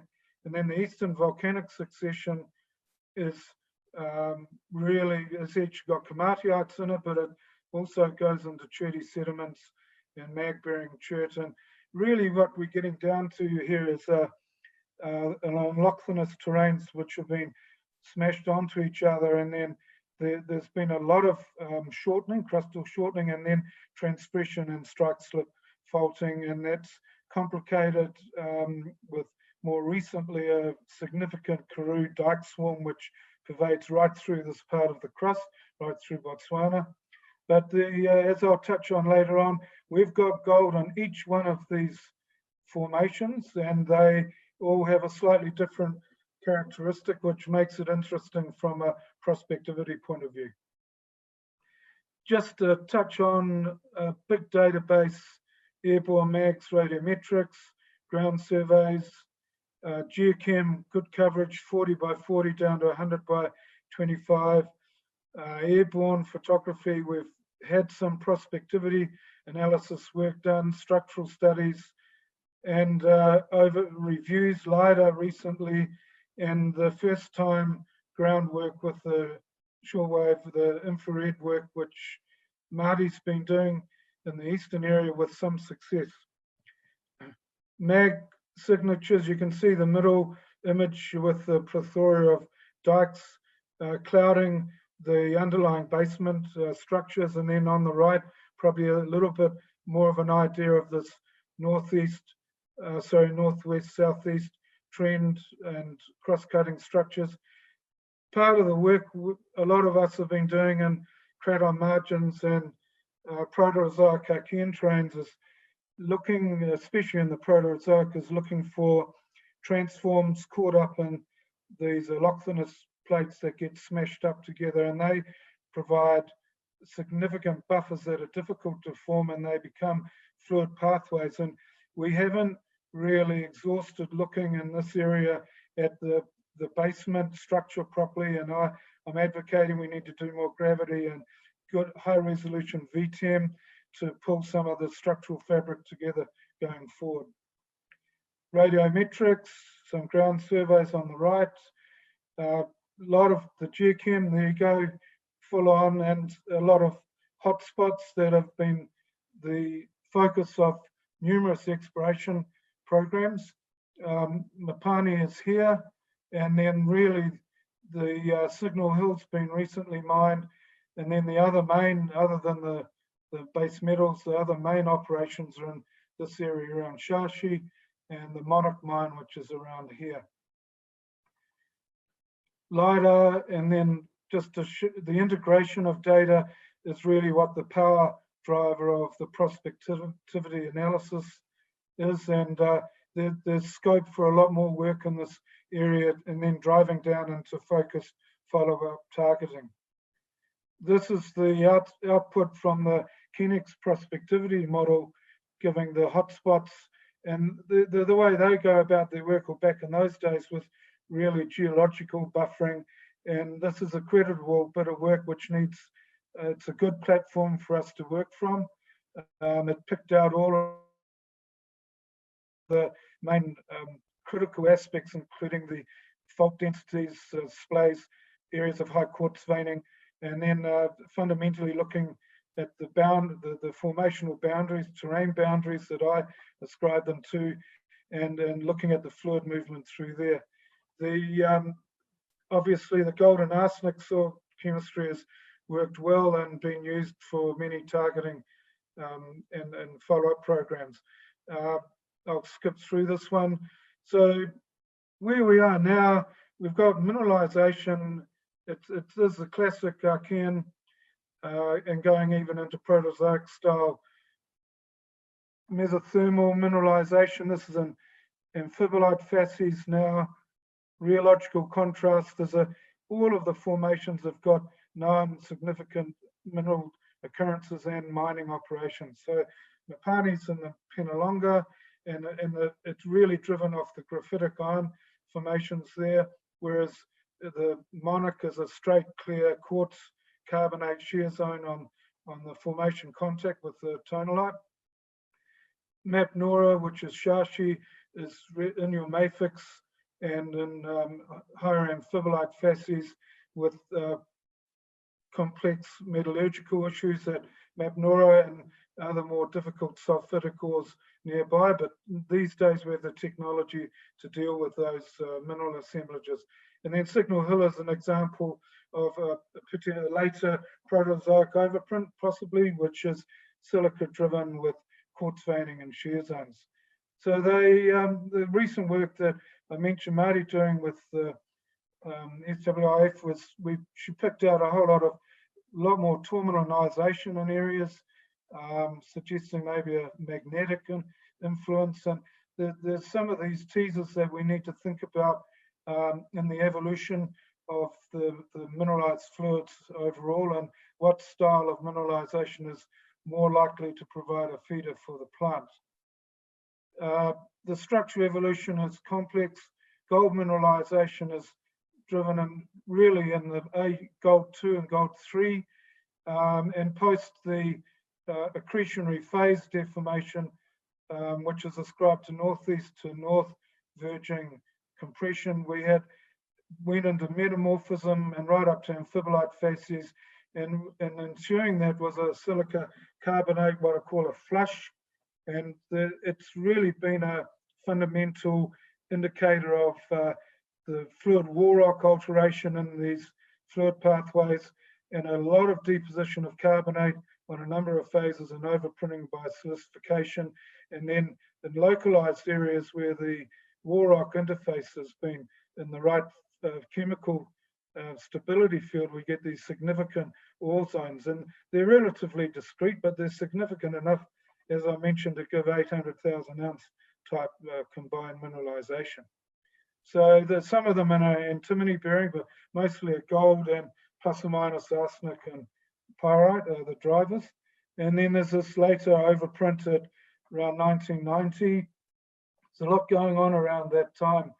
My God, with the bushveld, and there's a lot going on. And this is really a brittle overprint and more stockwork and vein-driven free milling gold style mineralization that was in place at that stage.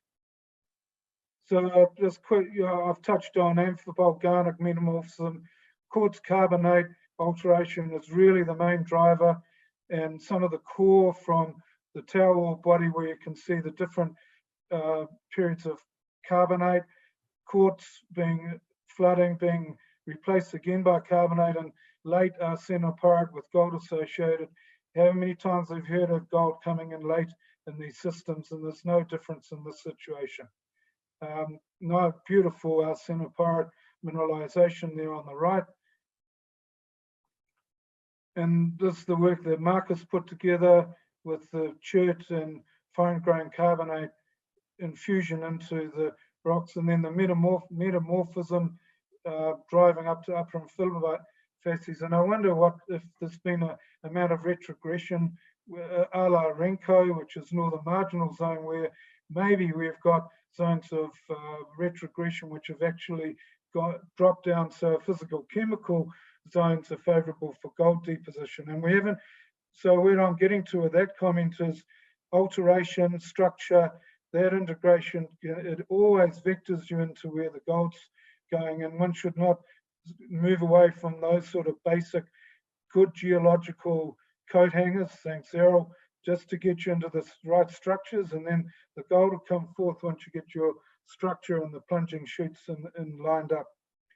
So the Mopani operation is pretty well, in this instance, nearing the end of its life, but I'll just say that it's been well drilled, and talking to Kev Crossling, working together now, he's done a lot of work up there, and they're struggling to find major discoveries underground, but these are the 4 open pits which were developed between Gallery and Guyana, and then you can see the plethora of other boreholes touching in on the Vermaak's trend, the Nokwe trend, possibly a plan here that Marcus mentioned of dilatant zones where we get these rather discrete and awkward looking shooty and potty zones of mineralization, which can be anything up to 60 meters wide or right down to a few meters. So where do we go from here? And when we look back at some of the work that's been done, for example, on the geophysics with Graham Elliott, right straight away he drummed into dilation zones, fold nose, structural decollement in this zone.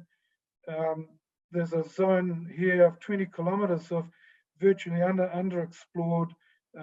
It's probably quite tight from a structural point of view, but never been properly looked at for gold. And then you end up where things opened up in the Vermaak and Nokwe trends have combined in here, where we've got the active underground operations at the moment. So we, at the moment, Guyana have gone back into the Golden Eagle area, and I think that absolutely we're in the right spot, but there's quite a bit of well-planned exploration and good geology that needs to get in to tidy up exactly where they're going to go underground and optimize their production profile. There's this Shashi and the Map Nora, we'll get to it now, is just sitting there ready to be redeveloped, and we just need to look at a biox, a float biox conch, possibly because of the metallurgical issues, but lots of opportunity on the underground side there. The Shashi mine Map Nora, you can see almost on echelon, multiple reefs. The amount of development is negligible by modern day standards, down to 200 or 300 meters below surface, full shaft infrastructure still in good shape. And really, I mean, when you look at some of these chutes, the grades, read some of them out, everything's under a meter wide, but we're looking at 23, 11, 55, 14, 10, 15 grams per ton stuff. So the one needs to open your mind up to narrow high-grade mining again, a la Barberton, for example, and some of the areas we're developing at the Galaxy Gold Mine. It comes back to efficient mining method and then the right metallurgical flow process, and there's quite a bit of life here. As you can see, the gallery estimated this to be around about a 200,000 ounce target, and that's one thing that I'd be encouraging the company to look at. Going back to the Golden Eagle area, we've got a very strong dilational structure here, caught up with a drag with fold closure. Just in the pit that Phelps Dodge originally opened up, there's these 3-4 zones of mineralization which are on echelon, the Marshall, Falcon, Bateleur, and they're testimony to the discrete nature of mineralization, but the fact that not only will it continue at depth there, but in these areas, Kite, Naharia, there's definitely a rheological potential to explore getting into the axial part and where the decollement zone with this on this fold sits. So this area here where the fold closure hasn't even been looked at. So there's always room for some fresh eyes, and also needed committed exploration and funding to do the drilling to test out proof of concept. Going back to Elliott's work, and you go over to the eastern part of the belt, straight into rheological contrast, BIF, strong mineralized formational contacts, which are iron carbonate altered. There's been quite a bit of work done at Jim's Luck, and they're busy quietly getting on with some detailed ground work here in the Matope area, which is where the tourmalinization's been picked up on the ground surveys. And this area, which aptly is called New Zealand, is still to be looked at properly, and it's probably a late runner in the steeplechase. when you look at Jim's luck, I've highlighted the IP anomalies that were generated there, and there's quite a bit of drilling in this middle portion, which is this area here on the plan on the left, totally underexplored to the north, open to the south. However, the work to date would indicate narrow, streaky pay shoots. You can see this tabulation I put on the right was to give you an idea of there are widths of up to 20, 30, 40 meters, averaging 22/2, but generally within it, it's narrow stuff. This is hard work, Jim's luck. However, the work that's been done in Kevin's work modeling the data recently has shown that we're actually drilling across, and we should be drilling into the plunging chutes and looking at actually where the lenses and the sort of a lenticular nature of the ore body you're not picking up when you drill sideways or orthogonally. So the gross resource and the target package is all well and good, but we've got to get smarter here with the structural controls. And then I certainly think that instead of going deep, a lot of this drilling is 100 to 200 meters down. Stick to the right up on top and build up the data with a detailed work for small high-grade open cast targets down to say minus 60 meters.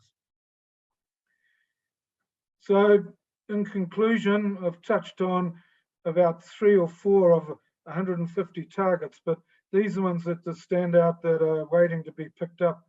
What we do know is that we've got a really good platform with the database and also the prospectivity analyses that have been done to date.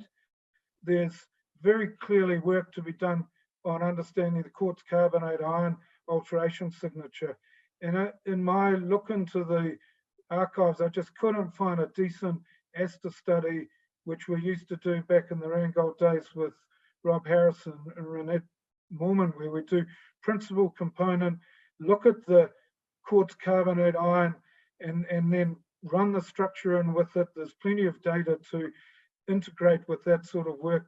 And actually, I think we might be surprised what we come away with in terms of walk-up, shallow seated ore zones that could augment sources for the plant.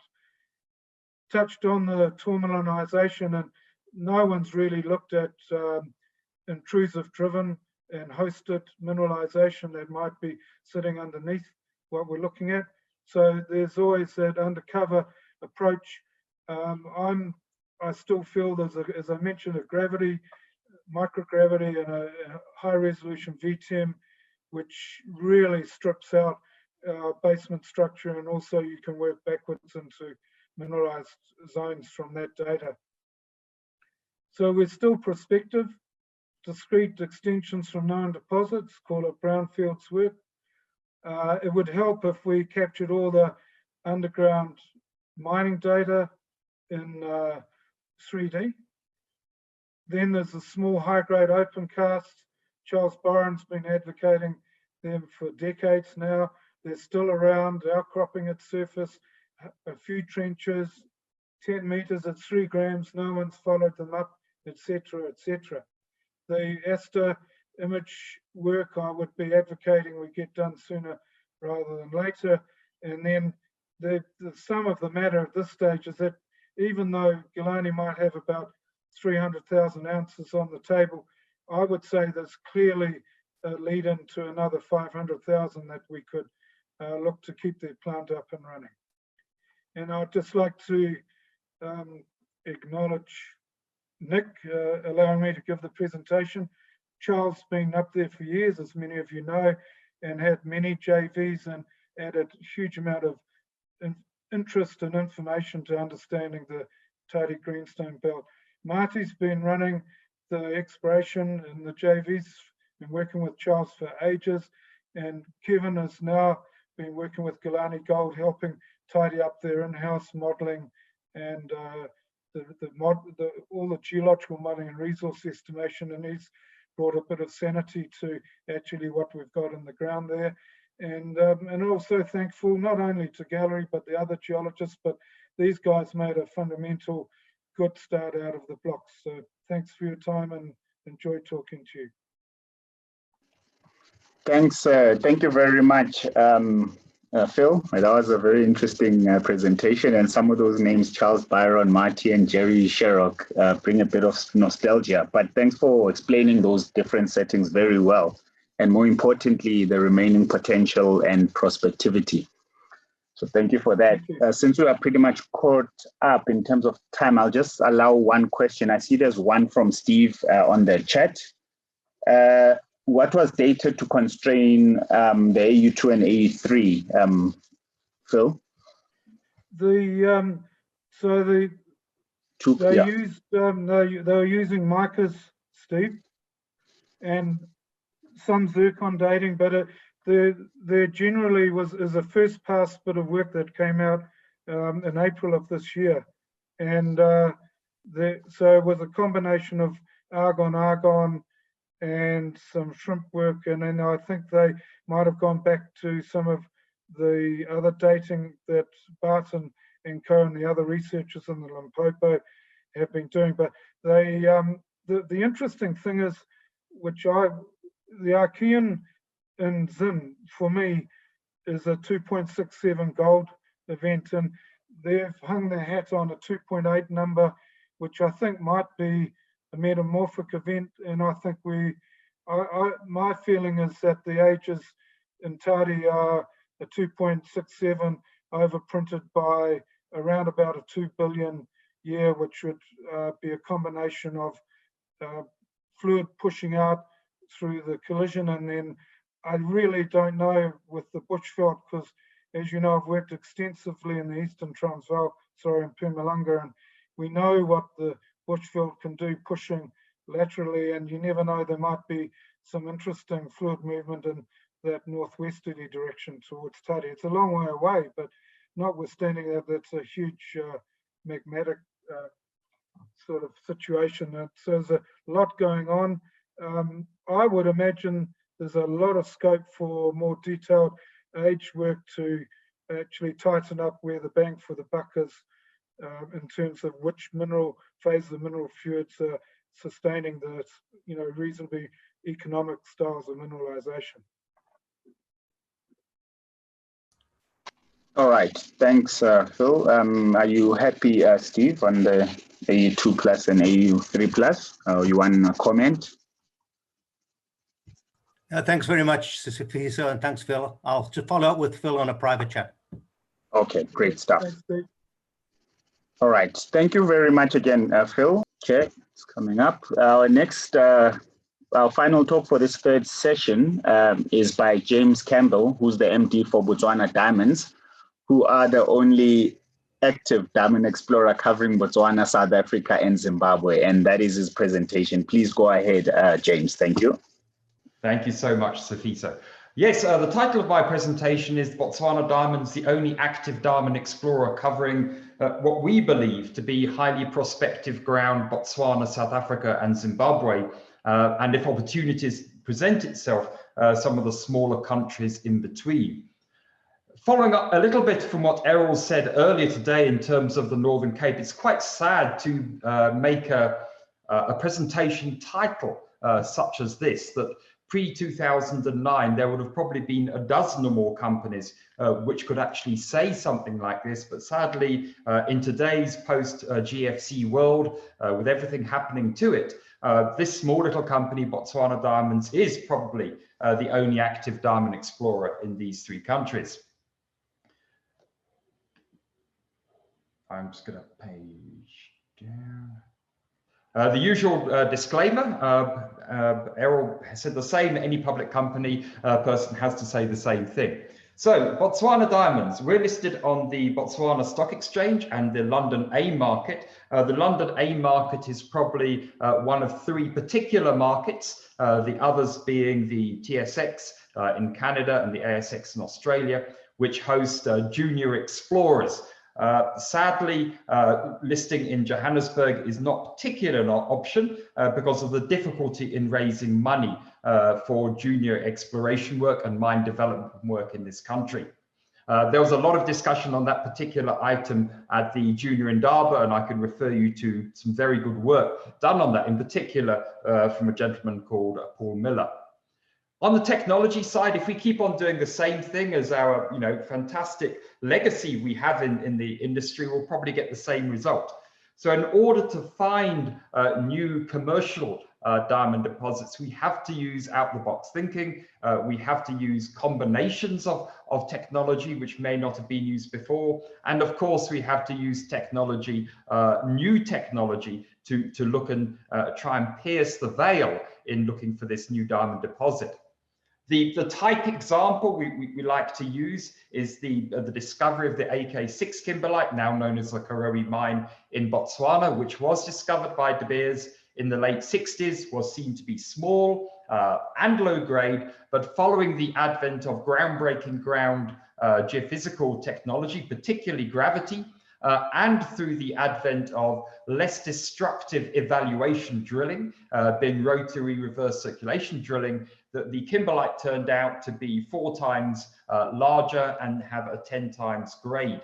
I have written a paper along with Vittoria Jooste on the AK6 study to show how this came about, and through the University of Botswana.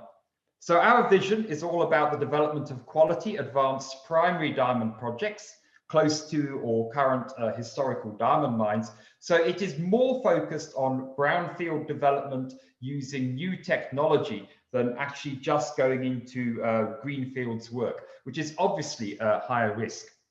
We focus on 3 particular areas, and I'm obviously going to comment on these in a bit more detail. Botswana, the Switzerland of Africa. Although it is one of the largest diamond producing countries in the world, we still believe it to be highly prospective, particularly beneath the Kalahari. South Africa, underexplored very, very sadly for all the reasons that Errol mentioned in his presentations, but we do have strong infrastructure and we do have a strong banking system. So it is basically ripe for development. And then Zimbabwe, underexplored. I'm not going to say opening for business, it's actually open for business. You would have seen in the press fairly recently about the new appointment of the CEO of the ZCDC and significant investment going into the platinum belt there. And finally, from a financing perspective, we tend to undertake risk sharing. So we tend to go into a form of partnership, whether it's a joint venture, a minority holding or a majority holding through various people, so we can put the best team together with the best money to look at the best projects.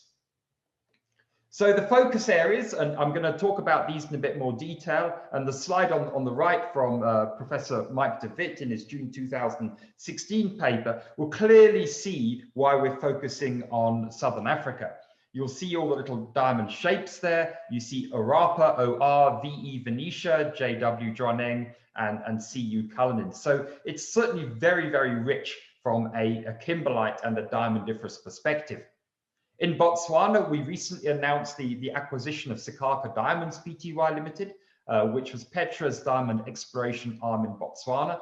And they did superb work in discovering KX36 and developing an indicated resource for it. This is something that we want to focus on. We want to focus on particularly looking at innovative mining techniques to improve the CapEx and reduce OpEx. There is a 15-year database sitting in Sekaka with a huge amount of ground geophysical work, airborne geophysical work, and sampling database. And one of the areas of focus we're going to be targeting on is the heavy mineral train which runs southwest of KX36, particularly from a geophysical perspective, because KX36 can't sit on its own. We all know the kimberlites occur in clusters, and we hope that is so we can discover its neighbors. We will then move on to drill the high-grade targets we've identified on Sunland's ground, which is immediately to the west, and then restarting Maibwe, which has interestingly got some of the only Group 2 kimberlites in Botswana. And I think that opens the door for the exploration for Group 2 kimberlites in Botswana. In South Africa, we recently announced that we're going to be drilling targets developed through a combination of ground geophysics and detailed structural work on Thorney River and Marsfontein, and this is aimed at trying to find another blow, such as Marsfontein, on that kimberlite on echelon cluster.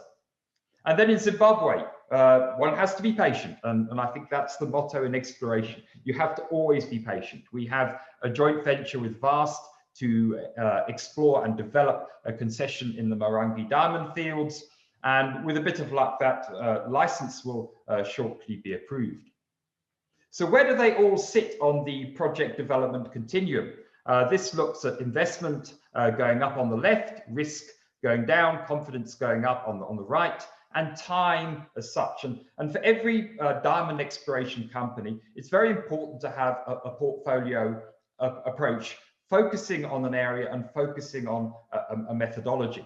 And you'll see the two Sunderland Minerals and Maibwe in blue, the green projects being the South African project, and of course KX36 being the most advanced project. And of course, as you develop exploration targets, they don't naturally go through to mineralization, or mineralization doesn't necessarily go through to an inferred resource, but projects drop off which don't meet the various hurdle rates. So why diamonds? Diamonds are a particularly difficult area to invest in, particularly because the complexity around understanding resources and the probability of actually making a commercial discovery is less than it is to other minerals. However, there is a long-term outlook which is very positive. If you follow the analysts, they say there are 50 commercial mines today, but this will fall to about 14 in 2040. People say, well, that will be replaced by synthetics. But can you imagine starting off a lifetime relationship on the back of a synthetic rather than something which is natural?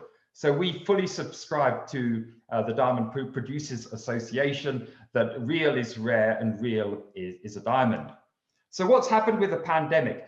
Diamonds are very typically the first to fall in terms of diamond pricing, and fall hard they do. But equally, and you'll have seen the recent announcements by Gem Diamonds, by Alrosa, by De Beers and others, that a rebound happens equally quickly. And you'll see that comment in my second bullet. So delving a little bit more detail into Botswana, our primary area of focus, we're very much focused on the Kalahari, which if you look on the right-hand side picture, this is the Hopi kimberlite field and the Cacao Kutsi kimberlite field. It's focused on the further evaluation of KX36. It's focused on grassroots prospecting in Sunland, drilling those high-grade targets. And then with Maibwe, this is a joint venture we have with BCL. BCL is sadly in liquidation, but there is movement in terms of the kind of unwinding of that joint venture. So we can get in and continue work on what is a very significant discovery with an abundance of microdiamonds. And this is one of the first known Group 2 kimberlites in Botswana. And in fact, that probably opens the door for Group 2 exploration work in the remainder of Botswana. So this is certainly an opportunity as we see it. Moving on to KX36, because I believe it deserves a slide in its own right. The right-hand side is a computer image, courtesy of Petra Diamonds. This is probably the most significant diamond discovery since those of Arapa and Joneng, in that you've got a modeled grade range, a very high grade range of between 57 and 76 carats per 100 tons. It's got a significant indicated resource of just under 18 million tons, but the diamond value is a little bit on the low side. It sits at 65, but it has a modeled upside to 107. So it will need more work, more bulk sampling to be able to finesse these grades and these diamond value. Petra built a fit-for-purpose bulk sampling plant, which sits on site. So there is a processing facility on site to allow us to continue the bulk sampling. But this is in the middle of the Kalahari. It's in the middle of the Central Kalahari Game Reserve. So there are challenges that are unique to that locality. Obviously, the kimberlite is buried deep within sand, so we're looking at innovative techniques to remove the kimberlite and then access it. And strangely, for those who don't know the geology of the area or the geology of Gargu, because both Gargu and KX36 have the same challenge in that there is abundant water. So once you hit the base of the Kalahari, you have huge amount of water issues to actually deal with. And then, of course, the remoteness.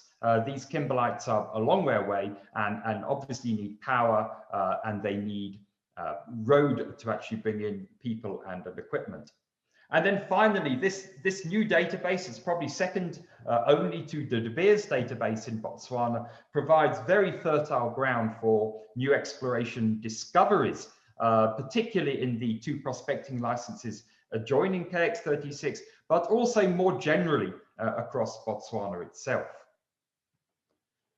Then moving into exploration in South Africa. South Africa has a very, very long and history of strong diamond production, but I stand to be corrected. But aside from Blue Rock Diamonds, which is mining the Karife kimberlite near Kimberley, there are no other publicly listed diamond juniors exploring, but there is a plethora of private diamond miners, particularly in the Orange River, particularly in the lower Orange, which I had the privilege of going past a couple of weeks ago. It was good to see so many of them so active, particularly in these COVID times. Our main focus in South Africa is on looking at an extension of the Klipspringer and Marsfontein mine. The thesis behind this is that there have been identified 4 distinct blows on this kimberlite dike swarm. You've got the Kudu, I can't remember the names of the other ones, sorry. Sorry, Kudu, the Sugarbird Pass, and of course Marsfontein itself. These are 4 blows, and we're now looking at a very, very detailed exploration techniques through ground geophysics, and here we've used EM, we've used magnetics, we've used gravity, and we've used ground penetrating radar, and we're about to commence a reverse circulation drilling program to intersect the best targets identified through ground geophysics. We've identified 1.2 to 2.1 million tons to 100 meters with a $60 to $140 per ton in the competent persons report. But this program is all about finding volume because the kimberlite is remarkably consistent from the east on the farms Doenrivier and Friskewacht to the west on Klipspringer. And we've partnered with Professor Sebastian Tapp at the University of Johannesburg, where he's doing some very interesting work on the petrography, on mineral chemistry, and on dating. Because surprisingly, there are only the odd paragraph or 2 of detailed scientific publications on this particular area. So we hope this will also not only broaden the scientific database of kimberlites in this area, but also help us outline new kimberlitic targets. And then in Zimbabwe itself, this does also have a history of diamond production at River Ranch, Meroe, and of course the prolific and perhaps notorious Morangi diamond field in the east, the paleo alluvials. We've signed a joint venture with Vast Resources PLC initially to develop Zimbabwe's diamond potential around Morangi, but then in a 50-50 joint venture to look at those kimberlites which may not have been evaluated through the lens of modern technology, and also looking at possible primary diamond opportunities. A company summary, you'll see the volatility of our share price reflects our various news releases as they go up. Interestingly, we raised money at the same, about a month ago, at the same price we raised money at the beginning of the year. So from a share price performance, we're gradually moving upwards. And you'll note that on the significant shareholders, the board of Botswana Diamonds are very strongly participating, not only at the public company level, but also very much at the local company and particularly in Vitomi. The various mugshots, which I'm not going to be dwelling on, but this was also very much the same team which took a leadership role in the development of African Diamonds PLC and what is now known as the Karowe mine. So in addition to what I've presented so far, there are also a number of very interesting potential upside developments. We're the only company actively exploring in the region, so many people come and talk to us in terms of potential opportunities, and we have a very strict set of filters which we put these opportunities to. There's resource upside on the KX36 diamond discovery. I've already mentioned the comprehensive diamond database. And of course, we're going to be using things such as machine learning and some of the very, very interesting techniques that are not particularly well used in diamonds at the moment, but have been well used in gold and other areas about finding patterns and using algorithms. But of course, nothing takes the place of boots on the ground following that work.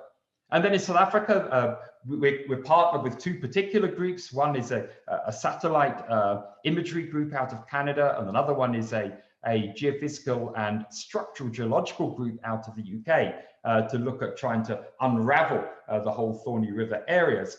And then in Zimbabwe, the big challenge here would be not necessarily on greenfields discoveries, because the cover is very thin, so probably most of the kimberlites have been discovered, but using advanced evaluation technology on kimberlites which have been previously discovered and may in fact have higher grades or be larger than when they were last looked at. So I'm just checking the time. I started 5 minutes later, but I've allowed 5 minutes for questions, Fiso. Thank you, James, and yeah, thanks for catching up the time too, and thanks for that very inspiring presentation as well. And yeah, please keep on and pushing on with the activity. It's much needed. We will now open up for questions. Please raise your hand from the participants pane icons. If you can't find your hand, please unmute yourself, then we will give you an opportunity to ask your question.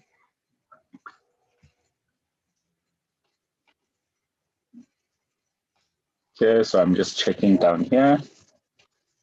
Any questions? We have time for questions. James? Yes, I've got time. Yep. Any questions? Okay. James, Craig here. Yeah. Would you like to comment? I haven't followed it very closely, but the whole effect of the pandemic and this year's events on diamond sales and diamond pricing. Does it look like it's coming back? I guess it fell pretty hard, and it kind of looks a little bit like it's coming back now, but I don't see too many statements out there to that effect. Would you like to comment on that?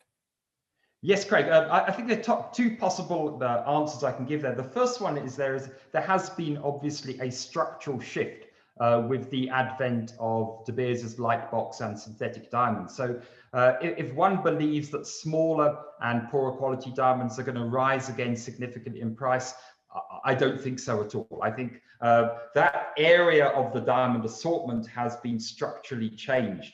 However, the larger diamonds, the colored diamonds in particular, yes, they of course dropped in price, and we looked at price drops in the order of 30 or 40% during the pandemic. That pricing is beginning to come back. Gem Diamonds put out a very interesting press release noting exactly what I've reflected so far. But typically what happens, and I studied this extensively when I was at De Beers, about what is the economic impact of recessions, depressions, economic shocks on the diamond market, is typically what happens is the diamonds are the first to drop, and they drop very fast. 30, 40% in the global financial crisis, they dropped sometimes up to 50% if I'm looking at an average assortment. But post the pandemic, in this case, and well, we haven't got past it yet, but post previous economic collapses, they also rise again very, very quickly. And I think that De Beers announced, if I get my numbers right, 140% increase in sales, but it was off a very low base, mind you. So we're optimistic, and the industry is optimistic that people will still buy diamonds for their loved ones. And of course, the acid test is how many diamonds will be sold in America between Thanksgiving and Christmas, because that typically contains about 25% of the world's diamond sales. So we're all kind of watching that with bated breath and hope and pray that diamond sales come through, which will then create a better environment for particularly explorers going into next year. Look, just following on from that, Argyle is apparently closing or has closed. Do you expect that to have much of an effect on the market, and particularly the market for fancies and colored stones? I think so, Craig. Yes, it certainly has closed, and that's certainly what they announced in the press. I think it will improve the market for fancies and colored stones, which, by the way, has always been good. And here is the technical challenge that we would face, is that I often get asked by my board and by my shareholders, are there any techniques you can use to just discover kimberlites, which have type 2 diamonds and or colored or fancy stones? And I said, I wish there was. But so if there's a fertile area of potential research that one can look at a kimberlite quite early in the process, such as using mineral chemistry or trace elements or related tools, that would be very helpful, because it means one could then walk away from kimberlites which may be very high grade but have the wrong assortment in terms of lower pricing and higher diamond pricing volatility.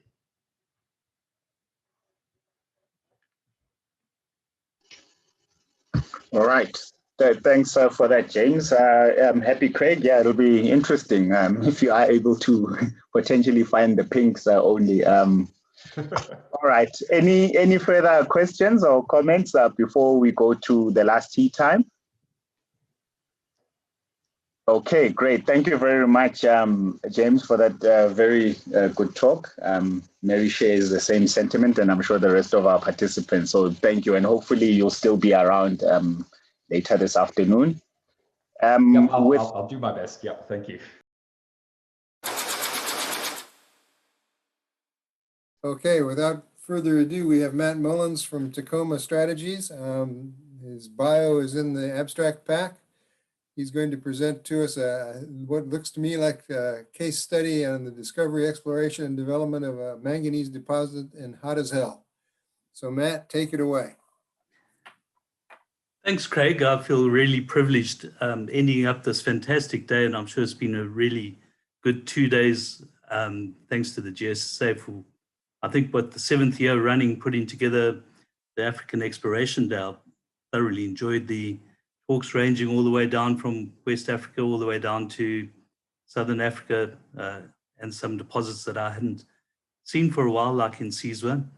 I'm going to be talking about a very small discovery, which is currently being developed, but using it as an opportunity to make some comments about where we're going in the industry in South Africa and altogether.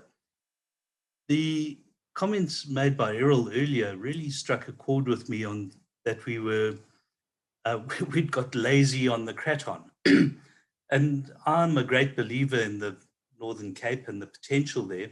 But I think there's another comment that we should make, in addition to having got lazy on the Craton, is that we've been spoiled in South Africa with really, really big deposits.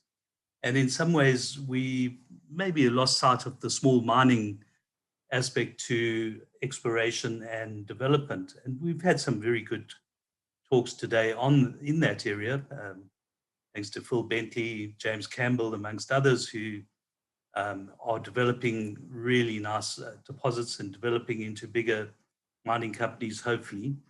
You only have to look at the listed entities on the Australian Stock Exchange and the Canadian Stock Exchange, or on the Ontario Stock Exchange, to see the plethora of small mining entities and compare it to the complete almost lack of small mining companies on the JSE. And I remember back in when Rand Extensions was listed, I think it was back in the 80s, and Ted Grabicki made the same comparison and bemoaned the fact that we didn't have a vibrant exploration board on the JSE developing a lot of the new mines.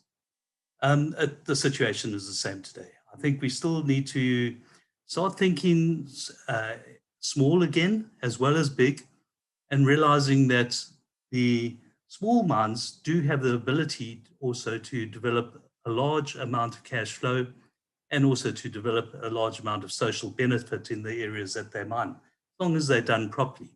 And that is why I've chosen to demonstrate the East Manganese deposit to you in the context of those comments. First and foremost, I'd like to just acknowledge my co-authors, Griff Gigler, some of you might know him, who's now with SRK, ex-Tacoma, did a lot of the supervision of the due diligence exploration and also a lot of the leapfrog modeling. And Chris van der Merwe, if any of you know him, I know Peter Harrison is on the line and you know him very well, one of the unsung heroes of exploration in South Africa.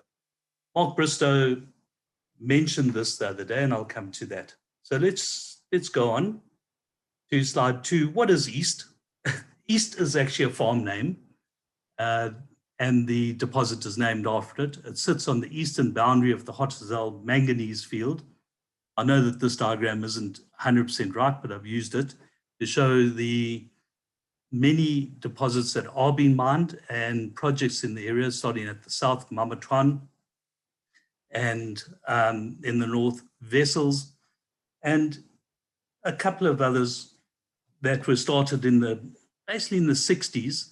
And in fact, the whole Hotazel manganese field at one stage was pretty much dominated by 2 companies, which were Asbang and Samancor, which was owned by Anglo-American and Billiton, Gencor. Now the situation looks very crowded, and we have a number of recent developments or fairly recent developments. We've got the Chwaning, the Gloria mines, Kalahari, Smart Rissick, and a number of others. And in addition, there are still a number of undeveloped, fairly prospective deposits, excuse me, like middle plots. If we focus in on the right-hand side of that diagram on where East is, you'll see the farm sits to the immediate east of the farm Gloria, where active underground mining is currently taking place. The area of interest is the portion 1, for those of you who know the South African naming convention for farms, with the RE on the right-hand side being the remaining extent of the farm. You can see in the blue some of the boreholes that have been drilled or were drilled during the due diligence. The Gloria mine is, as you can see, a little bit of the infrastructure and working situated to the immediate west of East. The not marked there, but shown in blue, is the Gamagara River, and that is a major issue in terms of mining because it's quite a deep gully, largely dry, but does fill up quite significantly in the occasional wet event. And although the annual rainfall is only about 350 mils, large floods are reasonably frequent every couple of years, and that could cause an issue and has been accounted for in the overall development of the East deposit. The landscape is flat, scrubby, as you would expect, and not a lot of interesting features and pretty much no outcrop in the area that we're looking at. Covered by Kalahari sand, and even in the gully down that you can see there, not a lot of, well, no outcrop of any ore body to speak of, but only sort of outcrop of the upper units, as I'll show you. Okay, the unsung hero of this whole story is Chris van der Merwe.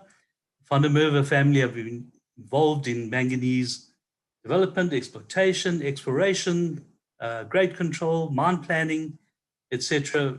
And Chris himself managed the first exploration program at East and was instrumental in helping to define the geological model that actually suggested that we had additional resources across the boundary from Gloria. Menar Capital bought the East manganese deposit and has been in the process of developing it ever since into a fairly small 30,000 ton per month run-of-mine manganese deposit And I'll show you what the pit configuration looks like. It's fairly small, 14 hectares in extent, and located in the area that I showed you. Now, I don't have a disclaimer because Menor Capital is unlisted. It is run by Wislat Oyoglu, who from coal mining mostly fame. Wislat, as I say, bought the East Project and deposit, and as part of the stated intention, I think, of investing about 7 billion rand in the South African mining industry, East is one of the first, alongside his coal mine deposits, investments. This is something that I think the South African industry should take note of. There are a number of others from where capital is coming from outside South Africa. I don't know where his capital come from, but listed in, like Orion, listed in countries outside South Africa, and a number of others that I could mention, where people have a higher appetite at the moment for investment in mining in South Africa than I think South Africans do themselves. It's noticeable to me that, sorry, just going back there, just a comment, that we have still an incredible geology, incredible geological heritage. I get quite interested in that, in doing jobs and doing consulting work around the world. I find, for example, Australians get and Brazilians very interested and very excited about vanadium deposits of 0.3 to 0.5% V2O5. We sit on the bushveld on surface with sort of close to 2%. Similarly, andalusite, I'm not sure anyone knows, but we sit with about 80% of the world's high-grade andalusite in the Tambo Hill metamorphic aureole around the bushveld. And one could go on and on. John Bristow has spoken at length about our geological heritage and others, and I agree with him. Okay, let's move on. What is the East deposit? It sits at about 50 meters depth, so it's shallow. It's covered by a sequence of fairly mundane clays, calcretes, and diamictites. And it is flat-lying, so that's the stratigraphy over there. What that hides is that you have two major unconformities at the base of the Kalahari, which is the brown, the sort of tannish color, and at the base of the Dwaka, which is the brownish color. That has eroded in this area the manganese ore body, which is about 4.5 meters thick. Now, any of you know the Mamatwan area would know that it gets up to 30, 35 meters or more. There is a lower zone with lower grades situated immediately below the manganese ore body, and then into your footwall banded iron formations, and then down into ongeluk lavas. The deepest hole drilled on East was 78 meters, but in unfaulted areas, the ongeluk lavas, I think, are projected to anything down to another 1,000 meters below that. So the interesting part of the stratigraphy, although vastly attenuated, sits in that part that you see there. Let's have a look at what the lithologies look like. I was fascinated by the wonderful pictures that we saw of up in Mali. I'm sorry I can't show you as pretty pictures in terms of lithologies. You've got Kalahari sand at the top. You progress from calcrete to white clay to red clay. Then you have what's called the lava pebble bed, but was basically a dimictite wood, which contains manganese pebbles scoured from the underlying manganese unit as well, and the equivalent of the Dwaka below that. And then into the ore body below the lava pebble bed. If you look at most of the drilling initially was done by reverse circulation. The chips were put on the ground and sampled from those piles that you can see over there. And if you can see back to our stratigraphy on the left, you can see the sand progressing into the white clay, the red clay, the pebble bed, the black, showing where the ore body is, and you can see those are 1 meter samples for representing each pile. And you can see about 5 meters thick of ore body, about a 1 meter to 2 meters of lower zone, and into the red BIFs at the footwall. No ongeluk lavas intersected in this hole. This shows the number of one of the diamond drill holes that we drilled. Some were drilled as part of 8 were drilled as part of the due diligence. And you can see essentially from the top there, the main zone, you can see a carbonate internal zone sitting quite close to the top of the zone. And you can see the lighter color showing the lower zone, the footwall zone, and then basically into the reddish footwall BIFs. That shows a 3D view of the ore body. In the blue background one that you can see, the red shows the main zone, the blue shows the lower zone, and there is occasionally a bit of what we would call upper zone, and I think you can see that in 1 and 2 holes in green. Sitatunga Resources, which is owned by Minar Capital, acquired it and proceeded to do a DD, and Tacoma helped to manage the exploration program, did the modeling and all associated aspects of the due diligence. You can see there logging the core that we drilled as part of the DD out on site near Hotazel. Looking at the total amount of holes drilled, about 50 holes were drilled. You can see there I've removed all the surface cover and just shown the ore body itself, the main zone shown in black and the lower zone in gray, and the ongeluk lava shown in green. And you can see quite clearly it describes a basinal structure. You're looking the north to the top left, and the cutoff of the ore body on this side is the fence with Gloria, the Gloria mine. And you can see that the ore body extends across the fence line into Gloria. It's possible when we did the due diligence that the southern part of the ore body is fault controlled. We couldn't confirm that from our due diligence investigation, so we left it as a basinal structure. This just shows a different view. Top left is still, well, top right is north. It shows the due diligence holes that we drilled to confirm the edges of the ore body shown in red there. And you can see that the ore body itself is closed off to the south, to the north, and to the east. And that doesn't mean that there are more zones. There could quite well be faulted zones, additional faulted zones containing manganese mineralization on the farm east. I can't remember exactly, but I don't think there are more than about a handful of holes have been drilled on the rest of the property. So it's still fairly open from an exploration point of view. So let's just have a look at it. First, on the left-hand side, you can see that this is from an annual report or competent persons report from Gloria. And you can see that quite clearly I've shown there that one could project the East Manganese deposit through from the Gloria area. See the underground mining. There are 2 zones in Gloria, the N2 and the N1.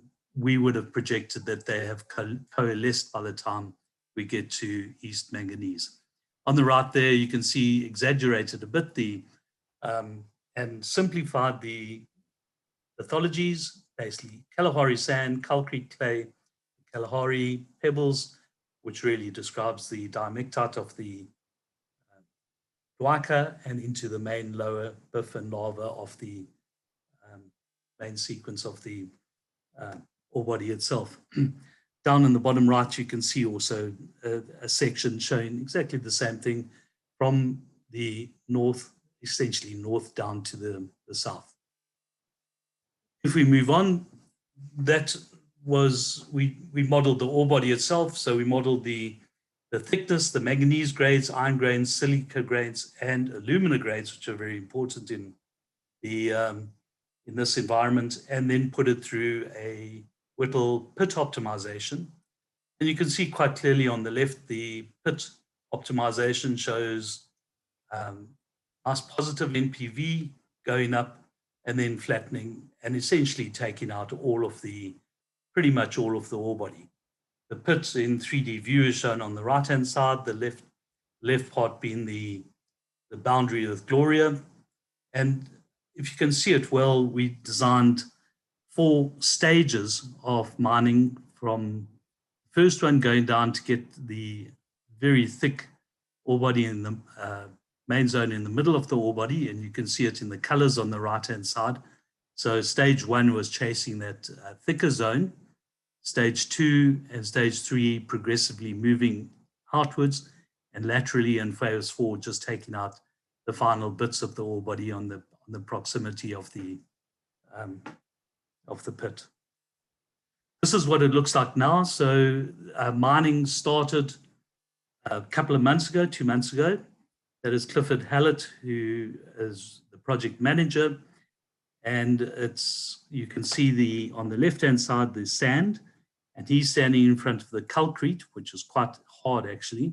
And you can see the digger on the right mining into that calcrete zone at the moment. Because of the horizontally layered nature of the ore body, you have to get down, as I showed you in the previous deposit, and it's going to take 6 or 7 months to actually get down to the first bit of ore. They've been going for 2 months, so we can expect the first ore intersection to be early next year, March, April. Let's just step back now. So that's east itself. As I said, the Hotazel manganese field is fairly tight from a exploration and exploitation point of view. You can see on the left-hand side 2 grabens that are shown, the old Langdon Annex and Hotazel deposit. These are super high-grade manganese deposits, fault-bounded. Depending which diagram you look at, those faults are in different positions. On the right-hand side is what was called the Devon mine. It's finished, defunct. But manganese grades were running in the vessels type of grade, supergene enriched grades of 50, 52, 55% manganese. As anyone who knows this, Pete Harrison will tell you, most of the Hotazel manganese field is sitting at about 37%. Certainly it is at Mamatwan itself, and that's usually the grade that's actually exported. But anything over 40%, like is in the vessels type of ore, which shown quite simplistically as supergene enriched. The purple band up there where Blackrock, Chwaning, Vessels itself, and a number of other deposits are exploiting the ore body. How many more satellite ore bodies exist? So east is not an equivalent to the fault-bounded ore bodies.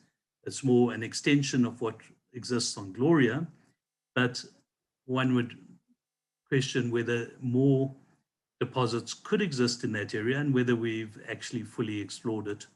These little ore bodies, like we discovered with Marsfontein, might have a very short life, but might be enormously profitable to mine very quickly.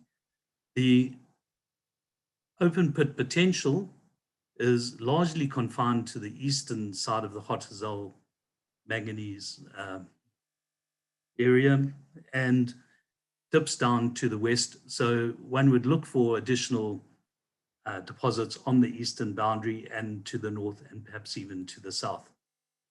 If we look at the complex geology in the area, so this is a section through Chwaneng, you can see through the number 3 decline shaft and the enormous amount of faulting, breaking up the area into thrust blocks and graben blocks, as we see up further north in north of Chwaneng in Vessels itself, and a large degree responsible for some of the supergene alteration. If you go south and do a section, which I haven't shown you here, but I showed it, I think, in the talk I gave on the Perring zinc deposit 2 months ago, the potential also exists for additional mineralization in terms of zinc and lead. And if you do a section through the Mamatron middle plots ore bodies and further west, the fault bounded blocks may well host additional Perrine style mineralization. Just in terms of that, I mean, Perrine's got still after 20 years of mining, still 15 million tons at 2% zinc left. And that, if you add those two together, 40 million tons at 2.5 to 3% zinc is a very, very nice exploration target. And I do believe that we should be looking for additional base metals targets in this particular area. I think one of the things that's holding us back, and it was brought home to me by many speakers and questioners at the Mining Indaba on the current state of our cadastre and the current ability to access previous mining exploration. It is a serious issue that holds us back. We have fallen significantly behind other countries in the world that compete for the same exploration dollars. I've referred to places like Kazakhstan, etc., who have put in place very modern kind of cadastres. We still need to get there. And in fact, I believe that there is a certain amount of energy around it at the moment, but we still need to see it. I would welcome that getting in place. It's just a couple more. So as I said, these little mines have a huge socio-economic effect. About 70 to 80 direct new jobs, and using a multiplier of 10, about 700 and 800 people benefit from this project. And even though it doesn't have a long life, one can still hope that additional extensions, either into the Gloria or on East itself, could extend the life of this particular operation. If you go to the further regional exploration potential, you can see the geophysics there, REMAG on the left-hand side, showing the overlay of the Hotazel manganese field.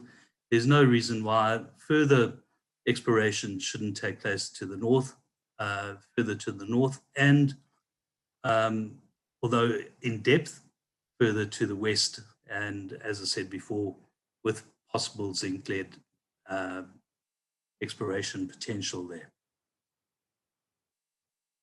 So someone mentioned earlier that we have about 80% of the world's manganese, and yet in terms of resources, and yet only about 30 or 40% of the production. This is where the rest of the resources sit, a little bit in Mexico. Brazil has some. Gabon, obviously, in the Central African plateau. You've got some in the sort of Ukraine, Bulgaria, Georgia area, quite a bit in China, a bit in the Pilbara, but the big one obviously is Gemco in Groote Eylandt. What holds back development of the Kalahari Basin is simple, it's infrastructure. So getting from the Kalahari Basin to the coast to export, whether you sinter or not, and some obviously goes to Meyerton, which I'm not sure if that's still running, but you're looking at about 1,000 kilometers. Port Elizabeth, shown in that particular slide there, is 1,100 kilometers from Hotazel. Durban is a bit further. Saldanha is a little bit closer, but you've got to compete with iron ore on the railway there. So infrastructure has been seriously under-maintained over the years. We have been talking about a new port at Deepwater Port at Nkuru, which is the old Kucha at Port Elizabeth. And I'll give you a quote from Alec Irwin, who I'm sure many of you would remember him, from August 2006, where he said that the new port would be developed. That's almost 15 years ago that they've been talking about it, and very little has been done. Although I see new announcements are being made, I will believe it when I see it. To finish off, just what does the market look like? This is the last slide. So manganese goes into steel, pure and simple. You need about 10 kilograms of manganese per ton of steel product. You can't do without it. There's no substitute. And most of it is exported to China, either as direct shipped ore, as you saw from from Port Elizabeth there, or sintered ore. And it really goes into three alloy types: high carbon ferromag, silica mag, and low carbon ferromag. So there are some other uses of manganese, but they're fairly minor. It's in batteries, but in agriculture, non-ferrous alloys. So again, we hold 80% of the world's resources, but only about 30% of the declared reserves. And I think it's about an equivalent amount, although I mentioned about 40% of production. In terms of price, it's been under pressure recently because we've entered a bit of an oversupply stage. As Mark mentioned earlier, supply and demand is a critical thing in all metals. The expectation is that the price will recover, and has started to recover, and that it will go back to the long-term average of $4.50 per dry metric ton unit. And that's for 37% free on board out of Port Elizabeth, and from a fairly recent source in October. You can see on the top right that we've entered a slight oversupply period from the 2016 undersupplied market. And as I said earlier, that's planned to balance. In terms of producers, at the bottom right, South 32 is still one of the biggest producers of manganese globally between its operations in Hotazel and Groote-Eylandt, and then Eramet, Assmang, and a number. Sheepy is a big one, UMK, which finds the Smart Rissick deposit, and a number of others are shown there, many of them in the Hotazel area. So with that, I'd like to say thank you, and hopefully there are a couple of questions. It's a bit early for beer o'clock here in London. It's only 2 o'clock in the afternoon, but I sincerely hope that many of you have started to crack your first one. So thank you. I'm going to unshare my screen at the moment. Thanks, Craig. Thank you, Matt. I'll open this talk to questions and comments before we get on to sort of a general session. First one, Matt, what's the life of mine at this point? About 5 years. So it's a significant employer in that part of the world for the next 5 years or so. It is, yes. Any other comments or questions about this?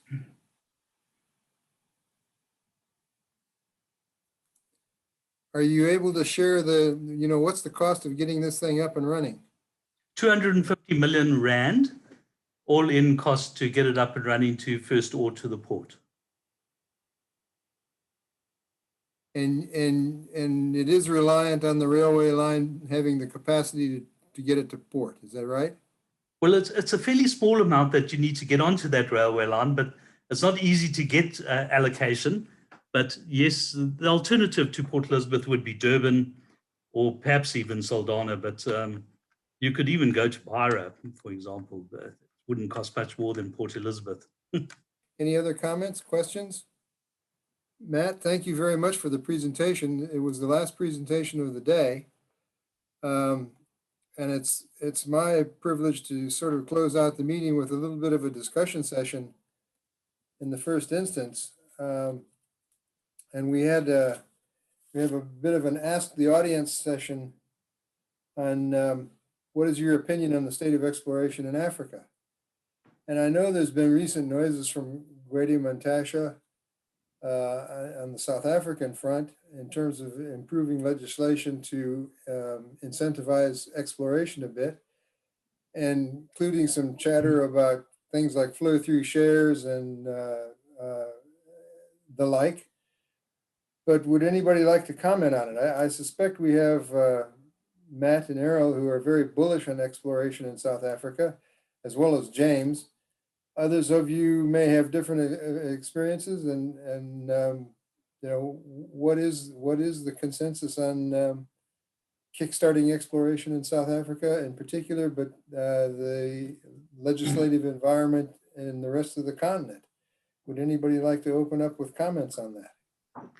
Craig, could I start with a comment which leads on from what I said during my talk? And I really do believe that anyone involved in exploration and development in South Africa should be lobbying quite strongly for the development of a proper cadastre system. It's so noticeable when you look at what other countries have done, how far behind we've lagged. I call it antiquated, but it's probably even worse than that. Proper access to the ground holdings, who does what, the information that has been developed, and all the sort of modern aspects of a cadastre system. Is the DMR sympathetic to this at this point in time? I know they haven't been in years past, but I'm hearing different noises coming out now. Yeah. Craig, maybe I can comment on that. Obviously, I'm leading the negotiation on behalf of the Minerals Council on all of this, and leading the delegation with the DMR and the Council for Geoscience on trying to come up with a very clear bullet plan to kickstart exploration in South Africa. I know that a lot of us are extremely frustrated about what's happening in South Africa, and quite rightly so, because it's been despicable. There's nothing else for it. The reality is that Gwede Mantashe and a lot of the senior leadership of government do now realize that they're in a mess. And I think there's a genuine want and a wish and a need to get back into exploring and developing new mines. And it's been recognized, it's been developed, it's been recognized at NEDLAC, and Roger Baxter has been leading the discussion at NEDLAC level. I am attending the state president's luncheon on Wednesday, and I have been told to be prepared to discuss this again. It's very difficult to tell when you're dealing with government how serious they are about things. When I got involved in negotiating the new Minerals Charter 3 years ago with Gwede Mantashe when he came in, we pushed hard for getting prospecting dropped from any Minerals Charter requirements. And we succeeded in the end, and people don't give credit to that. But right now, there is no mining charter requirement for prospecting. The reality is we know that some of the officers of the DMRE are still applying it, although it is still law. And we've had discussions with the Minister about this, and we believe that that will be solved.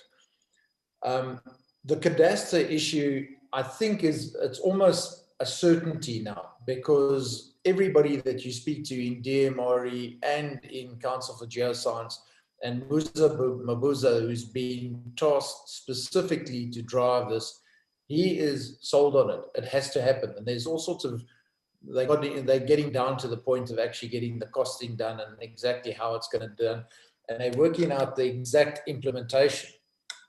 Because believe me, it's a massive task, because we do have this overly complicated mineral rights ownership that matches our property title, the real property title, but the minerals are disjointed. You can have multiple owners of minerals on the same property with different environmental authorizations and all sorts of things. So we're getting down to that level of discussion at the moment of exactly how do we do this.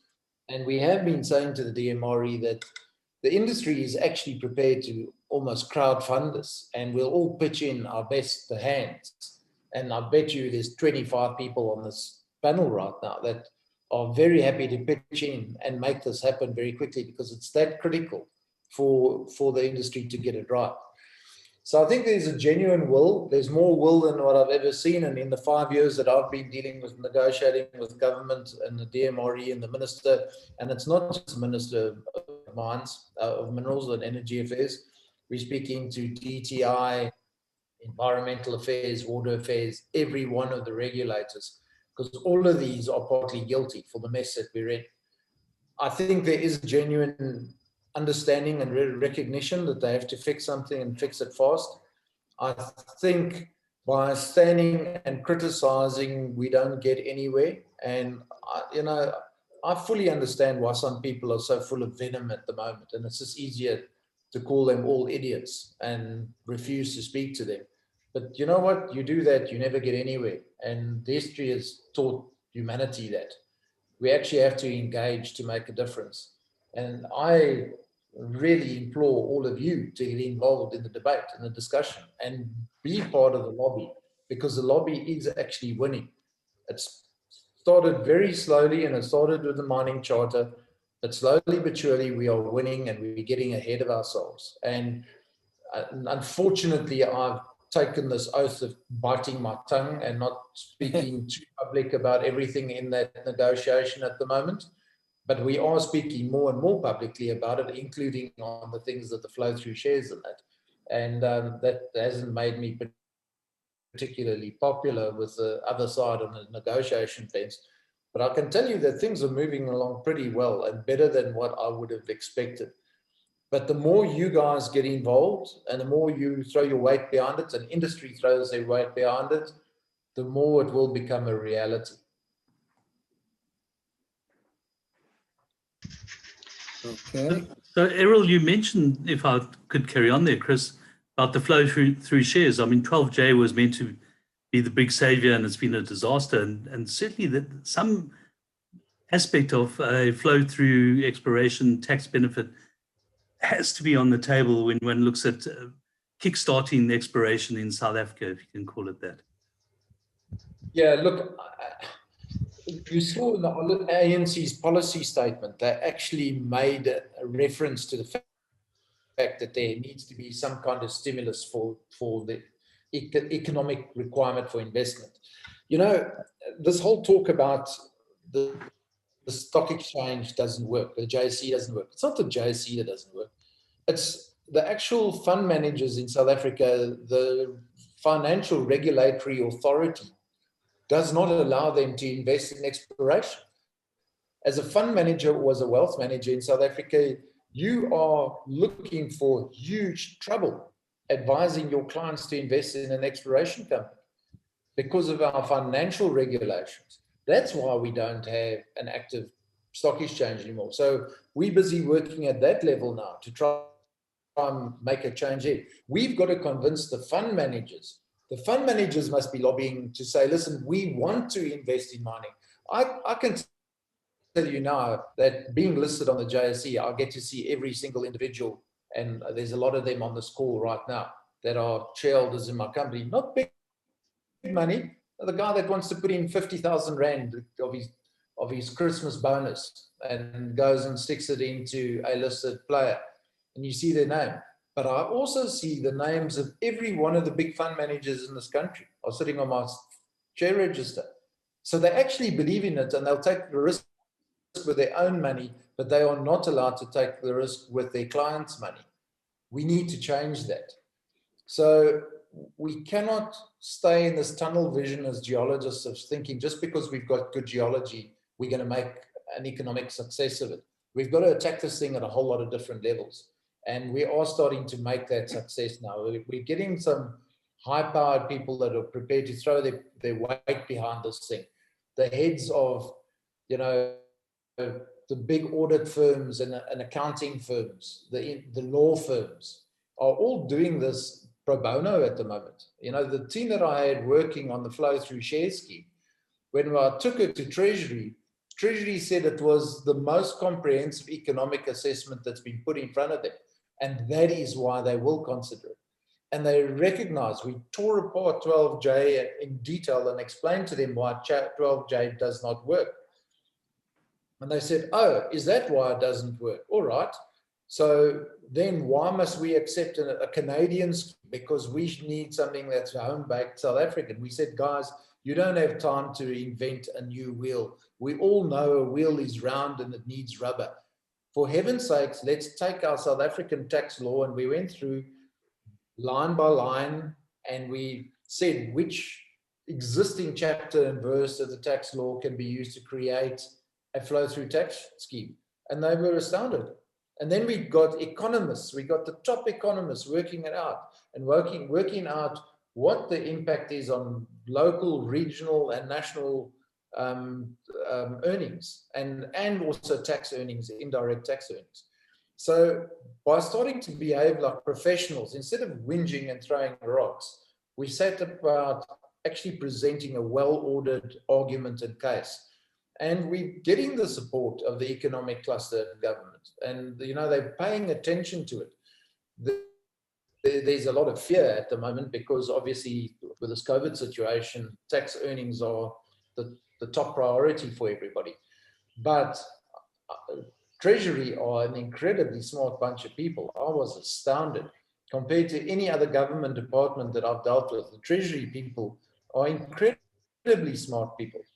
And they got it immediately and they started unpacking it and understanding it. And what we've sold them on is they didn't realize, because nobody presented to them, that if you took R1 billion of expenditure as a tax break and you spent it on exploration, within 12 months, 300 million of that billion ends up in SARS's hands anyway, as VAT, as PAYE, as indirect taxes, as diesel levies, as road tolls and everything else. So ultimately, Treasury it's a net zero loss game for them. So for them, it makes a lot more sense of doing that. So we've got to start approaching this like sensible professionals and putting a well-argued case in front of people instead of arguing the emotional case. Because I can tell you what, you call Gwedi Mantashe a fool and an idiot and call everybody in the DMRE a bunch of crooks. You've got a problem because there are good people there, and all you're doing is you're undermining the good people because of a couple of very rotten apples that still remain. But I can tell you that a lot of the worst apples are left. And my own personal experience is if anybody even looks skew at us, they get sent running for the hills. So industry is to blame, partly to blame for the problem as well, because a lot of industry were quite happy to accept the corruption and actually fuel the corruption. And the more you just say no and hell if you put that to me again, I will make sure you're in jail. They back off. They don't ask you anymore. They go away. So we've all got to play our role in making this happen. But the fact is the DMRE are dysfunctional because they don't have the human or the equipment resources. They don't have laptops, so they can't work from home. You know, their laptops and all the batteries have croaked. You know, the SAMRAD system is a complete fiasco, and we all know that. But Council for Geoscience and DMRE have recognized it. They know it's a fiasco, and they know it's got to be replaced. They're just trying to figure out how to do it and exactly what is it going to cost so that they don't get another SAMRAD fiasco. Because SAMRAD was a quick fix job. It was a Band-Aid plaster that was put on a gaping wound, and it just couldn't do the job. So we can't make the same mistake again. We've actually got to get it right. Can you hear me? Yeah. You've got to understand the exploration industry and the type of investor that it attracts. Because if you take it global scale, for every dollar the exploration industry generates, you spend $1.10 to get it. So it's high risk money. And there's a reason why 65%, to the best of my knowledge, it's still the same. 65% of the money raised for junior exploration comes out of the TSX. 30% comes out of the ASX. 4% comes out of AIM. The reason is that the investors and the junior companies, or the junior companies and the investors know each other on those exchanges, and they know how the industry works. So to say that big wealth funds in South Africa are all of a sudden going to invest money in exploration is a little bit optimistic. Explorers want to, in my view, the reason why exploration is not a successful enterprise in South Africa is because fundamentally explorers want to kick the ground. They want to be able to turn over projects. They understand that for every 20,000 projects that you might look at, only about 1 or 2 of them are going to end up a mine. The odds go up a hell of a lot if you're doing brownfield exploration. But it's not going to appeal to the South African investor as an investment unless they're putting in a tiny percentage of their money. So like 3%, 4%, 5%. And you've got to talk to them nicely to do that. Now, is there that much money in South Africa to get 4% out and fund a decent exploration program and to attract explorers who want to be able to turn over projects? Now, to get an exploration project in South Africa now, Errol, you can talk to this. How many years does it take to get the exploration license? When you're competing with a country like Botswana, where it takes 3 weeks. A couple of years ago in South Africa, it would take you 4 years, 5 years. Then you'd have to do your social plans. You'd have to do your environmental surveys. You basically have to build schools. You have to promise employment. You have to maintain an office and for all that amount of time. So the competitive cost of doing exploration in Botswana was about $30,000 for a project versus $500,000 in South Africa. So there are a lot of fundamental reasons. There's nothing new in it. A lot of fundamental reasons why exploration hasn't really been successful in South Africa. Mike, let me just answer a couple of those points. Sorry, Errol, before you continue there, because it's an interesting discussion and the whole bearish and bullish, sorry. Craig, can you make me a host so I set up a poll in the meantime, and then Errol can continue on how people are feeling bearish and bullish? I can't, otherwise we use the voting. Errol, please continue, sorry. Okay, so for a start, the current exploration expenditure in South Africa, according to the Department of Statistics, is 1.8 billion rand per annum at the moment. That's nothing. It's not even a drop in the ocean. If we doubled it, it would have a huge financial impact already. If we do achieve 5 times, and that's the target that Gwede Mantashe has set us, is to set in place a set of rules that can be achieved to go 5 times. Now, I'd be very happy if we can reach 3 times in the next 3 to 4 years. So it's not a big wallop of money. It's actually a pittance, because the pension fund money in South Africa is 1.4 trillion rand under management. If we could mobilize 0.5% of that, so the fund manager's discretionary right. In every pension fund and every wealth manager, there's a thing called a discretionary. If we can mobilize 0.5% of that, we will swamp the African exploration budget. Now, if we offer a tax incentive to do that, suddenly instead of buying wine in the Cape or Van Gogh paintings or something like that, or game farms, people may be more incentivized to invest in exploration. They can show a better return. So yes, you're absolutely right. It is a high-risk environment and it doesn't suit everybody. And I argue that the pension fund managers should be investing a lot of money in exploration. They should invest a little money in exploration. The problem is that in South Africa, as an individual, you are not allowed to run your own pension. So if you were working for a big company, you can't take your pension and manage it. But where in Canada and Australia you are, as a sophisticated investor, you just sign a thing, you get your accountant to sign off, and then you run your own pension fund and you make your risk decision and you do your research on what you're going to do. So we've got to change that, because there are people that want to do it, and I do see that kind of money that's available, but they're actually not able to do it at the moment. We also need to get companies trading on the stock exchange, and the Altex costs nothing. It costs a couple of million rand, not even a couple of million, I think it's about 2 million rand to get a listing put away on the Altex. In the greater scheme of things, it's a small amount of money, because you need to get tradable stock to make this work, because it's about seeking a return on equity investment. And the South African investors become lazy in that they look for dividend yields. So they're going to invest only in companies that deliver them dividend yields. So there's a whole economic universe here that we've got to change here in South Africa, because they used to be there and they will be back. So, and you know, we've been canvassing these markets, and I've been going around and speaking to the wealth managers. You know, the wealth managers and the fund managers in South Africa do not employ analysts anymore because they can't afford to do it, because the actual fees on trading a stock don't actually warrant employing an analyst.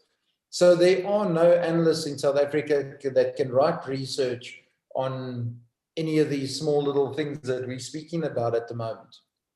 And that's another problem. So there's nobody to help the investment managers. And I'm not speaking about just the big pension funds. I'm speaking about wealth managers, the guys that have got 50 clients and they just advise them on where they should invest their money, high net worth individuals, pensioners, those kind of things. Those are the guys that you can get over the line, and you can very easily mobilize 5 or 10 individuals that will invest 5 to 10 million rand a piece. Now that's a big chunk of money when you're a junior explorer. So it can happen, but it's not going to be easy, and it's not going to be overnight. I think what you're saying is that we perhaps haven't got the right champions yet in the fund management industry. Yeah, but we've got to communicate to them what the opportunity is, and they are starting to see it. So we're presenting to them what happened in Canada with flow-through share schemes, how it works, why the opportunity worked. And, you know, in Australia, and that's what I want to be careful of, is, you know, Australia, that they do the right thing because they can. So in Australia, if you go do an exploration program and you develop a new exploration technology, you'll actually get a tax rebate as an explorer, and you'll actually get your money back for what you spent on developing a new technology. There's no incentive like that in South Africa.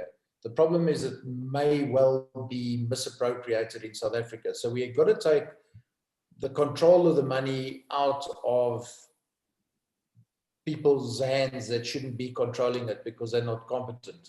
You know, for SARS to make a decision on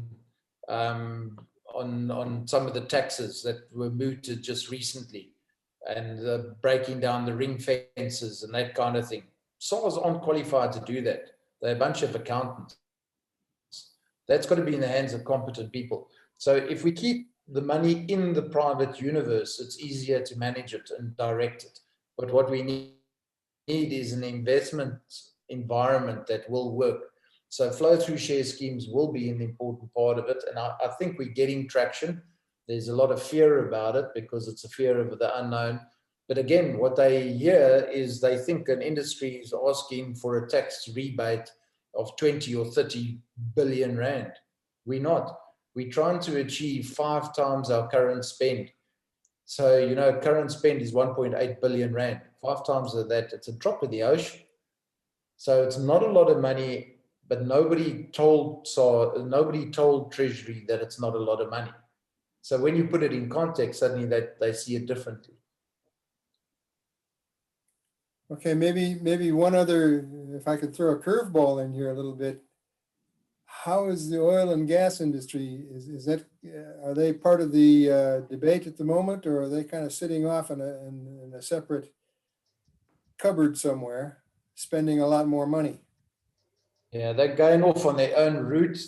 They've chosen not to be part of the minerals and the hard rock minerals. And in some ways, it's probably best that way, to be quite honest. There has been a split now in our mineral law. So the MPRDA, the petroleum section of the MPRDA has been split off into its own petroleum law. So there's different departments, there's different laws, it's got a completely different setup. So I can't comment on that, but in a lot of ways, it's made it easier for the rest of us and for the rest of the remaining minerals, because it's taken away this unfortunate global thing of mass corruption that goes with the oil and gas industry. Yeah. Any other comments or questions from anybody?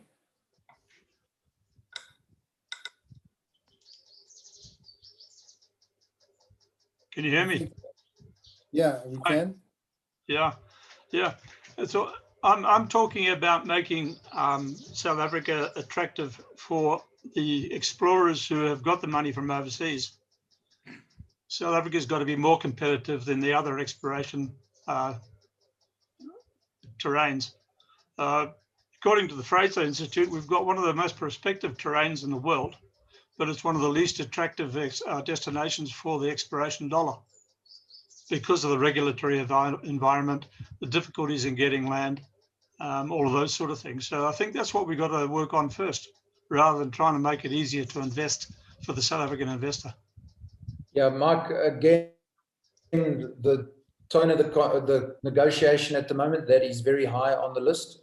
We have set ourselves a target, and I'll probably get persecuted for saying this, but we've set ourselves a target of trying to achieve it, permitting within 6 months, because I don't think it's realistic bringing it down to 3 months or 3 weeks, because unfortunately there is a legacy in this country, is too many people did not behave responsibly.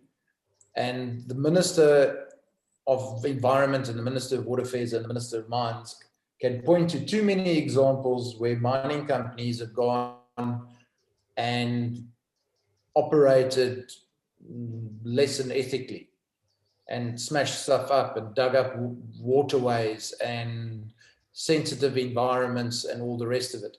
Now, I hear you and my heart is with you, but in the years that I operated in Australia, let me tell you something, even in the very best jurisdiction in Western Australia, you know, you deal with a difficult native title party there, and it's going to take you years to get on the property. It's only in a perfect environment where everything falls in place immediately that you could achieve it in 4 months.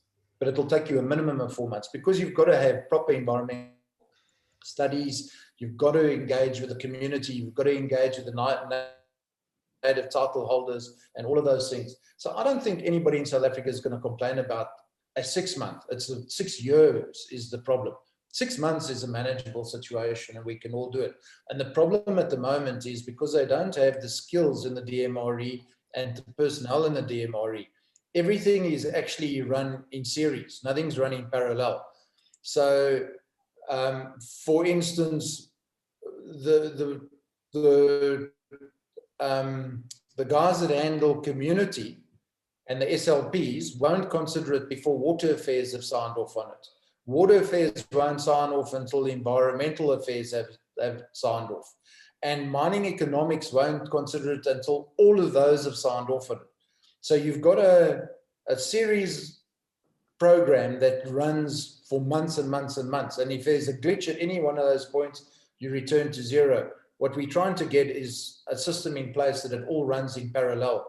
And if you, those of you that are old enough will remember that the old Department of Mines, you know, there was a one-stop shop in a lot of ways, because you could go apply for a low impact prospecting right as your initial prospecting right. And you could go do geochem sampling and your geophysics and your mapping and that kind of stuff.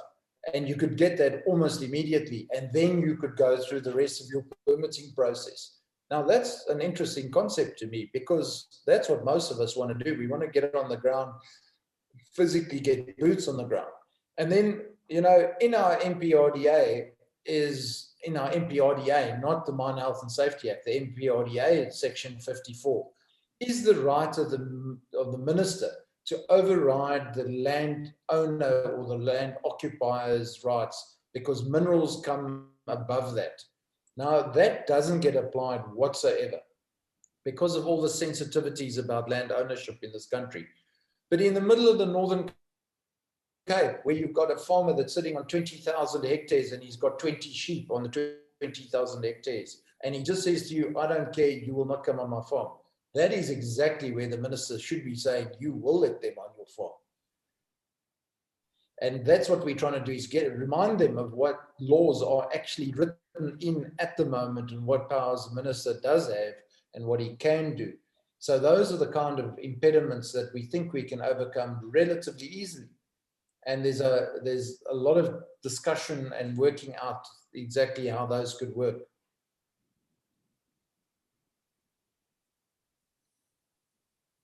Can I shift Anyway, the discussion just a little bit? And I'd like to shift the discussion away from this topic with one last question, I guess, to this audience. If we go back to the technical side of things, the geological issues, I think we could all agree that South Africa is a great address to be at. There's not much question about that. Are we producing enough explorationists in the younger generation of geologists coming out of universities that we can pass the baton to? Just like to get some thoughts on that. My feeling is that we're seeing a lot of good people coming out at honors and masters and PhD levels out of South African universities. They don't necessarily come out with the right competencies for this kind of a business, or perhaps even the right appetite. But I'd like to hear some opinion on that from various people. Ray, can I make a brief comment? Yeah, James. I think we produce very good geologists, but when it comes to an explorationist, and if I gather that was the kind of basis of your question, is that the geologists that come from universities currently, and probably for the last 5 or maybe even 10 years, may be very good geologists, but they lack two big things in my view. One is that they don't have a general understanding of the rest of the value chain, be it mining engineering, metallurgy, mineral economics, and those kind of things.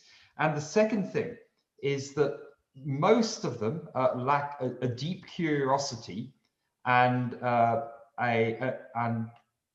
to look at not just the geology, but to look at who's done what before, read previous reports, whether annual reports, geological reports, etc., and have that really deep curiosity to try and piece things together in what is already a heavily explored area, but I agree, at an equally prospective area.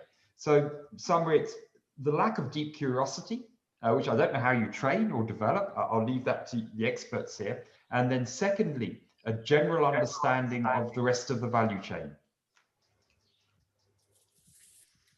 Can I make a comment on that? It's always been like that. Universities have never put out an industry-ready geologist. Universities are training people to be researchers, which gives us the edge. It takes a geologist 3 years before he even half pays for himself in a company, in a junior company. You learn those skills on the job. And then the turnover rate has always been very, very high in exploration because there's not a lot of young geologists prepared to spend that amount of time in the bush, which is what it takes when you're beginning. So yeah, it's very, very much the same as it's always been, I suspect.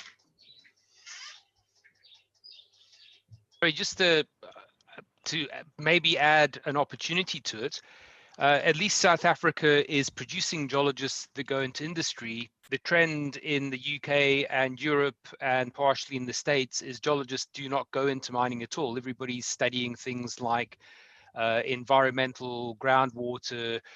There's just very few hardcore geologists being produced.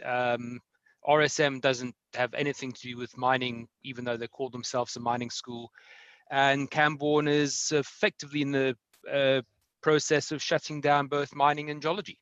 There's very little hardcore geology exploration studies offered here.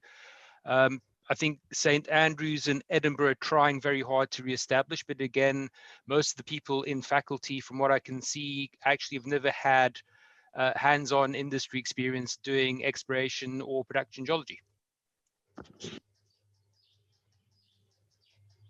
Okay, can I just come in here? In as much as the industry would say that the universities might not be creating students or geologists who are capable in the field, I think also the industry has a tendency to put young geos in a position where they're not able to apply other skills.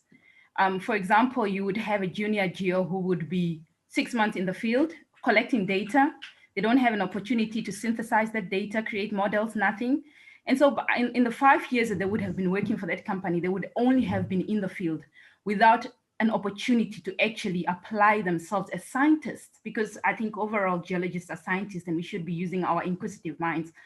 But we tend to keep young geos really so much involved in data collection and not so much in the interpretation of that. And that's why that skill is lacking, I think. I think that's a very good point. At the same time, Craig, I'd like to make a comment on that. Is one of the issues that I'm finding with young geologists is that they no longer want to be in the field. They want to start off their very first day sitting in an office, synthesizing data, playing with computers and building models, which is a skill that they will definitely need. But unless you have the basic geology, I'm not sure that sitting in an office synthesizing data is all that useful. So we need to do something about managing expectations as well. If I can say something, geology in South Africa, field geology in South Africa is not particularly difficult. There's a lot more difficult places in the world where the youngsters are out doing field work. Listening to some of the conversation, I've got a couple of comments that I would like to throw out there. We in South Africa, and I've been away from South Africa for a long time, so I'm looking at it probably from that distance, and I might be missing some pieces as well, obviously. But we had an exploration system all those years ago, back in the 80s, where everything was run by 5 or 6 mining houses. That led to hoarding of information, I suspect, by those companies. And that leaves us in the situation where we are now, where data on projects is not freely available for anybody. So it's a bit of a legacy thing that needs to be sorted out. But what's also happened is that there was not really a legacy of real entrepreneurial juniors running around in those years doing their thing, and that has probably come through into the present. I know many years have passed since then, but it's probably has had a negative effect on the policy side of things.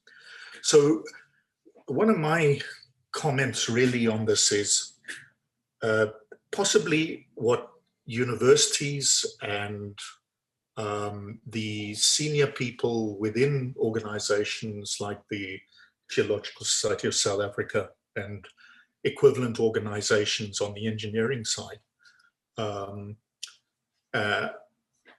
in economics possibly, need to probably do is start to join forces and start to engage, I believe, if they're not doing it already, with the and teach some of the stuff that is more general knowledge in terms of policy, good practice in terms of developing policy in the rest of the world, and start to engage with the people in government to try and develop that. I know it's a hard path when you have a lot of social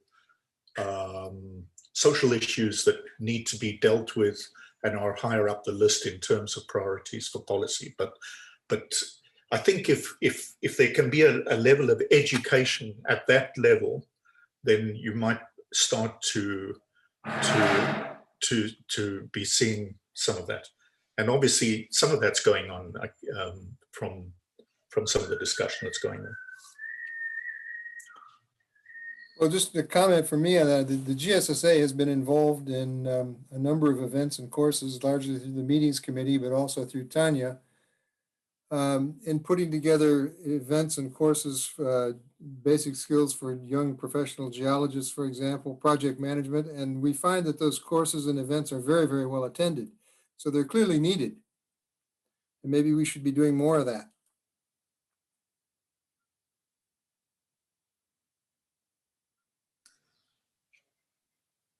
That's great. But I think that there's, I don't know what the formal education side of things is like from the universities. For instance, I studied at the Center for Petroleum, Mineral Law and Policy in Dundee, and they certainly reach out and help educate at the policy level within different jurisdictions. So, if something similar could start to occur or be promoted within the South African context, that might help. Any other comments on the subject?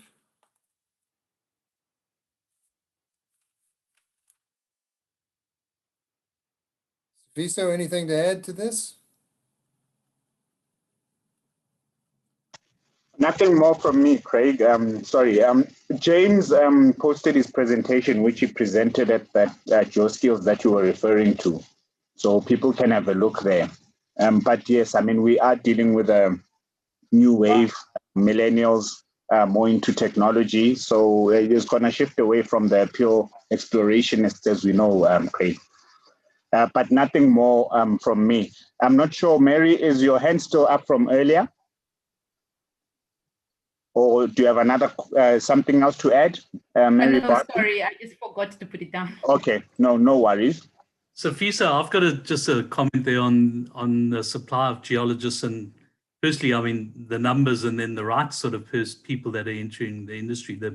In terms of supply, I mean, we are our own worst enemies. The boom and bust nature of the industry means that we chase each other to try and employ people in the boom, and then we chase each other to try and get rid of them in the bust, and no wonder we sort of end up with either not enough or not the right kind of geologists.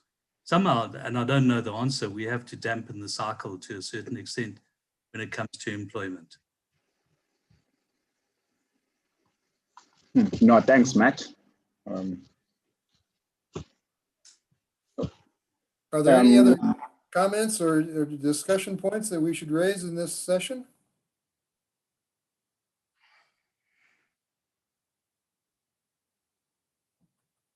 I think if there's nothing more from anybody, I think we've had a pretty interesting day. Today I had to go attend another AGM, so I haven't been in the meeting the whole day. But a couple of things that have come out to me in summary, in addition to this discussion. We have batted around the idea of consumerism demand and resource demand during the course of the day. And what drives all that, and we are aware that we are living in a very uncertain world at the moment. The other couple of other things that came out to me, which should be obvious, the importance of models, good geological models based on good data, the compilation and recollection of old information, application of new technologies. Small projects can matter, and so we must keep our eyes on those. And in a place like South Africa, I guess a final point for me would be, maybe there's a little bit of an artificial distinction between brownfields and greenfields exploration.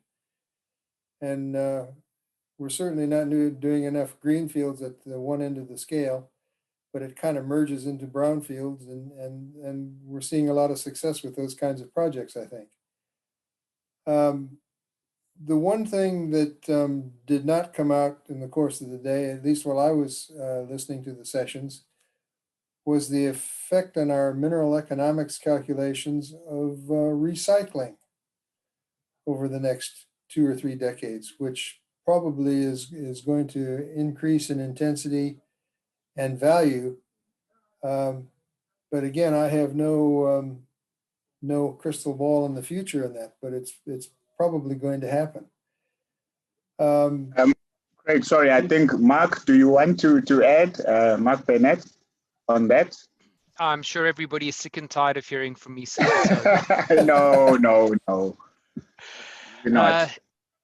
Well, there's a yes and a no. There's a really, well, first of all, there's a really good book called Junkyard Planet. It's a bit dated, worthwhile reading to just get a general overview of the recycling industry, where it goes to. If you go and look at my presentation that was done, why it's not easy going green, I also refer to some of the issues in terms of recycling. But that being said, there is now active discussions in, again, European universities to go back and start mining what's referred to anthropomorphogenic deposits. So basically old rubbish dumps. If you cast your mind back to some of those televisions that I put up, they are full of metals and minerals which are potentially going to be in short supply. So mercury, cadmium, lead, they're all there. They were dumped in old rubbish dumps, and they're waiting there for someone to get the technology to go and mine them at probably very, very cheap costs. And then I guess just to go back to the whole discussion about your new modern slimline phone, one of the other things that happens is new technology is being designed specifically in a way, especially Apple, they're probably the biggest culprits, that it becomes very difficult to recycle the product. So effectively, once you have one of their products, once it's been used, you can't take it, you can't economically recycle it. The same thing goes, and a lot of people aren't aware of it. Solar voltaic panels, the thin ones, you can't recycle them. Wind turbine blades, you cannot recycle because of all the plastics in them. And so even though we're going to a green future, a lot of the stuff that we are creating to help that green future is going to give us major problems going forward into the future. And again, it's looking further down the track, or what are the consequences of our current actions and how they're going to pan out further down the line. And I guess the last point, and it becomes very philosophical, there have been some people, I can't remember the references off the top of my head, who have been looking at things like, okay, well, we're putting in all these wind turbines, but as soon as you put in wind turbine, you are going to be reducing the airflow, the airstream. What is that then going to potentially do to climate change, both at a local and a global scale? Because you're taking that energy out of the wind, which would have went somewhere else. What are the potential long-term implications for the climate going to be if we start doing those type of things? Thanks, Mark. Sofiso, I think we can probably close the meeting now, unless anybody else has anything to add or any other topics of discussion. Any last points? Okay, I'll do thank yous. Craig, just again, as per the opening, thanks again to everyone who attended and took the time and staying on. So much appreciated, and the engagements as well. I'm sure we've all learned quite a few things, including yesterday as well, our technology day. So thank you for attending. Thanks to all our speakers who dedicated their time and stayed on for subsequent engagements and Q&A. So thank you for that. Thanks to the organizers again. Nolene, I think she's back on now. The meetings committee, thanks Mark Bennett for helping out as our industry champion. Thanks Tanya, Craig, Lali, Sally, the ladies. And again, as always, thanks to our sponsors, GeoExplore Store, Max Geo, those are annual sponsors. Orion, Errol was on, Imdex, Nolene is on, University, UJ, Cimera, MSA Group, there were a couple from there, Tacoma Strategies, Matt. So thank you to everyone who made this possible. And as we said, the recordings will be made available for those we have permission for to all the delegates. And with that, that's all from my side. Craig, thanks to everyone, and please enjoy your weekends. And in typical Begitele fashion, please keep safe. I'll turn on my video now. Please do keep safe. We can keep the meeting open for a few minutes, Craig, for those who want to stay on, but you are welcome to drop off and leave. So thank you again for joining us.